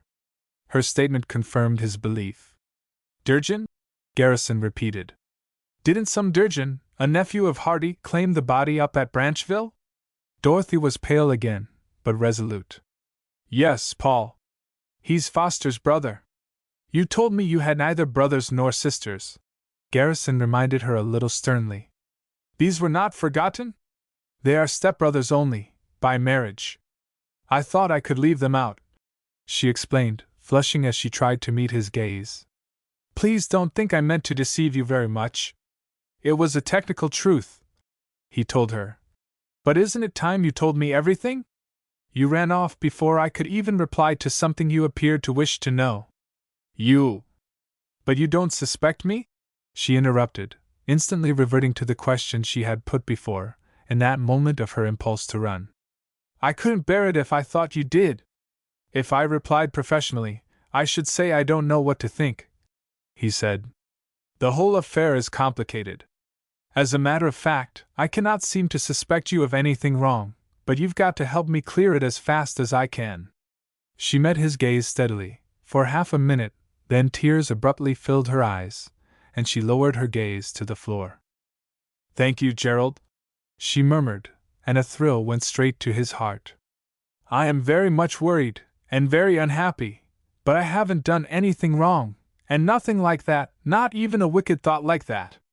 I loved my uncle very dearly." She broke down and turned away to give vent to an outburst of grief. There, said Garrison after a moment. "We must do the best we can. If you will tell me more, my help is likely to be greater." Dorothy dried her eyes and resumed her courage heroically. "I haven't asked you to be seated all this time," she said apologetically. "Please do, and I'll tell you all I can." Garrison took a chair, while Dorothy sat near him. He thought he had never seen her in a mood of beauty more completely enthralling than this one of helplessness and bravery combined. "We are quite, secure from being overheard," he said. She went at once and closed the door. "Alice would never listen, greatly as she is worried," she said. "It was she who met you at the door, Foster's wife." Garrison nodded. He was happy only when she came once more to her seat. "This is your stepbrother's home?" he inquired. "Is he here?" "This is Alice's property," Dorothy corrected. "But that's way ahead of the story. You told me my uncle was poisoned by my cigars." How could that possibly have been? How did you find it out? How was it done? The box had been opened and 2 cigars had been so loaded with poison that when he bit off one, at the end, to light it up, he got the deadly stuff on his tongue, and was almost instantly stricken. Despite the dimness of the light in the room, Dorothy's face showed very white. She asked, "What kind of poison?" He mentioned the drug. "Not the kind used by photographers?" she asked in a fright. "Precisely. Foster, then, is a photographer? He used to be, but oh, I don't see how it's terrible. It's terrible." She arose and crossed the room in agitation, then presently returned. "Your suspicions may be wrong," said Garrison, who divined she had something on her mind. "Why not tell me all about it, and let me assist if I can? What sort of a looking man is Foster?" "Rather small, and nearly always smiling." "But he may not have done it. He may be innocent. If only you could help me now," she said. "I don't believe he could have done it." "But you half suspect it was he?" "I've been afraid of it all along," she said in an outburst of confession. "Before I even knew that Uncle John was murdered, before you told me, I felt afraid that something of the kind might have happened, and since that hour I've been nearly distracted by my thoughts." "Let's take it slowly," said Garrison in his soothing way. "I imagine there has been either anger or hatred, spite or pique on the part of your stepbrother, Foster, towards John Hardy in the past." "Yes, everything. Uncle John spoiled Foster at first, but when he found the boy was gambling in Wall Street, he cut him off and refused to supply him the means to pay off the debts he had contracted. Foster threatened at the time." The breach grew wider. "Uncle didn't know he was married to Alice. Foster wouldn't let me tell. He had used up nearly all of Alice's money. She refused to mortgage anything more, after I took the necklaces, on a loan, and if Foster doesn't get $10,000 in August, I don't know what he'll do." Garrison was following the threads of this quickly delivered narrative as best he might. It revealed a great deal, but not all. "I see," he commented quietly. "But how could Foster hope to profit by the death of Mr. Hardy?" Dorothy turned very white again. "He knew of the will." "The will that was drawn in your favor?" "Yes." "And he thought that you were married, that the conditions of the will had been fulfilled?" Dorothy nodded assent. Garrison's impulse was to push a point in personal affairs and ask if she had really married some Fairfax, not yet upon the scene. But he adhered strictly to business. "What you fear is that Foster, aware that you would become your uncle's heir, may have hastened your uncle's end, in the hope that when you came in for the property you would liquidate his debts." Dorothy nodded again. She said, "It is terrible. Do you see the slightest ray of hope?" Garrison ignored the query for a moment. "Where is Foster now?" "No one knows. He seems to have run away. That's one of the worst things about it." "But you came over here to warn him," said Garrison. Dorothy flushed. "That was my impulse, I admit, when you told me about the cigars. I hardly knew what else I could do." "You are very fond of Foster?" "I am very fond of Alice." Garrison was glad. He could even have been jealous of a brother. "But how could Foster have tampered with your cigars?" he inquired. "Was he up there at Hickwood when you left them?" "He was there all the time of Uncle's visit, in hiding, and even on the night of his death," she confessed in a whisper. "Alice doesn't know of this, but he admitted it all to me. This is what you have been trying to conceal from me, all the time," Garrison observed. "Do the Robinsons have their suspicions?" "I can't be certain. Perhaps they have. Theodore has exercised a very bad influence on Foster's life. He intimated once to me that perhaps Uncle John had been murdered." Garrison thought for a moment. "It is almost impossible for anyone to have had that suspicion who had no guilty knowledge," he said. "Theodore was, and is, capable of any crime. If he knew about the will and believed you had not fulfilled the conditions, by marrying, he would have had all the motive in the world to commit the crime himself." "But," said Dorothy, "he knew nothing of the will, as I told you before. And he with an influence over Foster, who did know all about the will." Dorothy changed color once again. She was startled. I never thought of that, she admitted. Foster might have told. There's a great deal to clear up in a case like this, said Garrison, even when suspicions point your course.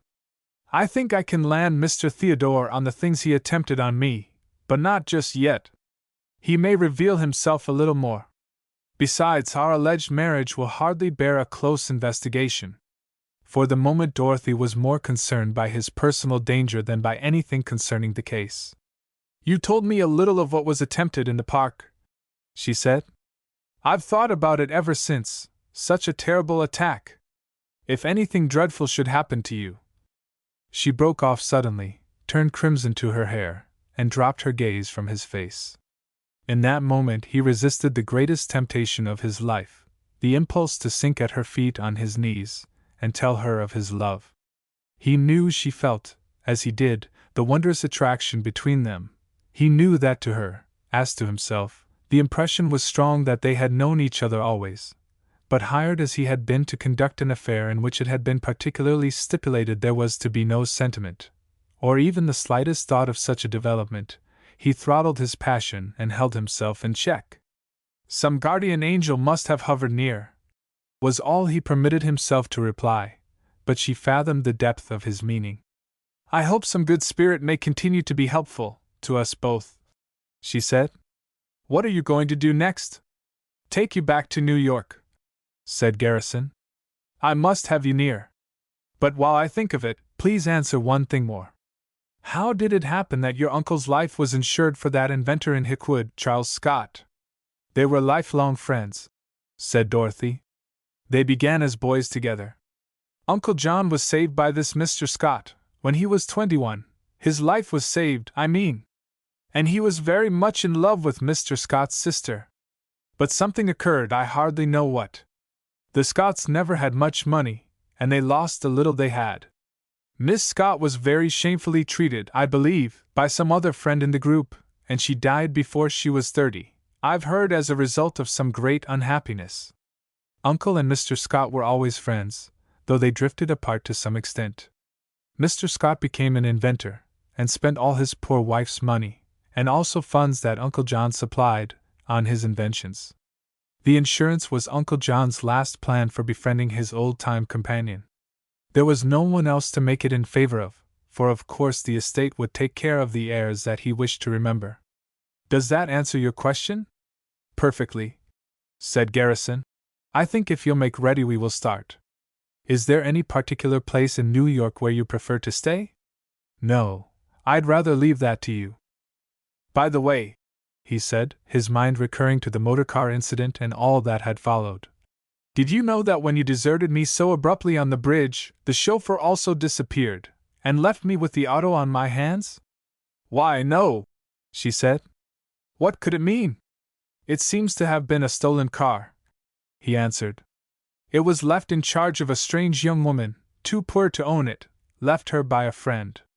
She found it in my possession and accepted my explanation as to how it was I chanced to have it in my care. She is living in a house near Washington Square. How very strange, said Dorothy, who had suddenly conceived some queer feminine thought. If the house near Washington Square is nice, perhaps you might take me there. But tell me all about it. What could be actuating her woman's mind in this was more than he could tell. But why not take her to that house as well as to any in New York? All right, he said. It's a very nice place. I'll tell you the story as we go. Chapter 23: The Enemy's Tracks. On the way returning to Gotham, Garrison learned every fact concerning John Hardy, his former places of residence, his former friends, his ways of life and habits that he deemed important to the issues and requirements now in hand, with Dorothy's stepbrother more than half suspected of the crime. Dorothy gladly supplied the information. She had been on the verge of despair, harboring her fear and despair all alone, with the loyal desire to protect not only Foster, but Alice as well, and now she felt an immense relief to have a man's clear-headed aid. Garrison held out no specific hope. The case looked black for young Durgin at the best, and the fellow had run away. A trip to the small Connecticut town of Rockdale, where Hardy had once resided, and to which it had long been his wont to return as often as once a month, seemed to Garrison imperative at this juncture. He meant to see Tuttle at 6, and start for the country in the evening. He outlined his plan to Dorothy, acquainting her with the fact that he had captured Theodore's spy, from whom he hoped for news.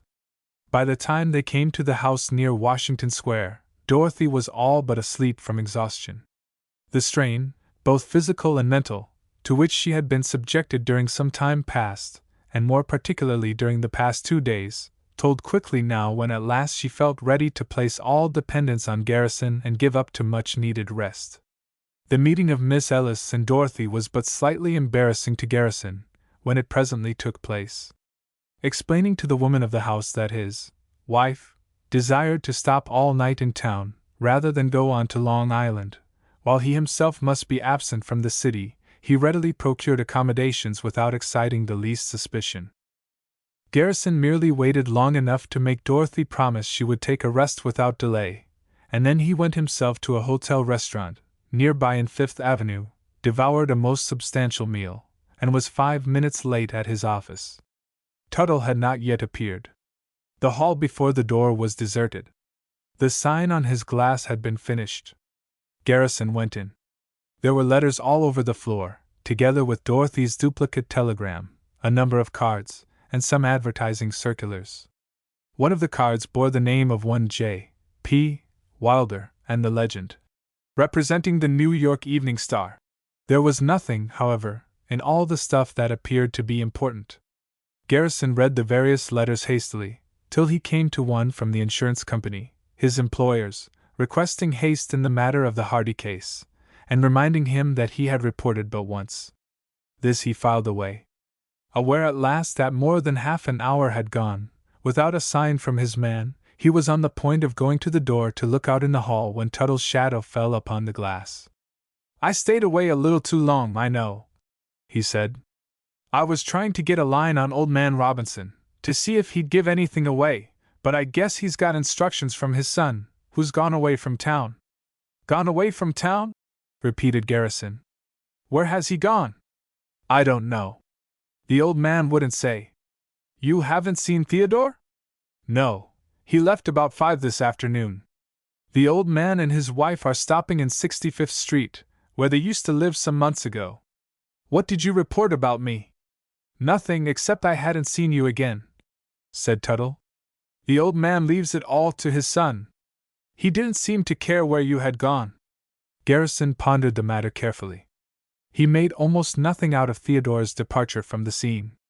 It might mean much or little. That Theodore had something up his sleeve he entertained no doubt. "It's important to find out where he has gone," he said. "See old Robinson again. Tell him you have vital information on a special point that Theodore instructed you to deliver to no one but himself, and the old man may tell you where you should go. I am going out of town tonight. Leave your address in case I wish to write." "I'll do my best," said Tuttle, writing the address on a card. "Is there anything more?" "Yes. You know who the 2 men were who knocked me down in Central Park and left a bomb in my pocket. Get around them in any way you can, ascertain what agreement they had with young Robinson, or what instructions, and find out why it was they did not rob me. Come here at least once a day, right along, whether you find me in or not." Once more Tuttle stated he would do his best. He left, and Garrison, puzzling over Theodore's latest movement, presently locked up his office and departed from the building. He was no more than out on the street than he came upon Theodore's tracks in a most unexpected direction. A newsboy came by, loudly calling out his wares. An evening star, beneath his arm, stared at Garrison with type fully 3 inches high with this announcement: "Mystery of murder and a will. John Hardy may have been slain. Beautiful beneficiary married just in time." Garrison bought the paper. With excitement and chagrin in all his being he glanced through the story of himself and Dorothy, all that young Robinson could possibly know or guess, dished up with all the sensational garnishments of which the New York yellow press is capable. Sick and indignant with the knowledge that Dorothy must be apprised of this at once, and instructed to remain in hiding, to induce all about her to guard her from intrusion and to refuse to see all reporters who might pursue the story, he hastened at once towards Washington Square and encountered his wife almost upon entering the house. She was white with alarm. He thought she had already seen the evening sheet. "Gerald," she said, "something terrible has happened. When I got up half an hour ago to dress, my wedding certificate was gone." Chapter 24. A New Alarm. Without, for a moment, comprehending the drift of Dorothy's fears, Garrison led her to a parlor of the house, looking at her in a manner so fixed that she realized their troubles were not confined to the loss of her certificate. "What do you think? What do you fear? There isn't anything else?" she said, as he still remained dumb for a moment. "What shall we do? Theodore threatened that something might occur," he said. "He has evidently done his worst, all at once." "Why, but I thought perhaps my certificate was stolen here," whispered Dorothy in agitation. "How could Theodore? No one in this house could have known you had such a document about you," interrupted Garrison. "While you were drugged, or chloroformed, in the Robinsons' house, the old woman, doubtless, searched you thoroughly. You told me your certificate was sewed inside." "Inside, yes, inside," she interrupted. "I thought it was safe, for they put a blank paper in its place, and I might not have thought of anything wrong if I had not discovered a black thread used instead of the white silk I had been so careful to employ. There is ample proof that Theodore has utilized his wits to good advantage," he said. "Your marriage certificate episode is only a part of what he has achieved. This paper contains all the story, suggesting that your uncle may have been murdered, and telling the conditions of the will." He held up the paper before her startled eyes, and saw the look of alarm that came upon her. "Printed, in the paper!" she exclaimed in astonishment and utter dismay. "Why, how could such a thing happen?" She took the paper and scanned the story hurriedly, making exclamations as she read. "Theodore, more of Theodore," said Garrison. "From his point of view, and with all his suspicions concerning our relationship, it is a master stroke. It renders our position exceedingly difficult." "But how could he have found out all these things?" gasped Dorothy. "How could he know?" "He has guessed very shrewdly, and he has doubtless pumped your stepbrother of all that he happened to know." "What shall we do?" she repeated hopelessly.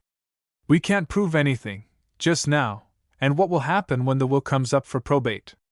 I'll land him in prison, if he doesn't pull out of it now," said Garrison, angered as much by Theodore's diabolical cleverness as he was by this premature publicity given to the story. "He has carried it all with a mighty high hand, assured of our fear to take the business into court. He has stirred up a fight that I don't propose to lose, a fight that has roused all the red-hot crusader of my being. But what shall we do? All the newspaper people will be digging at the case and doing their best to hunt up everyone concerned. No reporters can be seen. If the fact leaks out that you are here, through anyone connected with the house, you must move at once, and change your name, letting no one but me know where you are." She looked at him blankly. "Alone? Can't you help me, Gerald? It is more important for me to hasten up country now than it was before," he answered. "I must work night and day to clear things up about the murder. But if Foster should really be guilty? He'll be obliged to take his medicine, otherwise suspicion might possibly rest upon you. Good heavens!" She was very pale. "This story in the Star has precipitated everything," he added. "Already it contains a hint that you and your husband are the ones who benefit most by the possible murder of John Hardy." She sank on a chair and looked at him helplessly. "I suppose you'll have to go, but I don't know what I shall do without you. How long do you think you'll be away?" "It is quite impossible to say. I shall return as soon as circumstances permit. I'll write whenever I can. I shall need some things from the house," she said. "I have absolutely nothing here. Buy what you need, and remain indoors as much as you can," he instructed. "Reporters will be sure to haunt the house in 93rd Street, hoping to see us return." "It's horrible," said Dorothy. "It almost makes me wish I had never heard of any will." Garrison looked at her with frank adoration in his eyes. Whatever the outcome, I shall always be glad, he said. Glad of the day you needed assistance, glad of the chance it has given me to prove my friendship. I'll try to be worthy of your courage, she answered, returning his look with an answering glance in which the love light could only at best be a trifle modified. But I don't see how it will end. About this marriage certificate, he started, when the doorbell rang interruptingly. In fear of being overheard by the landlady, already attending a caller, Garrison halted, to wait. A moment later the door was opened by the lady of the house herself, and a freshly groomed, smooth-shaven young man was ushered in. The room was the only one in the house for this semi-public use. "Excuse me," said the landlady sweetly. "Someone to see Miss Ellis." The visitor bowed very slightly to Dorothy and Garrison, and stood somewhat awkwardly near the door, with his hat in his hand. The landlady, having made her excuses for such an intrusion, disappeared to summon Miss Ellis. Garrison was annoyed. There was nothing to do but to stand there in embarrassing silence. Then Miss Ellis came shyly in at the door, dressed so becomingly that it seemed not at all unlikely she had hoped for the evening's visitor. "Oh, Mr. Hunter, this is a very pleasant surprise," she said. "Allow me to introduce my friends, Mr. and Mrs. Fairfax," she added to Garrison and Dorothy. "This is Mr. Hunter, of the New York Star." Prepared to bow and let it go at that, Garrison started, ever so slightly, on learning the visitor's connection. Mr. Hunter, on his part, meeting strangers unexpectedly, appeared to be diffident and quite conventional, but pricked up his ears, which were strung to catch the lightest whisper of news, at the mention of the Fairfax name. "Not the Fairfax of the Hardy case?" he said, for the moment intent on nothing so moving as a possible service to his paper. "Of course you've seen." Garrison sat down on the copy of the Star which Dorothy had left in a chair. He deftly tucked it up beneath his coat. "No, oh no, certainly not," he said, and pulling out his watch, he added to Dorothy, "I shall have to be going. Put on your hat and come out for a 2-minute walk." Then, to the others, "Sorry to have to run off in this uncomplimentary fashion, but I trust we shall meet again." Hunter felt by instinct that this was the man of all men whom he ought, in all duty, to see. He could not insist upon his calling in such a situation, however, and Garrison and Dorothy, bowing as they passed, were presently out in the hall with the parlor door closed behind them. In half a minute more they were out upon the street. "You'll be obliged to find other apartments at once," he said. "You'd better not even go back to pay the bill. I'll send the woman a couple of dollars and write that you made up your mind to go along home, after all." "But I wanted to ask a lot of questions of Miss Ellis," said Dorothy, thereby revealing the reason she had wished to come here before. "I thought perhaps—" "Questions about me?" interrupted Garrison, smiling upon her in the light of a street lamp they were passing. "I can tell you far more about the subject than she could even guess, if we ever get the time." Dorothy blushed as she tried to meet his gaze. "Well, it wasn't that, exactly," she said. "I only thought it might be interesting to know her." "It's far more interesting to know where you will go," he answered. "Let me look at this paper for a minute." He pulled forth the Star, turned to the classified ads, found the furnished rooms, and cut out half a column with his knife. "Let me go back where I was tonight," she suggested. "I am really too tired to hunt a place before tomorrow. I can slip upstairs and retire at once, and the first thing in the morning I can go to a place where Alice used to stay, with a very deaf woman who never remembers my name and always calls me Miss Root." "Where is the place?" said Garrison, halting as Dorothy halted. "In West 18th Street. She gave him the number. "It will look so very queer if I leave like this," she added. "I'd rather not excite suspicion." "All right," he replied, taking out a booklet and jotting down Miss Root, and the address she had mentioned. "I'll write to you in the name the deaf woman remembers, or thinks she remembers, and no one need know who you are. If I hurry now I can catch the train that connects with the local on the Hartford division for Rockdale." They turned and went back to the house. "You don't know how long you'll be gone?" she said as they neared the steps. "You cannot tell in the least?" Long enough to do some good, I hope, he answered. Meantime, don't see anybody. Don't answer any questions, and don't neglect to leave here early in the morning. She was silent for a moment, and looked at him shyly. I shall feel a little bit lonely, I'm afraid, she confessed, with none of my relatives or friends. I hope you'll not be very long. Goodbye. Goodbye, said Garrison, who could not trust himself to approach the subject she had broached, and with his mind reverting to the subject of his personal worry in the case, he added, By the way, the loss of your wedding certificate can be readily repaired if you'll tell me the name of the preacher or the justice of the peace.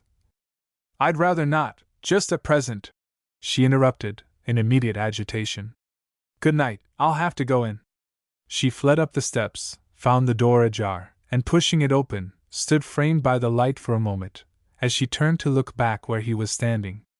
Only for a moment did she hover there, however. He could not see her face as she saw his. He could not know that a light of love and a mute appeal for forgiveness lay together in the momentary glance bestowed upon him. Then she closed the door, and as one in a dream he slowly walked away. Chapter 25 A Dearth of Clues. Garrison's ride on the train was a matter of several hours' duration. Not only did he read every line of the story in the Star, which he felt convinced had been furnished by young Robinson, but he likewise had time to reflect on all the phases, old and new, of the case in which he was involved. But wander where they would, his thoughts invariably swung around the troubled circle to Dorothy and the topic was she married or not, and if she was, where was the man? He could not reach a decision. Heretofore he had reasoned there could be no genuine Fairfax. Tonight he entertained many doubts of his former deductions. He found it possible to construe Dorothy's actions both ways. She was afraid to have him search out the man who had written her wedding certificate, perhaps because it was a fraud, or perhaps because there was a Fairfax somewhere, concerning whom something must be hidden. The murder mystery, the business of the will, even the vengeance he promised himself he would wreak on Theodore, sank into significance in the light of his personal worry. There was only one thing worthwhile, and that was love. He was rapidly approaching a frame of mind in which no sacrifice would be too great to be made, could he only be certain of winning Dorothy, heart-free, for his own. For more than an hour he sat thinking, in the car, oblivious to the flight of time, or to the towns through which he was passing. He gave it up at last and taking from his pocket a book he employed for memoranda, studied certain items there, supplied by Dorothy, concerning her uncle and his ways of life. There were names of his friends and his enemies among the scribbled data, together with descriptive bits concerning Hardy's personality. Marking down additional suggestions and otherwise planning his work to be done at Rockdale, Garrison reflected there was little apparent hope of clearing young Durgin of suspicion, unless one trifling hint should supply the clue. Dorothy had stated that her Uncle John had long had some particularly bitter and malicious enemy, a man unknown to herself, from whom she believed Mr. Hardy might have been fleeing, from time to time, in the trips which had become the habit of his life. That this constant moving from place to place had been the bane of his existence was a theory that Dorothy had formed a year before. Yet, for all she knew, it might have been young Foster Durgin whom her uncle was trying to avoid. The train connection for Rockdale was wretchedly timed. What with a long wait at the junction and a long delay at a way station farther out, it was nearly 1 o'clock when at length his destination was reached in Garrison, with his steel-trapped suitcase in hand, found his way to a second-rate hotel, where, to his great relief, the beds were far better than they looked. He had taken the precaution to register as Henry Hilborn, realizing that Rockdale doubtless abounded in acquaintances of Hardy's who would probably read the published story of his will in their own local papers in the morning. He wrote at once to Dorothy, under the name of Miss Root, apprising her of his altered name and his address. In the morning he was early at his work, representing himself as nothing more than the agent of the New York Insurance Company, for which he was, in fact, conducting his various investigations. At least in part, he rapidly searched out one after another of the persons whose names Dorothy had supplied, but all to little purpose. He found the town very much alive indeed to the news which the Star had blazoned to the world. Hardy had been a well-known figure, off and on, for many years in Rockdale, and the names of the Durgins and of Dorothy were barely less familiar. Garrison's difficulty was not that the people talked too little, but rather that they talked too much, and said almost nothing in the process. New trivialities were exceedingly abundant. He worked all day with no results of consequence. The persons whose names had been supplied by Dorothy had, in turn, furnished more names by the dozen, alleging that this man or that knew John Hardy better than the proverbial brother, if possible. Nevertheless, one after another, they revealed their ignorance of any vital facts that Garrison could use. On the following day he learned that Paul Durgin, the nephew credited with having claimed the body of the murdered man, lived 10 miles out on a farm, amassing a fortune rearing ducks.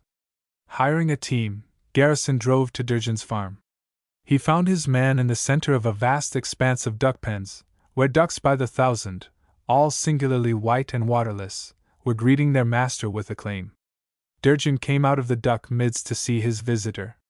He was a large, taciturn being, healthy, strong, independent, a trifle suspicious and more than a trifle indifferent as to the final disposal of John Hardy's fortune. Garrison, at first, found him hard to handle. He had not yet read the papers. He knew nothing at all of what was being said, and now that he heard it at last, from Garrison's lips, he scarcely did more than nod his head. Garrison was annoyed. He determined on awakening the duck-stupid being, unless the task should prove hopeless.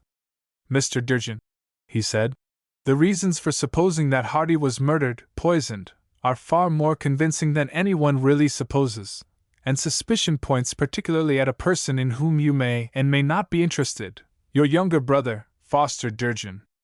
A curious white appearance crept all about the smooth-shaven mouth of the duck man. He was not in the least an emotionless clod.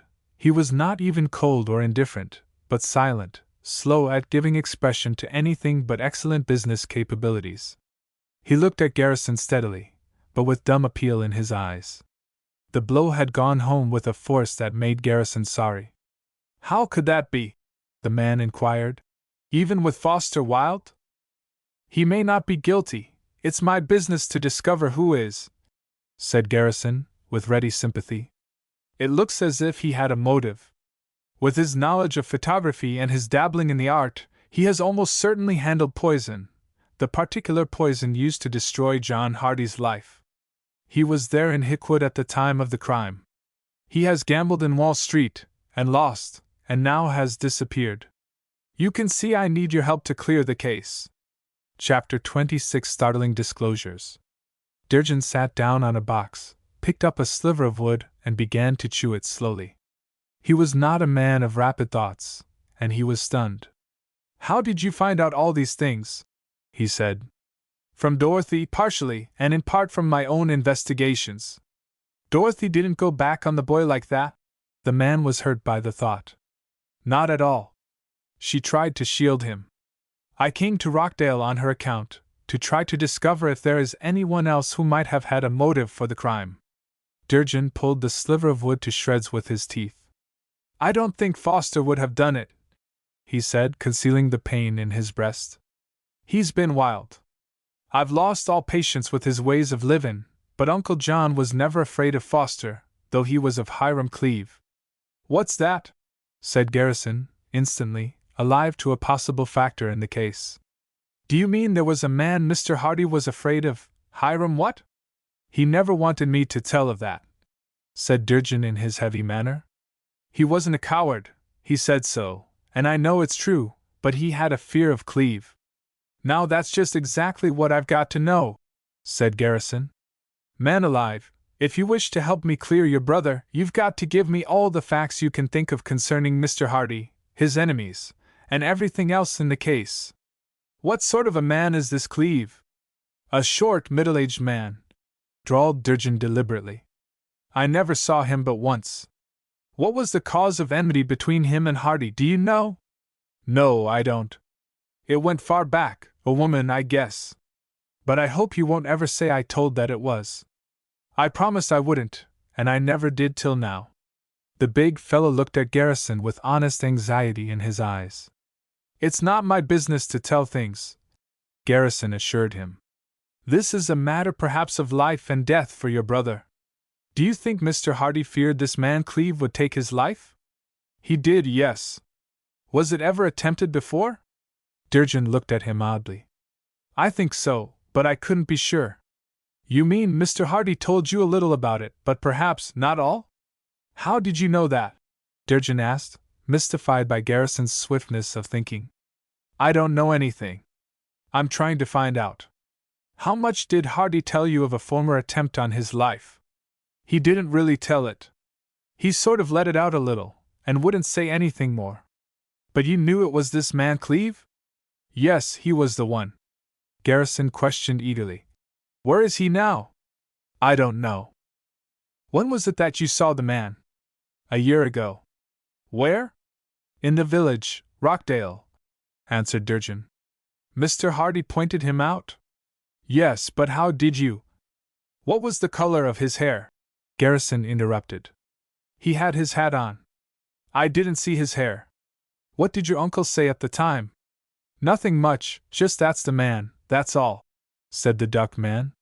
And he went away that night, I guess because Cleve turned around and saw us in the store. All right, said Garrison. Where's your brother now? I don't know. We don't get on. Do you think he knew anything about Mr. Hardy's will? Durgin answered with a query. Which one? Why, the only one, I suppose, said Garrison. What do you mean? Well, there must have been more than one, drawled the duck man with exasperating slowness. Foster was down in the first, but that was burned. I don't think he ever saw the others, but he knew he wasn't a favorite anymore. What about yourself? Asked Garrison. I asked Uncle John to leave me out. I've got enough, was the answer. We're no blood kin to the Hardys. I know I wasn't in the last. The last? Repeated Garrison. You mean the last will of Mr. Hardy, the one in favor of Dorothy, in case she should be married? Durgin studied his distant ducks for a moment. No, I don't think that was the last. I'm sure that will wasn't the last. Garrison stared at him fixedly. You're sure it wasn't the last? He echoed. What do you mean? Uncle John sent a letter and said he'd made a brand new will, answered Durgin in his steady way of certainty. I burned up the letter only yesterday, clearing up my papers. You don't mean quite recently? Insisted Garrison. Since Dorothy got married, answered Durgin, at a loss to understand Garrison's interest. Why? This could make all the difference in the world to the case, Garrison told him. Did he say what he'd done with this new document? Just that he'd made a new will. Who helped him? Who was the lawyer? Who were the witnesses? He didn't say. Garrison felt everything disarranged. And Durgin's ignorance was baffling. He went at him aggressively. Where was your uncle when he wrote the letter? He was up to Albany. Albany? There were thousands of lawyers and tens of thousands of men who would do as witnesses in Albany. But, insisted Garrison, perhaps he told you where it was deposited or who had drawn it up, or you may know his lawyer in Albany. No, he just mentioned it, that's all, said Durgin. The letter was most about ducks. This is too bad, Garrison declared. Have you any idea in the world where the will may be? No, I haven't. You found nothing of it, or anything to give you a hint, when you claimed the body for burial, and examined his possessions in Hickwood? No. Where was Dorothy then? I don't know. She's always looked after Foster more than me, he being the weak one and most in need. Desperate for more information, Garrison probed in every conceivable direction, but elicited nothing further of importance, save that an old-time friend of Hardy's, one Israel Snow, a resident of Rockdale, might perhaps be enabled to assist him. Taking leave of Durgin, who offered his hand and expressed a deep-lying hope that something could be done to clear all suspicion from his brother, Garrison returned to Rockdale. The news of a will made recently, a will concerning which Dorothy knew nothing, this was so utterly disconcerting that it quite overshadowed, for a time, the equally important factor in the case supplied by Durgin's tale concerning this unknown Hiram Cleve. Where the clues pointed now it was utterly impossible to know. If the fact should transpire that Dorothy did, in fact, know something of the new will made by her uncle, or if Foster knew, and no such will should ever be produced, the aspect of the case would be dark indeed. Not at all convinced that Theodore Robinson might not yet be found at the bottom of the mystery, Garrison wondered where the fellow had gone, and what his departure might signify. Israel Snow was out of town. He would not return till the morrow. Garrison's third night was passed in the little hotel, and no word had come from Dorothy. He had written 4 letters to the 18th Street address. He was worried by her silence. On the following day Mr. Snow returned. He proved to be a stooped old man, but he supplied a number of important facts. In the first place he stated that Hiram Cleave had long since assumed another name which no one in Rockdale knew. No one was acquainted with his business or his whereabouts. The reason of the enmity between him and John Hardy went deep enough to satisfy the most exacting mind. Cleave, Hardy, and Scott, the inventor, had been boys together, and in young manhood, chums. Hardy had fallen in love with Scott's sister, while he was still a young, romantic man. Cleave, developing an utterly malicious and unscrupulous nature, had deceived his friend Hardy, tried to despoil Miss Scott's very life, thereby ultimately causing her death, and Hardy had intervened only in time to save her from utter shame and ruin. Then, having discovered Cleave guilty of a forgery, he had spared no effort or expense till he landed the creature in prison out in Indiana. Cleave had threatened his life at the time. He had long since been liberated. His malicious resentment had never been abated, and for the past 2 or 3 years, with Miss Scott a sad, sweet memory only, John Hardy had lived a lonely life, constantly moving to avoid his enemy. A friend of another friend of a third friend of Snow's, who might have moved away, had once had a photograph of Cleave. Old Snow promised to procure it if possible and deliver it over to Garrison, who made eager offers to go and try to get it for himself, but without avail. He promised to wait for the picture, and returned at last to his hotel. A telegram was waiting for him at the desk. He almost knew what he should find on reading it. The message read, "Please return at once. Geraldine." He paid off his bill, and posting a note to Israel Snow, giving an address, care of J. Garrison, in the New York building where he had his office, he caught the first train going down and arrived in Manhattan at 3. Chapter 27. Like a bolt from the blue. Delaying only long enough to deposit his suitcase at his lodgings, and neglecting the luncheon which he felt he could relish, Garrison posted off to 18th Street with all possible haste. The house he found at the number supplied by Dorothy was an old-time residence, with skyscrapers looming about it. A pale woman met him at the door. "Miss Root, is Miss Root in, please?" he said. "I'd like to see her." "There's no such person here," said the woman. "She's gone, she's given up her apartment?" said Garrison, at a loss to know what this could mean. "She went today? Where is she now?" "She's never been here," informed the landlady.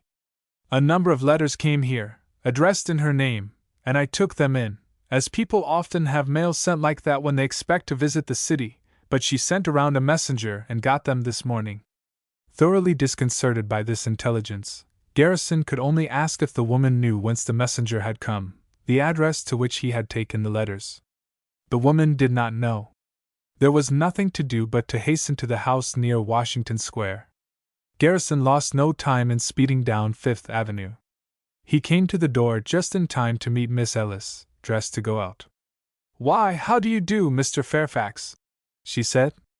"Mrs. Fairfax asked me to tell you, if you came before I went, that she'd meet you at your office. I felt so sorry when she was ill." "I didn't know she'd been ill," said Garrison. "I was afraid of something like that when she failed to write." "Oh, yes, she was ill in the morning, the very day after you left," imparted Miss Ellis. "I know you'll excuse me," interrupted Garrison. "I'll hurry along, and hope to see you again." He was off so abruptly that Miss Ellis was left there gasping on the steps. 10 minutes later he was stepping from the elevator and striding down the office building hall. Dorothy was not yet in the corridor. He opened the office, beheld a number of notes and letters on the floor, and was taking them up when Dorothy came in, breathless, her eyes ablaze with excitement. "Gerald!" she started. "Please lock the door and—" when she was interrupted by the entrance of a man. Dorothy gave a little cry and fled behind the desk.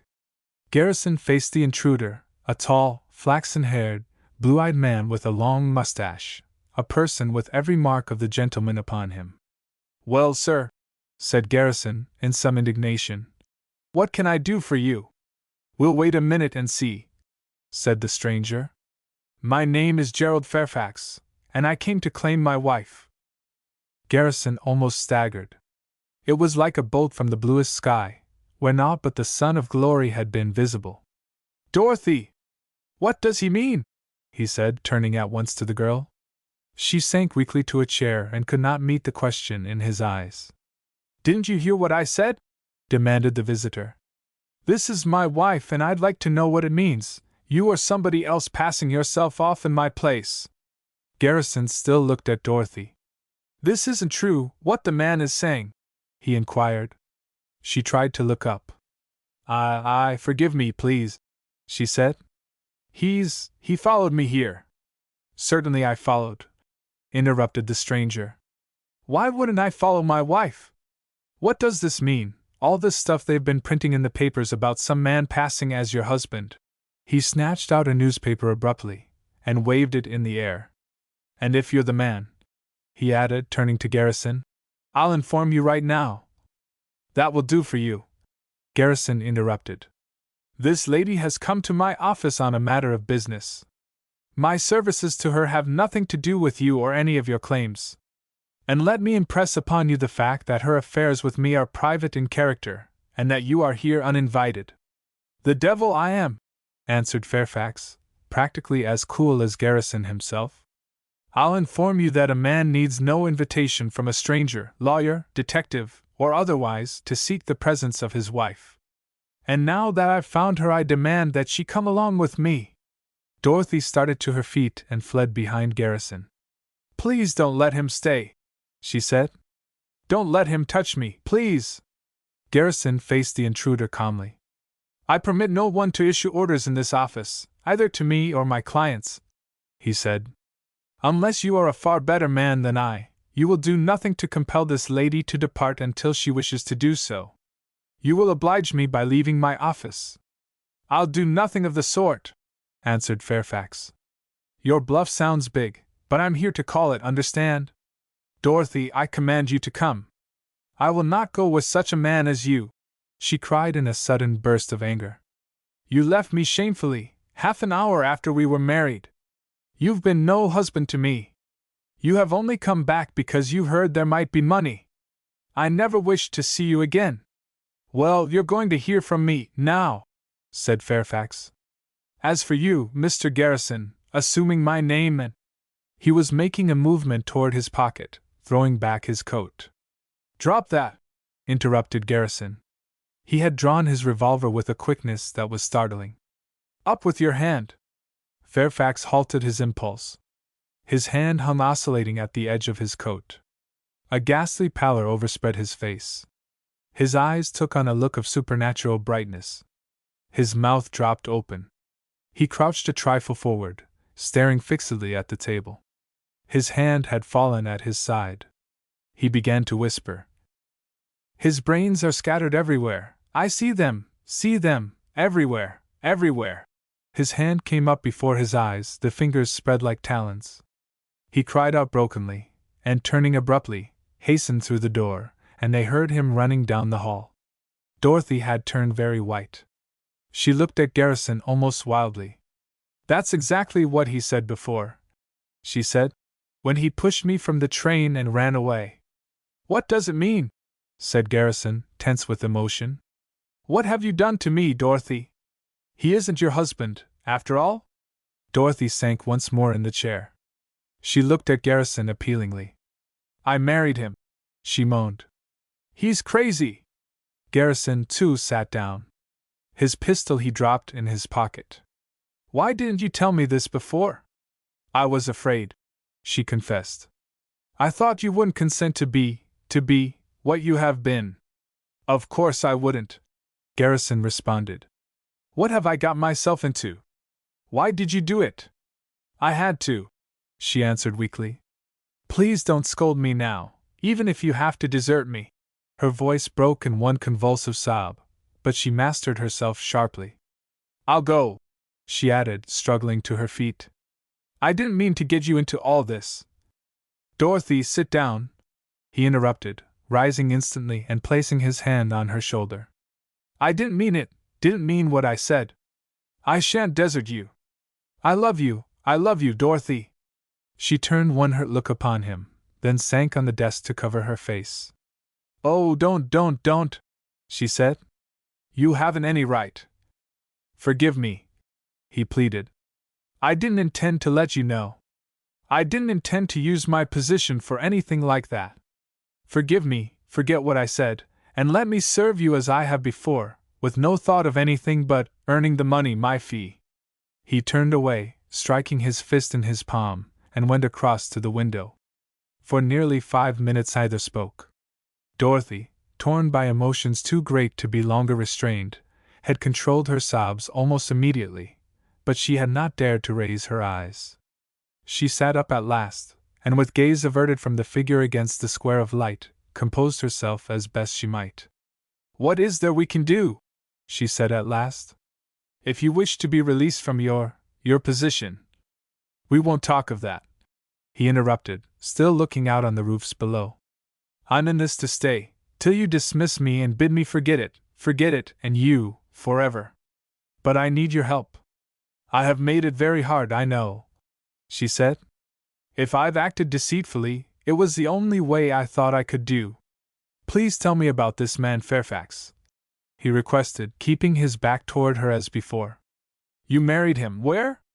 At Rock Beach, Massachusetts. She was businesslike again. To satisfy the condition in your uncle's will? No. The confession came slowly, but she made it with courage. I had known him for quite a long time. He had courted me a year. He was always a gentleman, cultured, refined, and fascinating in many ways. I thought I was fond of him, very. He was brilliant, and romantic, and possessed of many qualities that appealed to me strongly. I'm quite sure now he exercised some spell upon me, but he was kind, and I believed him, that's all. Who married you? A justice of the peace. Why not a minister? Mr. Fairfax preferred the justice. Garrison remained by the window stubbornly. You said the man is crazy. What did you mean? Didn't you see? She answered. That light in his eyes is insanity. I thought it a soul light shining through, though it worried me often, I admit. We were married at 2 in the afternoon and went at once to the station to wait there for the train. He bought the tickets and talked in his brilliant way until the train arrived. It only stopped for a moment. He put me on, then a spell came over him suddenly, I don't know what, and he pushed me off the steps, just as the train was moving out, and said the very thing you heard him say in here, and rode away and left me there, deserted. She told it all in a dry-voiced way that cost her an effort, as Garrison felt and comprehended. He had turned about, in sheer sympathy for her predicament. What happened then? I saw in a paper, 2 days later, he had been detained in a town in Ohio as being mentally unbalanced. In the meantime I had written to my Uncle John, while we were waiting at the station, telling him briefly I was married and to whom. The note was posted not 5 minutes before a postman came along and took up the letters in the box. I couldn't have stopped it had I wished to, and it never occurred to my mind to stop it anyway. What did your uncle reply? He wrote at once that he was thoroughly pleased. He had long hoped I might marry someone other than Theodore. He confessed that his will contained a clause to the effect that I should inherit no more than $5,000, should I not have been married at least 1 month prior to his death, to a healthy, respectable man who was not my cousin. I dared not write that I had been deserted, or that Mr. Fairfax might be insane. I couldn't tell what to do. I hardly knew what to expect, or what I was, or anything. I could only pretend I was off on my honeymoon, and wait. Then came Uncle's sudden death, and my lawyer sent me word about the will, asking when he should file it for probate. Then I knew I had to have a sane husband. And the will is not yet filed. Not yet. And fortunately Mr. Trowbridge has had to be away. Garrison pursued the topic of the will for purposes made necessary by his recent discoveries concerning a new one. Mr. Trowbridge had your uncle's testament in his keeping? Dorothy shook her head. No, I believe he conferred with uncle's lawyer, just after his death, and read it there. Where did your uncle's lawyer live? In Albany. Do you know his name? I think it is Spikeman. Why? Garrison was looking at her again with professional coldness, despite the fact that his heart was fairly burning in his breast. Because, he said, I learned from your stepbrother, Paul Durgin, near Rockdale, that your uncle made a later will, and we've got to get trace of the document before you can know where you stand. Dorothy looked at him with her great brown eyes as startled as a deer's. Another will, she said. I may have lost everything, after all. What in the world would become of Foster then, and Alice? And yourself? Added Garrison. Oh, it doesn't make the least difference about me, she answered in her bravery that made poor Garrison love her even more than before. But they all depend so much upon me. Tell me, please, what did you find out about Foster? Not a great deal, Garrison confessed. This new will business was my most important discovery. Nevertheless, I confirmed your story of a man whom your uncle greatly feared. His name, it seems, is Hiram Cleave. That's the name! That's the man! Cried Dorothy. I remember now. He once pinched my face till I cried. You have seen him, then? What sort of a looking being is he? I don't remember much, only the horrid grin upon his face. I was only a child, and that impressed me. You didn't hear anything of Foster? Not of his whereabouts, quite a bit concerning his character, none of it particularly flattering. I don't know where in the world he can be, said Dorothy. Poor Alice! What are we going to do now, with all these new complications? Do the best we can, said Garrison. Aside from the will, and my work on the murder of your uncle, a great deal depends upon yourself, and your desires. Dorothy looked at him in silence for a moment. A slight flush came to her face. She said, In what respect? Garrison had no intention of mincing matters now. He assumed a hardness of aspect wholly incompatible with his feelings. In respect to Mr. Fairfax, he answered. He will doubtless return, dog your footsteps, make himself known to the Robinsons, and otherwise keep us entertained. She met his gaze as a child might have done. What can I do? I've depended so much upon you. I don't like to ask too much, after this, or ever. You've been more than kind. I didn't mean to be so helpless, or to wound your feelings, or... A knock at the door interrupted, and Tuttle entered the room. Chapter 28. A helpless situation. Confused thus to find himself in the presence of Dorothy as well as Garrison, Tuttle snatched off his hat and looked about him helplessly. How are you, Tuttle? Said Garrison. Glad to see you. Come back in 15 minutes, will you? I want your report. 15 minutes, yes, sir, said Tuttle, and he backed from the place. Who was that? Said Dorothy. Anyone connected with the case? A man that Theodore hired to shadow me, said Garrison. I took him into camp and now he is shadowing Theodore. Let me ask you 1 or 2 questions before he returns. You were ill the morning after I left, and did not go at all to 18th Street. I couldn't go, she said. I try not to give up and be so ill, but perhaps the effects of the drug that the Robinsons employed caused the trouble. At last I thought you might have written to the 18th Street address, so I sent around and got your letters, before I could even send a wire. You wired because Fairfax had appeared? Yes, I thought you ought to know. How did you know he was here in New York? Did he call at the house where you were staying? No, he sent a note declaring he would call. That was this morning. Miss Ellis's friend, of the Star, had an intuition as to who we were, that evening when he called. When I finally requested Miss Ellis to ask him not to print more stories about us, he had already spoken to the editor, and more of the matter had appeared. Since you left, however, I haven't seen a single reporter. Fairfax got his clue to your whereabouts from the press, of course. The question now is, where do you wish to go? And what do you wish me to do, concerning the role I have filled. Dorothy was thoroughly disturbed by the topic. Oh, I don't know what to do, she confessed. I wish I could never see that man again. What do you advise? We hardly know what the situation may require, till we discover more about this latest will, said Garrison. Things may be altered materially. If you wish it, you can doubtless manage to secure a separation from Fairfax. In the meantime, I would strongly advise that you rent an apartment without delay, where no one can find you again. She looked at him wistfully. Not even you? I'm afraid you'll have to see me, once in a while, he told her, suppressing the passionate outcry of his heart. Unless you wish to secure the services of someone who will make no mistakes. She was hurt. She loved him. Her nature cried out for the sure protection of his arms, but her womanhood forbade. More than anything else in the world she wished to please him, but not by confessing her fondness. However much she might loathe the thought, she was the wife of Gerald Fairfax, with everything precious to guard. By the token of the wound that Garrison had inflicted, she knew that she had wounded him.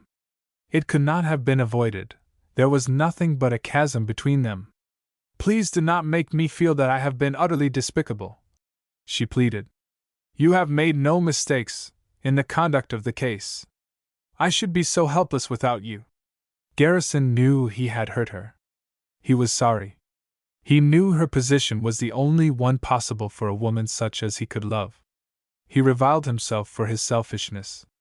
He forced himself now to return her gaze with no hint of anything save business in his eyes.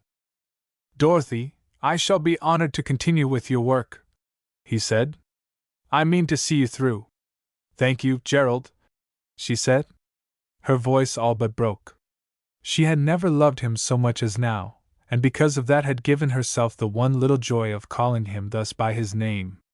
She added more bravely, I'll find a room and send you the address as soon as possible. Meantime, I hope we will soon discover about this latest will. I shall do my best, he assured her. Let me take you now to the annex elevator, in case anyone should be waiting to see you at the other. Get yourself a heavy veil, and be sure you avoid being followed when you hunt up your room. Take the apartment in the name of Miss Root, and send me word in that name also, just for precaution. Leave Fairfax and the others to me. I may go up to Albany about the will. He opened the door, but she hesitated a moment longer. I hope it will all end somehow, for the best, she said. It's very hard for you. He smiled, but not mirthfully. It was here in this room I assumed my role, he said, and here I drop it. For a moment she failed to understand. Drop it? She echoed. How? I'm no longer even your pseudo-husband. I drop the name Fairfax, with all it might imply. She blushed crimson and could not meet his gaze. I'm sorry if I've been the cause, she started. Garrison interrupted. I'm glad of everything that's happened. We'll say no more of that. But Theodore, how he will gloat over this! If he finds out Mr. Fairfax is crazy, he could overthrow the will, suggested Dorothy. But what's the use of thinking of that, if a new will comes to light? It's a dreadfully mixed affair. She stepped out in the hall and Garrison led the way to the elevator farther to the rear. The chains of a car were descending rapidly. Please try not to detest the hour I came to see you first, she said, holding out her hand. If you can.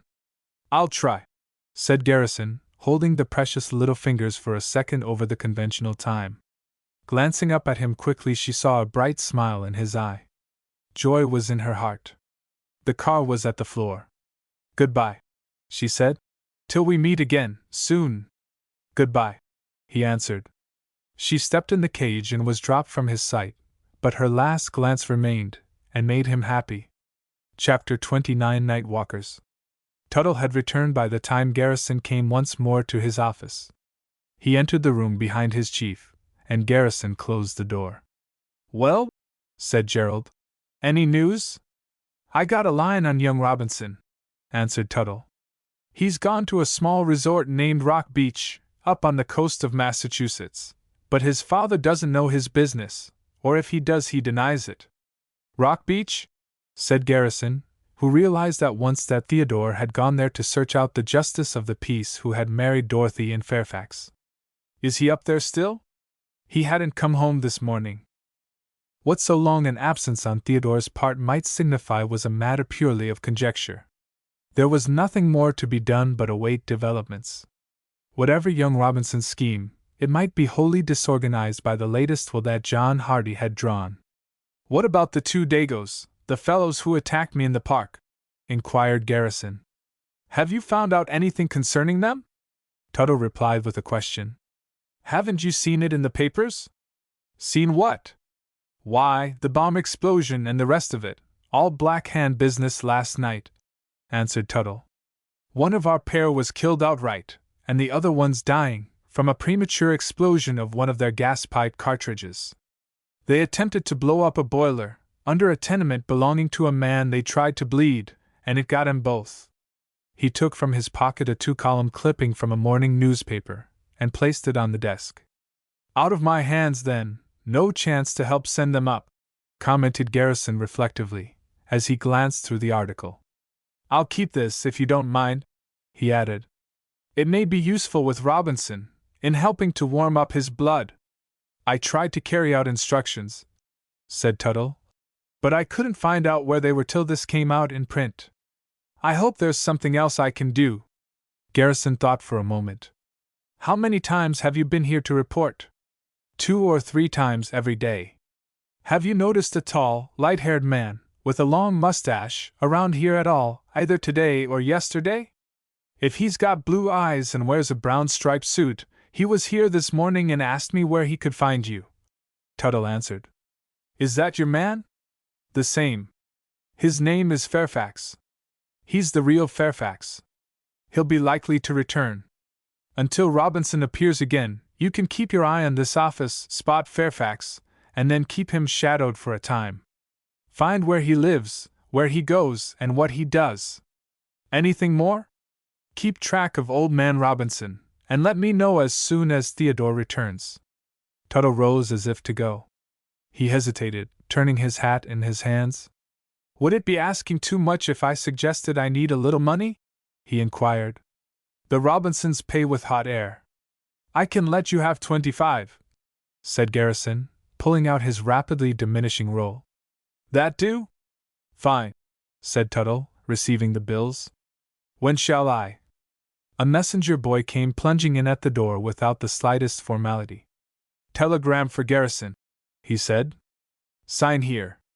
"Wait half a minute, Tuttle," said Garrison, tearing open the envelope, as the boy was departing, and he read the wire almost at a glance. It was dated from Branchville. "Come up here as soon as possible. Important. James Pike." For a moment Garrison failed to remember the personality of James Pike. Then it came with a flash, the coroner. Aware at once that the tale of possible murder in the Hardy case had been spread and discussed all over the state, he realized that Pike, and others who had been concerned when John Hardy's body was found in their jurisdiction, might have come upon new material. "Nothing to add to instructions," he said to Tuttle. "I shall be out of town tonight, and perhaps a part of tomorrow." Tuttle took his leave. Garrison paced up and down the office floor for half an hour. He was very much in hopes that word might come from Dorothy as to where she had chosen a room. The afternoon was gone, and he was famished. He left at last, went to a restaurant, ate a hearty meal, and returned to the office rather late. On the floor lay a notification of a special delivery letter, to be had at the nearest substation. He was there in the shortest possible time. The letter was from Dorothy. It began, "Dear Gerald," but it merely informed him she had found apartments on Madison Avenue, not far from 29th Street. He wrote her a note to acquaint her with the fact that new developments called him at once to Branchville, whence he might continue to Albany, and this, with a dozen magnificent roses, he sent by special messenger to Miss Geraldine Root. He was still enabled to catch a fairly early train from Grand Central Station. A little after 8 o'clock he arrived in Branchville, found James Pike's real estate office ablaze with light, and walked in on that busy gentleman, who rose in excitement to grasp him by the hand. "You got my wire?" demanded Mr. Pike.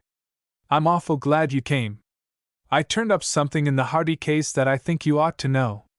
Got a man coming round here in 15 minutes who read up on the murder suspicions and the rest of it, and he saw a stranger, down in Hickwood the night of Hardy's death, get into Hardy's room at Mrs. Wilson's. It just struck me you ought to know, and so I wired. Thank you very much, said Garrison. I consider this highly important. Who is your man? He ain't a man, he's a boy, young Will Barnes, amended the coroner. Most people think he's just a lazy, no-account young feller, but I've always said he was growin'. Goes fishin' a good deal, of course, but there he goes, now. He ran to the door, through the glass of which he had seen a tall, lanky youth across the way. Hi, Will, he yelled. Come over, the New York man is waiting. Young Barnes came slowly across the highway. I've got to get some hooks, he said. If I don't get 'em now the store'll close. This is more important than hooks, answered Pike. Come in here. Mr. Garrison, this is Mr. Barnes. Will, Mr. Garrison, the New York detective. Quite unimpressed by Garrison's personality or calling, Will advanced and shook his hand. Garrison looked him over quickly.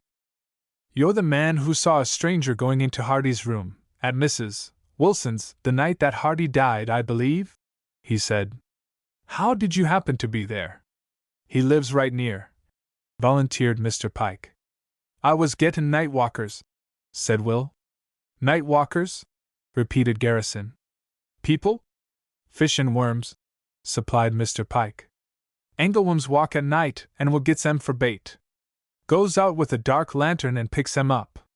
I see, said Garrison.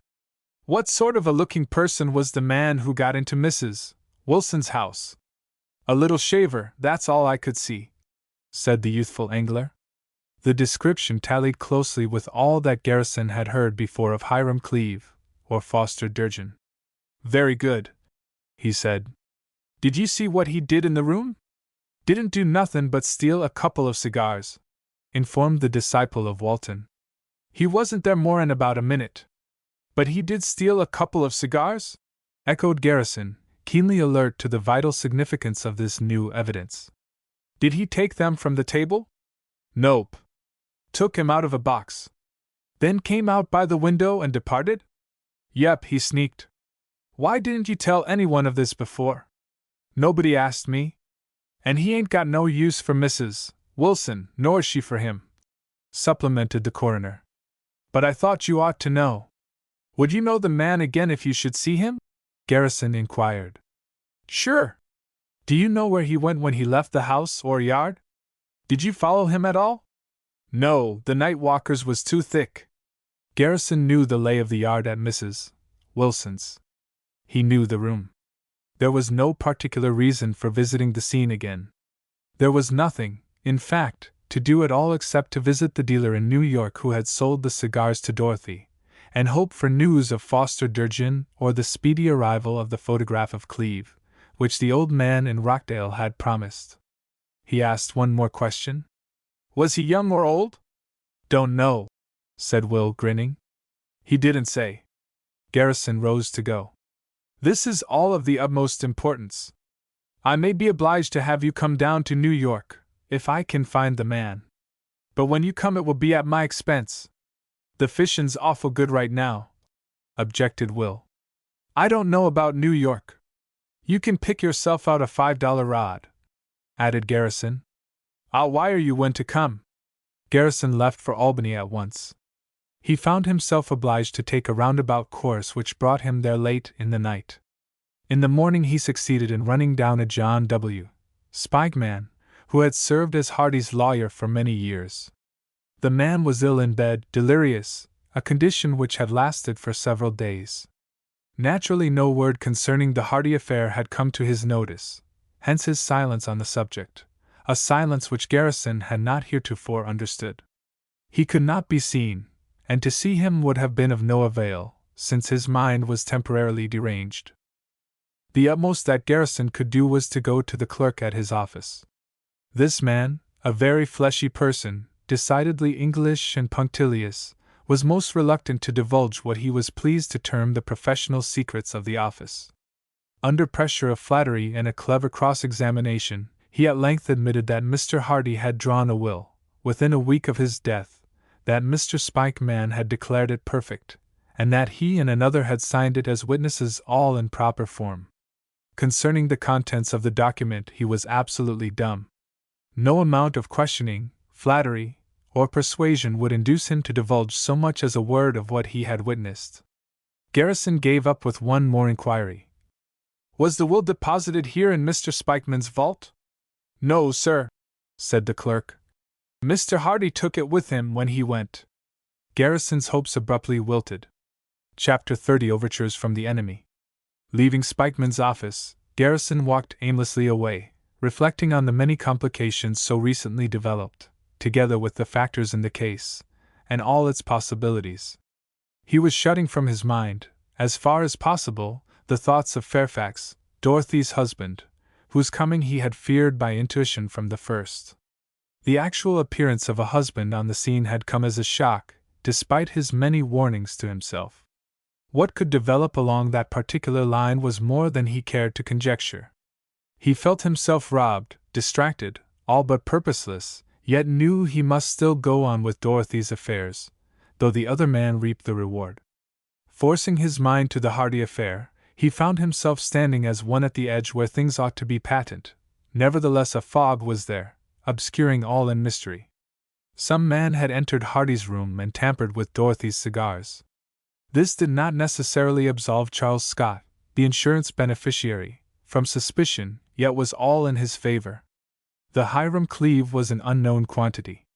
Unfortunately, the general description of the man who had entered Hardy's room tallied closely with Dorothy's description of Foster Durgin, whom she herself suspected of the crime. He had been in Hickwood, lurking near his uncle for several days. He had since run away and was apparently in hiding. Intending to make an endeavor to seek out young Durgin and confront him with Barnes, who had seen the intruder in Hardy's room, and intending also to visit the dealer in tobacco from whom Dorothy had purchased her cigars, Garrison made his way to the railway station to return once more to New York. The matter of finding Hardy's will was on his mind as a constant worry. It had not been found among his possessions or on his person. It could have been stolen from his room. If this should prove to be the case, it would appear exceedingly unfavorable for Durgin. It was not at all unlikely that he might have been aware of something concerning the testament, while Hiram Cleave, if such a person existed, would have had no special interest in the document, one way or another. Another possibility was that Hardy had hidden the will away, but this seemed rather unlikely. Comfortably installed on a train at last, Garrison recalled his first deductions, made when he came upon the fact of the poisoned cigars. The person who had prepared the weeds must have known very many of Hardy's personal habits, that of taking the end cigar from a box, and of biting the point instead of cutting it off with his knife, for instance. These were things with which Foster, no doubt, would be well acquainted. And in photographic work he had handled the deadly poison employed for Hardy's death. Again, as he had 100 times before, Garrison accused himself of crass stupidity in permitting someone to abstract that cigar from his pocket. It might have been lost, this he knew, but he felt convinced it had been stolen. And since he was certain that Dorothy was not the one, he could think of no chance that a thief could have had to extract it without attracting his attention. When at length he arrived once more in Manhattan, he proceeded at once to the shop on Amsterdam Avenue where Dorothy had purchased her cigars. Here he found a short individual in charge of a general business, including stationery, candy, newspapers, and toys, in addition to the articles for smokers. Garrison pulled out his memorandum concerning that box of cigars still in possession of Pike, at Branchville. "I dropped in to see if by any chance you recall the sale of a box of cigars some little time ago," he said, and he read off the name of the brand. "You sold them to a young lady. Perhaps you remember." "Oh, yes," agreed the man. "I don't sell many by the box. Did anyone else come in while she was here, or shortly after, and buy some cigars of this same brand?" He awaited the dealer's slow process of memory and speech with eager interest. "Why, yes, I think so," said the man after a pause. "Yes, sure, a small man. He bought a box just the same." 2 boxes in one evening. I don't do that every day. A man, you say, a small man. Was he young? I don't remember very well. He was sick, I think. He had a handkerchief on his face and his hat was pulled far down. But surely you remember whether he was young or not, insisted Garrison. Try to think. A child came in to buy a stick of candy. The dealer attended to her needs while Garrison waited. When he returned, he shook his head. So many people come, he said. I don't remember. Garrison tried him with a score of questions, but to no avail. He could add nothing to what he had supplied, and the vagueness that shadowed the figure of the man had not been illumined in the least. Beyond the fact that a small man had followed Dorothy inside the store and purchased a duplicate of her cigars, there was nothing of significance revealed. Disappointed, even accusing himself of dullness and lack of resources in the all-important discovery of his unknown man's identity, Garrison went out upon the street. He felt himself in a measure disloyal to Dorothy in his growing conviction that young Foster Durgin was guilty. He was sorry, but helpless. He must follow the trail wheresoever it led. He ate a belated luncheon, after which he went to his office. There were 2 letters lying on the floor, either one addressed in a hand he knew. The first he opened was from Theodore. It was brief. Dear Sir, if you can find the time to grant me an interview, I feel confident I can communicate something of interest. Yours truly, Theodore Robinson. His street address was written at the top. Garrison laid the letter on the desk and opened the second. If the first had occasioned a feeling of vague wonder in his breast, the other was far more potently stirring. It read, Dear Mr. Garrison, I called once, but you were out. Shall return again about 4:30. Trusting to see you, Foster Durgin. Without even halting to lock the door as he fled from the place, Garrison hastened pell-mell to the telegraph office, on the entrance floor of the building, and filed the following dispatch. James Pike, Branchville, N.Y. Get Will Barnes on train, headed for my office soon as possible. Garrison. As he stepped in the elevator to return to his floor, he found Tuttle in the corner of the car. Chapter 31 The Fret of Waiting. Tuttle had performed his services fairly well. He reported that young Robinson had returned to town, and had lost no time in dismissing him, with a promise to pay for services rendered by the end of the week. Theodore had seemed content with the bold report which Tuttle had made concerning Garrison's almost total absence from his office, and had rather appeared to be satisfied to let the case develop for the present. Tuttle knew nothing of the note on Garrison's desk from Theodore, and was therefore unaware how his news affected his chief, who wondered yet again what might be impending. Concerning Fairfax there was news that was equally disquieting. He had been here once, apparently quite sane again. He had talked with Tuttle freely of a big surprise he had in store for the man who had hidden his wife, and then he had gone to his lodgings, near at hand, departing almost immediately with a suitcase in his hand and proceeding to the station, where he had taken a train on a ticket purchased for Branchville. Tuttle, uninstructed as to following in a circumstance like this, had there dropped the trail.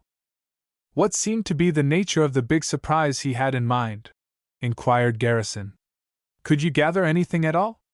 Nothing more than that. He appeared to be brooding over some sort of revenge he had in his mind, or something he meant to do, but he was careful to keep it to himself. He said nothing at all of leaving New York? Not a word. You are positive he bought a ticket for Branchville? Oh, sure, said Tuttle. Garrison reflected for a moment. I rather wish you had followed. However, he may return. Keep your eye on the place where he was rooming. Have you noticed anyone else around the office here, reporters, for instance? No, the story's a sort of a dead one with the papers.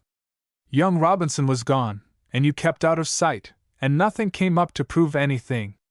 You must have been talking to some newspaper man yourself, was Garrison's comment. He looked at Tuttle keenly.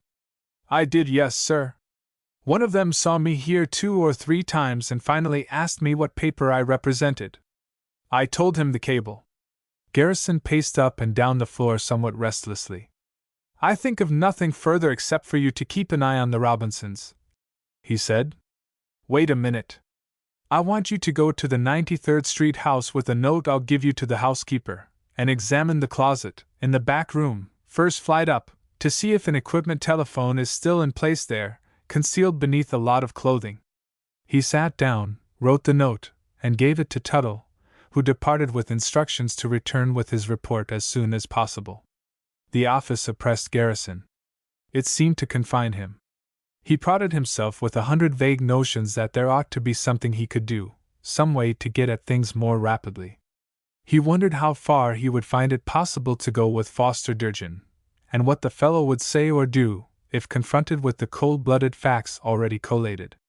Up and down he paced, impatient of every minute that sped away, bringing nothing to the door. Would Barnes arrive in time, or at all? Would Durgin fail to come? Did Dorothy know of his presence in the city? Everything always swung back to Dorothy. What would she do concerning Fairfax?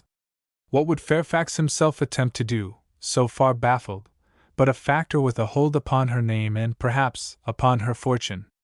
And if the thing should all be cleared at last, and come to its end, as all things must, what would be the outcome for himself and Dorothy? She had told him at the start that when her business ends had been completely served she would wish him to dismiss himself from her life and her memory forever. He smiled at the utter futility of such a behest. It had gone beyond his power to forget like this, though a century of time should elapse. For an hour he paced his cage impatiently, and nothing happened. A dozen times he went to the door, opened it, and looked out in the hall, to no avail. The moment for young Durgin to arrive was at hand. It was almost time for young Barnes to appear. Tuttle should have made his trip by this. The postman should have brought that photograph from Israel Snow, of Rockdale. Dorothy might at least phone. It was maddening to wait and feel so impotent. His mind reverted to various phases of the case, but lingered most upon the second will, that might mean so much to Dorothy. Where had it gone? Had it been stolen? Or hidden? Some way he felt it was hidden. For some reason, wholly illogical, he thought of Hardy lying dead with those grease-like stains upon his knuckles. What did they mean? Working out a line of thought about the will, he was halted abruptly by a shadow on the glass of his door. He sat down quickly at his desk and assumed an air of calmness he was far from feeling. At the knock which came he called to the visitor to enter. The visitor entered. It was Wicks. "Oh, how do you do?" said Garrison, rising from his chair. Come in, Mr. Wicks." Chapter 32: A Tragic Culmination.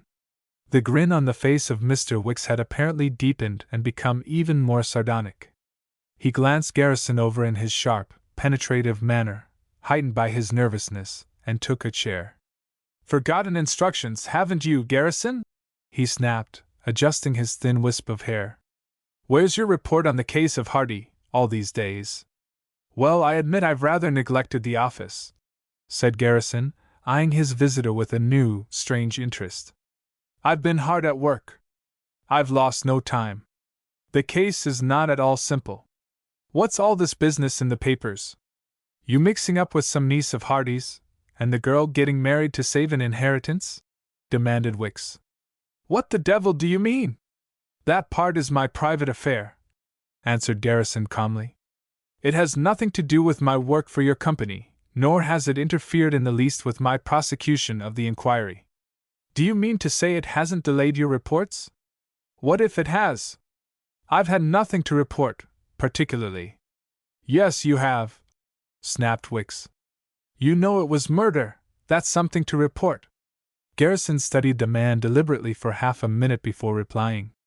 What a living embodiment of Durgin's description of Hiram Cleave he was! And what could he know of the facts in the case of Hardy's death that would warrant him in charging that the affair was known to be murder? "Do I know it was murder?" he queried coldly. "Have I said so, Mr. Wicks, to you, or to anyone else?" Wicks glanced at him with a quick, roving dart from his eyes. "You saw what was printed in the papers," he answered evasively. "You must have given it out." "I gave out nothing," said Garrison, bent now on a new line of thought, and determined that he would not accuse young Durgin by name till driven to the last extremity. "But, as a matter of fact, I do know, Mr. Wicks, that Hardy was murdered. Then why the devil don't you report to that effect? Snapped Wicks. Are you trying to shield that young woman? Garrison knew whom he meant, but he asked. What young woman? Dorothy Booth Fairfax. You know who I mean. What has she to do with it? Garrison inquired in apparent innocence. Why should you think I'm shielding her? She's the likely one, the only one who could benefit by Hardy's death, answered Wicks, a little less aggressively. You could see that by the accounts in the paper. I haven't read the papers for guidance, Garrison observed dryly. Have you? I didn't come here to answer questions. I came to ask them. I demand your report, said Mr. Wicks. I want to know all that you know. Garrison reflected that the little man knew too much. It suddenly occurred to his mind, as the man's sharp eyes picked up every speck or fleck upon his clothing, that Wicks, in the subway that evening when they rode together in the jostling crowd, could have filched that poisoned cigar from his pocket with the utmost ease. He determined to try a little game. I've been waiting for the last completing link in my chain, he said, before accusing any man of murder. You are right in supposing that I have found out more than I've reported, but only in the last few days and hours. I told you before that I thought perhaps Hardy had been poisoned. Well, what more? How was it done? The poison employed was crushed to a powder, and he mentioned the name of the stuff. Used by photographers, commented Wicks. Not exclusively, but at times, yes. How was the stuff administered? I think in a 15-cent cigar. Garrison was watching him closely while apparently toying with a pen. Very good, said Wicks with an air of satisfaction that was not exactly understandable. I presume you have something to go on, something by way of evidence? No, said Garrison. Unfortunately, I have not. I had a second cigar which I believe was prepared with the poison, but I committed the blunder of losing it somewhere. Heaven alone knows where. That's devilish poor business, cried Wicks in apparent exasperation. But you haven't said why you believe the man got the poison in any such manner. On what do you base your conclusions? Near where the man was found dead I discovered an unsmoked cigar, answered Garrison, watching the effect of his words. It contained what little of the powder the victim had not absorbed. Wicks looked at him, almost calmly. You've done good work, he said. It's a pity you lost that second cigar. And, by the way, where did you get it? Garrison realized that, despite his intended precautions, he had gone irretrievably into disclosures that were fetching the case up to Dorothy or young Foster Durgin. In his eagerness to pursue a new theory, he had permitted Wicks to draw him farther than he had ever intended to go. There was no escape. He decided to put it through. I got it from a box at the coroner's office, he admitted. Mr. Garrison, what do you mean by withholding all these facts? Demanded Wicks sharply. Where did Hardy get the box of cigars? Garrison would gladly have evaded this question, but he was helpless. They were a birthday present from his niece. This Miss Booth Fairfax. Yes. And you're in love with her, masquerading as her husband. What do you mean by saying you've not attempted to shield her? Now go slow, Mr. Wicks, cautioned Garrison. I know what I'm doing in this case. It was given to me to ferret out, and I'll go through it to the end, no matter who is found guilty. That's better, said Wicks. You don't believe it's this young woman? Who else could have as good a motive? Garrison was fighting for time. A sacrifice was necessary. He utilized young Durgin, who might, after all, be guilty. Miss Booth or Mrs. Fairfax has a stepbrother by marriage, he said. He has worked at photography. He gambles in Wall Street. He was desperate, but as yet I have no positive proof that he did this crime. I am waiting for developments, and expecting things at any moment. Where is the man? Said Wicks. What's his name? Foster Durgin. I'm waiting for him now. He's 15 minutes overdue. Arrest him when he comes, commanded Wicks. Take no chances on letting him escape. Perhaps that's good advice, said Garrison slowly. I'll think it over. He's the only one you suspect? Well, there's one more element, somewhat vague and unsubstantiated," admitted Garrison. "There's a man, it seems, who threatened Hardy years ago. He has followed Hardy about persistently. Hardy appeared to fear him greatly, which accounts for his ceaseless roving. This man may and may not have accomplished some long-planned revenge at Branchville. He appears to be somewhat mystical, but I felt it my business to investigate every possible clue." "Certainly," said Wicks, whose scrutiny of Garrison's face had grown once more abnormally acute. "What's his name?" Garrison focused his eyes on the man across the desk incisively. "Hiram Cleave." So far as he could see, there was not so much as a flicker to show that his shot had gone home. Wicks spoke up, no less aggressively than before. "Where is he now?" "No one seems to know. I hope to discover and report." Wicks rose and took his hat from the desk. "Except for your negligence in appearing at the office," he said, "you have done fairly well. Shall you need any help in arresting Durgin? If you wish it, I—" A knock on the door interrupted. A postman entered, met Garrison as he was stepping across the floor, and handed him a thin, flat parcel, crudely wrapped and tied. It was postmarked Rockdale.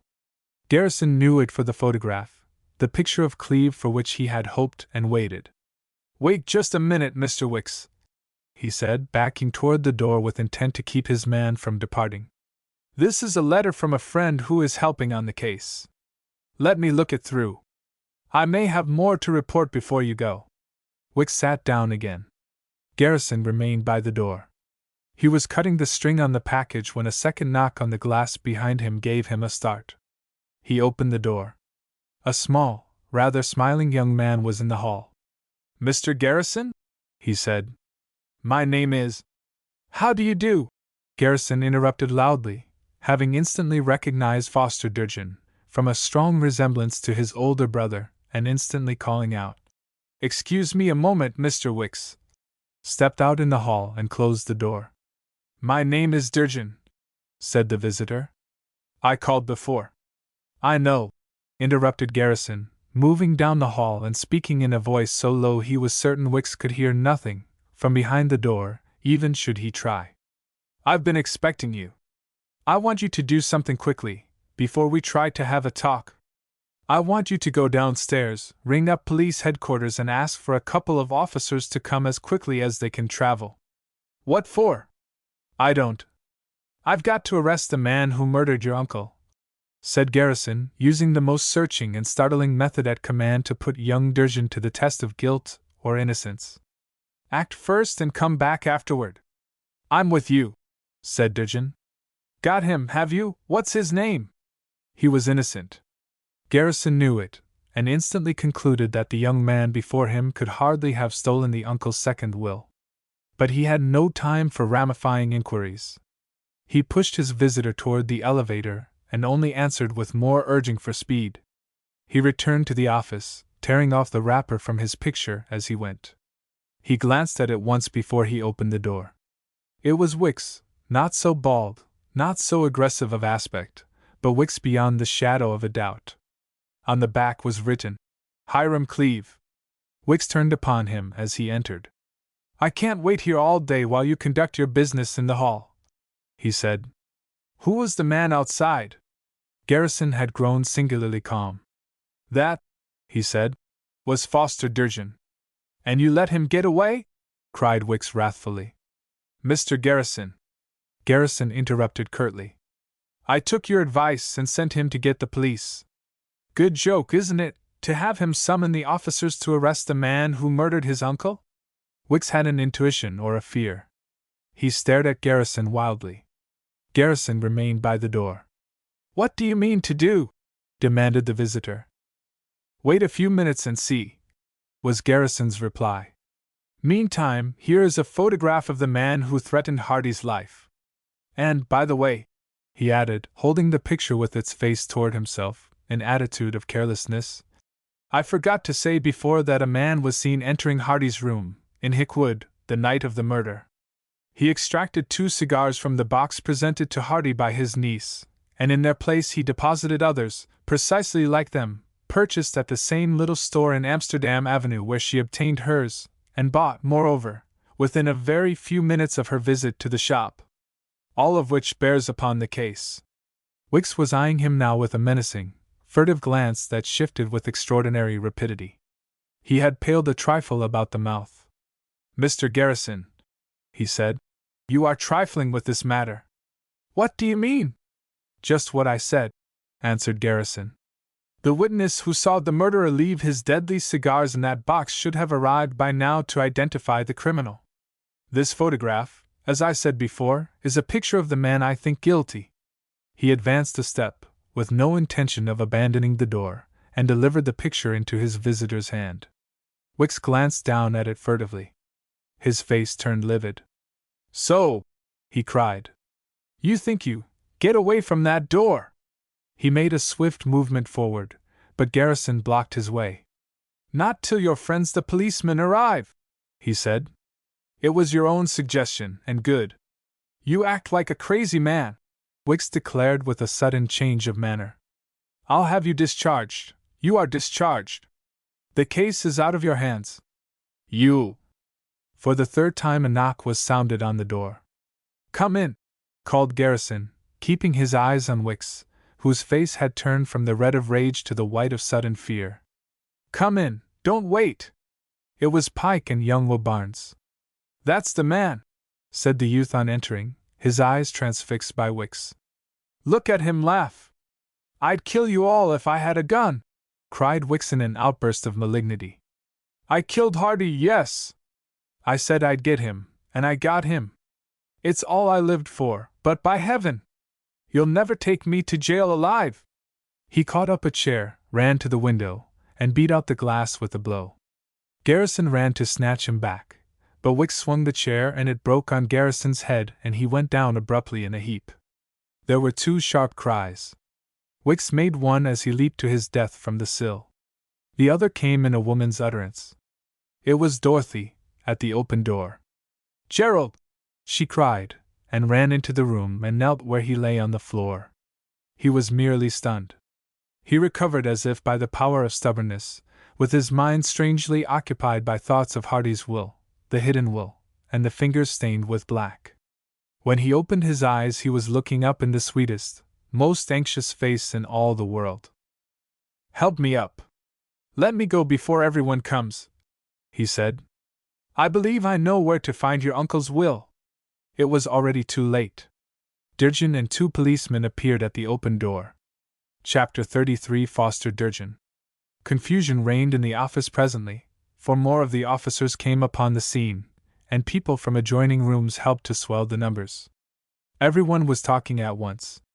The form of Wicks, motionless and broken, lay far below the window, on the pavement of an air and light shaft, formed like a niche in the building. Garrison sent Dorothy to her lodgings, promising to visit her soon.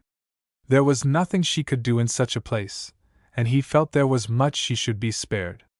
Pike, young Barnes, and Foster Durgin remained, the two former as witnesses of what had occurred, Durgin by Garrison's request. All others were presently closed out of the office, and the body of Wicks was removed. The hour that followed, an hour of answering questions, making statements, proving who he was and what, was a time that Garrison disliked exceedingly, but it could not be escaped. Reporters had speedily gathered. The story would make a highly sensational sequel to the one already printed. The guilt of Wicks had been confessed. Corroborative testimony being quite abundant, and every link in the chain complete, the affair left no possible suspicion resting upon either Scott or any of Hardy's relatives, and Garrison and Durgin refused to talk of Dorothy's marriage or anything concerning the will. The story used before was, of course, reviewed at length. Despite the delays of the investigation immediately undertaken, Garrison managed at last to secure the freedom of Pike and Will Barnes, in addition to that of himself and Foster Durgin. As good as his word, he took the disciple of Walton to a first-class dealer in sportsman's articles and bought him a $5 rod. Barnes and the coroner of Branchville started somewhat late for their town. The evening was fairly well advanced when at length young Durgin and Garrison found themselves enabled to escape officials, reporters, and the merely curious, to retire to a quiet restaurant for something to eat and a chat. Durgin, as he sat there confronting his host, presented a picture to Garrison of virtues mixed with hurtful tendencies. A certain look of melancholy lingered about his eyes. His mouth was of the sensitive description. His gaze was steady, but a boyish expression of defiance somewhat marred an otherwise pleasant countenance. He showed both the effects of early spoiling and the subsequent intolerance of altered conditions. On the whole, however, he seemed a manly young fellow in whom regeneration was more than merely promised. Garrison ordered the dinner, and his taste was both excellent and generous. "Mr. Durgin," he said at last with startling candor, "it looked for a time as if you yourself were concerned in the death of Mr. Hardy. More than half the pleasure that Dorothy will experience in the outcome of today's affairs will arise from her knowledge of your innocence." Foster met his gaze steadily. "I am sorry for many of the worries I have caused," he said in a quiet, unresentful manner, free alike from surprise or anger. "I've been trying to do better." "You knew I'd been away?" "That was one of the features of the case that looked a little suspicious," answered Garrison. "I didn't care to tell where I was going, in case my mission should fail," the young fellow imparted. "I went after work, good, clean, well-paying work, and I got it. I can hold up my head at last." A look of pride had come upon his face, but his lip was trembling. That the fight he had waged with himself was manly, and worthily won, to some considerable extent, was a thing that Garrison felt. He had no intention of preaching and no inclination for the task. "'Nuff said," he answered. "Shake. Here comes the soup." They shook hands over the table. No further reference was made to a personal subject. Someway Garrison felt that a man had come to take the place of a boy, and while he reflected that the fight was not yet absolutely finished, and the bitterness of it might remain for some time yet to come, nevertheless he was thoroughly convinced that through some great lesson, or some awakening influence, Foster had come to his manhood and could henceforth be trusted to merit respect and the trust of all his fellow beings. Garrison, alone, at 9 o'clock, had an impulse to hasten off to Branchville. In the brief time of lying unconscious on the floor when Wicks struck him down, he had felt some strange psychic sense take possession of his being, long enough for the room that Hardy had occupied in Hickwood to come into vision, as if through walls made transparent. He had merely a dim, fading memory that when he awoke he had spoken to Dorothy, telling her to help him to go, that the hiding place of Hardy's will had been at last revealed. As he thought of it now, on his way to Dorothy's abiding place, he shook his head in doubt.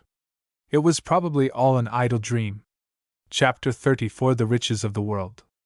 Dorothy was waiting to see him. She was still excited, still anxious concerning himself. She had quite forgotten his words about the will in her worry lest the blow on his head had proved more serious than had at first appeared. He met her quietly in a large, common parlor, the duplicate of 1,000 such rooms in New York, and was thoroughly determined to curb the impetuous surging of his feelings. She was wearing a bunch of his carnations, and had never seemed more beautiful in all her wondrous moods of beauty. Just to have sat where he could look upon her all he wished, without restraint or conventions, would almost have satisfied his soul. But she gave him her hand with a grace so compelling, and her eyes asked their question so tenderly, a question only of his welfare, that riot was loosed in his veins once more and love surged over him in billows. "I was afraid you might not come," she said. "I have never been more worried or afraid. Such a terrible moment, all of it, and that creature striking you down. If you hadn't come I'd have been so sure you were very badly hurt. I'd have felt so guilty for all I've done to jeopardize your life in my petty affairs. It's all right. I was ashamed for going out so easily," said Garrison, turning away in self-defense and seating himself in a chair. "He struck me so suddenly I had no time to guard. But that part isn't worth another thought." "I thought it the only part worth anything," said Dorothy in her honesty. "It came upon me suddenly that nothing I was after was worth the risks you've been assuming in my behalf. And they may not be ended. I wish they were. I wish it were all at an end. But Foster is innocent. If you knew how glad I am of that you would feel a little repaid." "I feel thoroughly repaid and gratified," said Garrison. "I have told you before that I am glad you came into my existence with your need, your case. I have no regret over anything that has happened to myself. It has been life to me, life. And I take a certain pride in feeling that when you come to dismiss me, at the end, I shall not have been an absolute disappointment. She looked at him in a new alarm. He had purposely spoken somewhat bluntly of his impending dismissal. She had come to a realizing sense that she could never dismiss him from her life, that to have him near, to know he was well, to love him, in a word, had become the one motive of her life. Nevertheless, she was helpless. And he was treating the matter as if her fate were sealed to that of Fairfax indissolubly. What little timid hopes she might have entertained of gaining her freedom, some time in the future, and saving herself, soul and body, for him, all this he had somewhat dimmed by this reference to going from her ken. But I haven't said anything about dismissing anyone, she faltered. I hadn't thought. She left her sentence incomplete. I know, said Gerald. There has been so much to think about, the subject may have been neglected. As a matter of fact, however, I am already out of it, supplanted by your genuine husband. We can no longer maintain the pretense.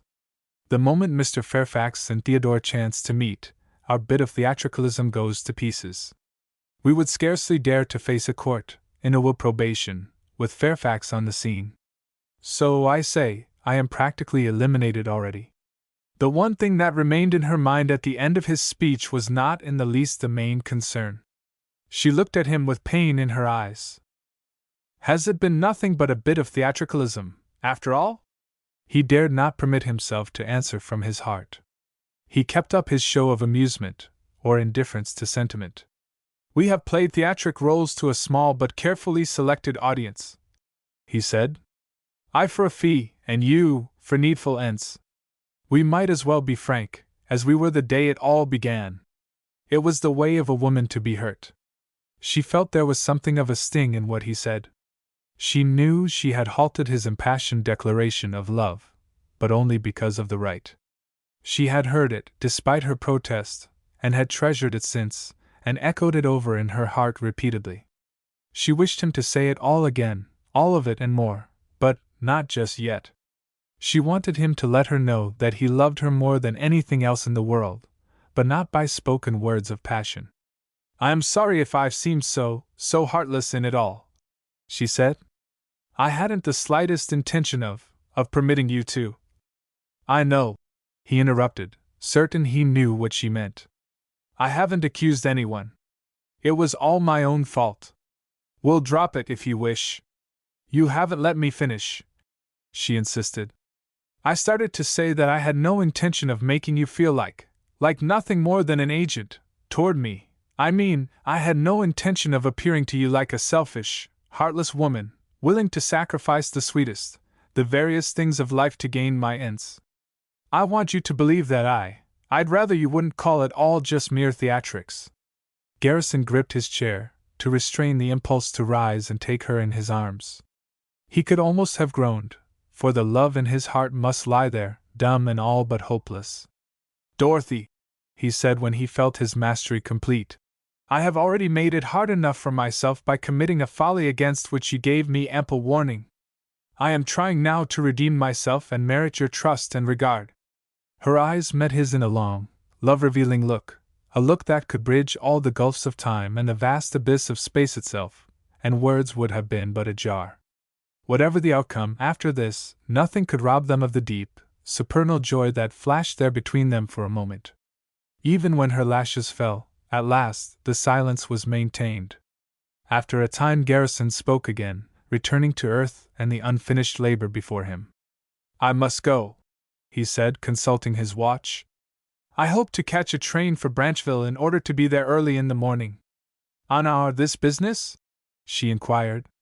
He felt it quite impossible to raise her hopes, or perhaps her fears, by announcing he felt he should find John Hardy's latest will. Moreover, he had undergone a wakeful man's distrust of the dream he had experienced after falling at the hands of Wicks. He resorted to a harmless deceit, which, after all, was not entirely deceitful. Mr. Fairfax left for Branchville, he said, to spring a surprise. He imparted. I thought it would do no harm to be on hand and prepare for his moves as far as possible. He had risen. Dorothy did likewise. A slight suggestion of paleness overspread her face, followed at once by a faint, soft flush of color. "I hope you will try to avoid him, avoid anything that might be dangerous," she faltered. "I feel already I shall never be able to forgive myself for the dangers into which I have sent you." "This is the surest way to avoid any possible dangers," he assured her. "And, by the way, there is no particular reason now why you should longer remain away from 93rd Street. The newspaper men have done their worst, and the Robinsons will be entirely disarmed by the various events that have happened, unless Theodore should happen to spring a new surprise, and in any event you might be far more comfortable. Perhaps I will return, sometime tomorrow," she said. "I'll see." Garrison went to the door, and she walked at his side. He merely said, "Good night, and heaven bless you, Dorothy." She answered, "Good night, Gerald," and gave him her hand. He held it for a moment, the riches of the world. And when he had gone they felt they had divided, equally, a happiness too great for terrestrial measurement. Chapter 35 John Hardy's Will. Garrison slept the sleep of physical exhaustion that night in Branchville. The escape from New York's noise and turmoil was welcome to his weary body. He had been on a strain day after day, and much of it still remained. Yet, having cleared away the mystery concerning Hardy's death, he felt entitled to a letdown of the tension. In the morning he was early on the road to Hickwood, his faculties all eagerly focused on the missing will. He felt it might all prove the merest vagary of his mind, his theory of his respecting old Hardy and this testament. But stubbornly his mind clung fast to a few important facts. Old Hardy had always been secretive, for Dorothy had so reported. He had carried his will away with him on leaving Albany. It had not been stolen, so far as anyone could know. Coupled with all this was the fact that the dead man's hands had been stained upon the knuckles, stained black, with a grimy something hard to wash away, perhaps the soot, the greasy, moldy old soot of a chimney, encountered in the act of secreting the will, and later only partially removed. It seemed as clear as crystal to the reasoning mind of Garrison as he hastened along on the road. He passed the home of Scott, the inventor, and mentally jotted down a reminder that the man, being innocent, must be paid his insurance now without delay. Mrs. Wilson was working in her garden, at the rear of the house, when Garrison arrived. She was wonderfully pleased to see him. She had read the papers, which Garrison had not, and discovered what a truly remarkable personage he was. The credit of more than ordinarily clever work had been meted out by the columnful, and his name glared boldly from the vivid account of all he had done in the case. All this and more he found himself obliged to face at the hands of Mrs. Wilson, before he could manage to enter the house and go as before to Hardy's room. It was just precisely as he had seen it on his former visit. It had not been rented since, partially on account of the fact that Hardy's fate had cast an evil shadow upon it. Garrison lost no time in his search. He followed his theory. It led him straight to the fireplace, with its crudely painted board, built to occupy its opening. Behind this, he felt, should be the will. The board was stuck. Mrs. Wilson hastened to her sitting room to fetch a screwdriver back to pry it out. Garrison gave it a kick at the bottom, in her absence, thus jarring it loose, and the top fell forward in his hand. He put his hand far up, inside the chimney, and on a ledge of brick, where his knuckles picked up a coating of moldy, greasy soot, his fingers encountered an envelope and knocked it from its lodgment. It fell on the fender at the bottom of the place. He caught it up, only taking time to note a line, "Will of John Hardy," written upon it, and cramming it into his pocket, thrust the board back into place as Mrs. Wilson entered at the door. It was not with intent to deceive the good woman that he had thus abruptly decided to deny her the knowledge of his find, but rather as a sensible precaution against mere idle gossip, which could achieve no particular advantage.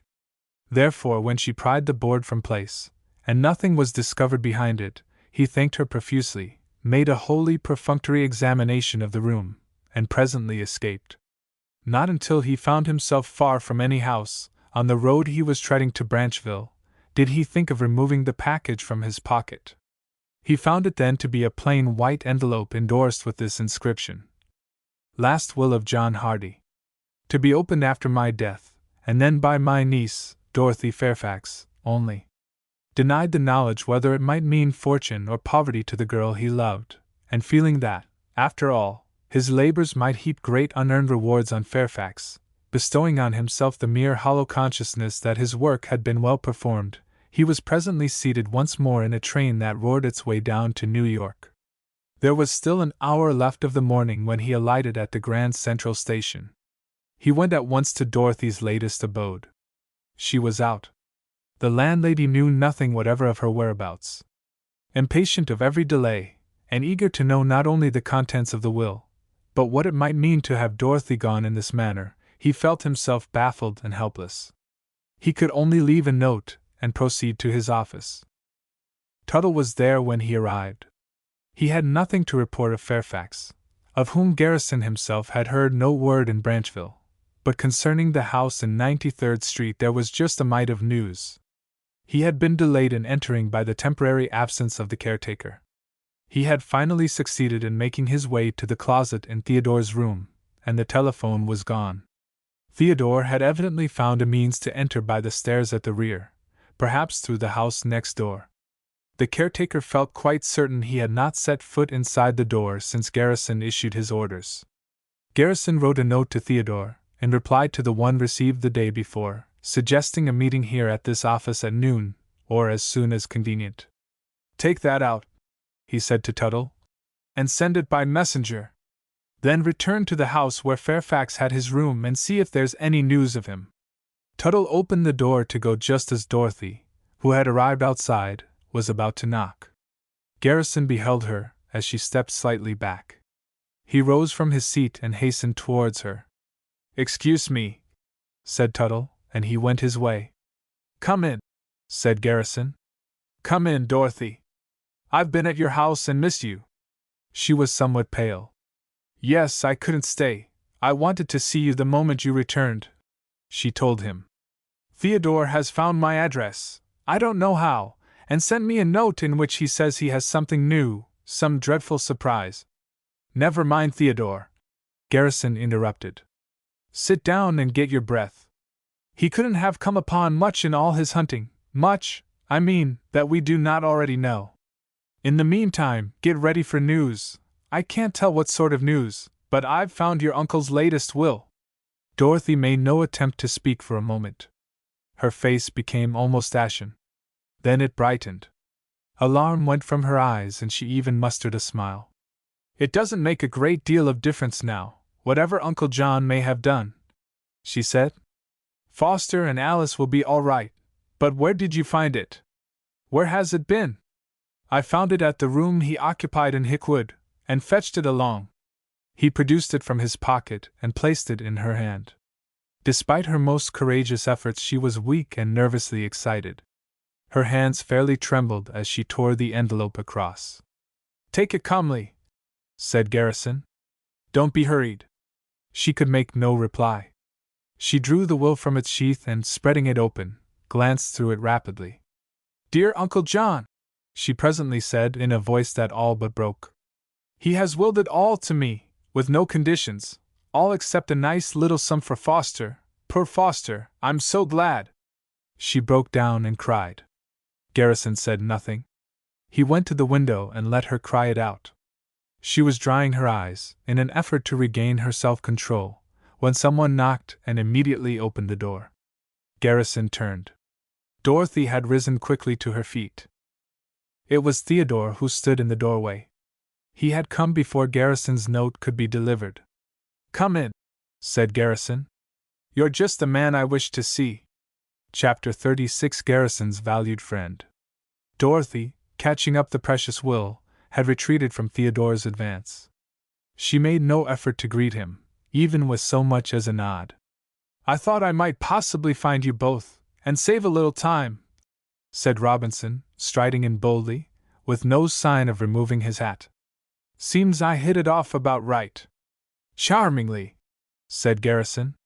"Won't you sit down and take off your hat and stay a while?" "You sound cheerful," said Theodore, drawing forth a chair and seating himself in comfort. "Perhaps you realize the game is up at last." Yes, agreed Garrison. I think we do, but it's good of you to come and accept our notice, I'm sure. I didn't come to accept notice, I came to give it, said young Robinson self-confidently. I've recently returned from Rock Beach, where I went to investigate your so-called marriage. He had seen or heard nothing of Fairfax, that was obvious. Well, said Garrison. Proceed. That's about enough, ain't it? Said Theodore. The marriage having been a fraud, what's the use of beating around the bush?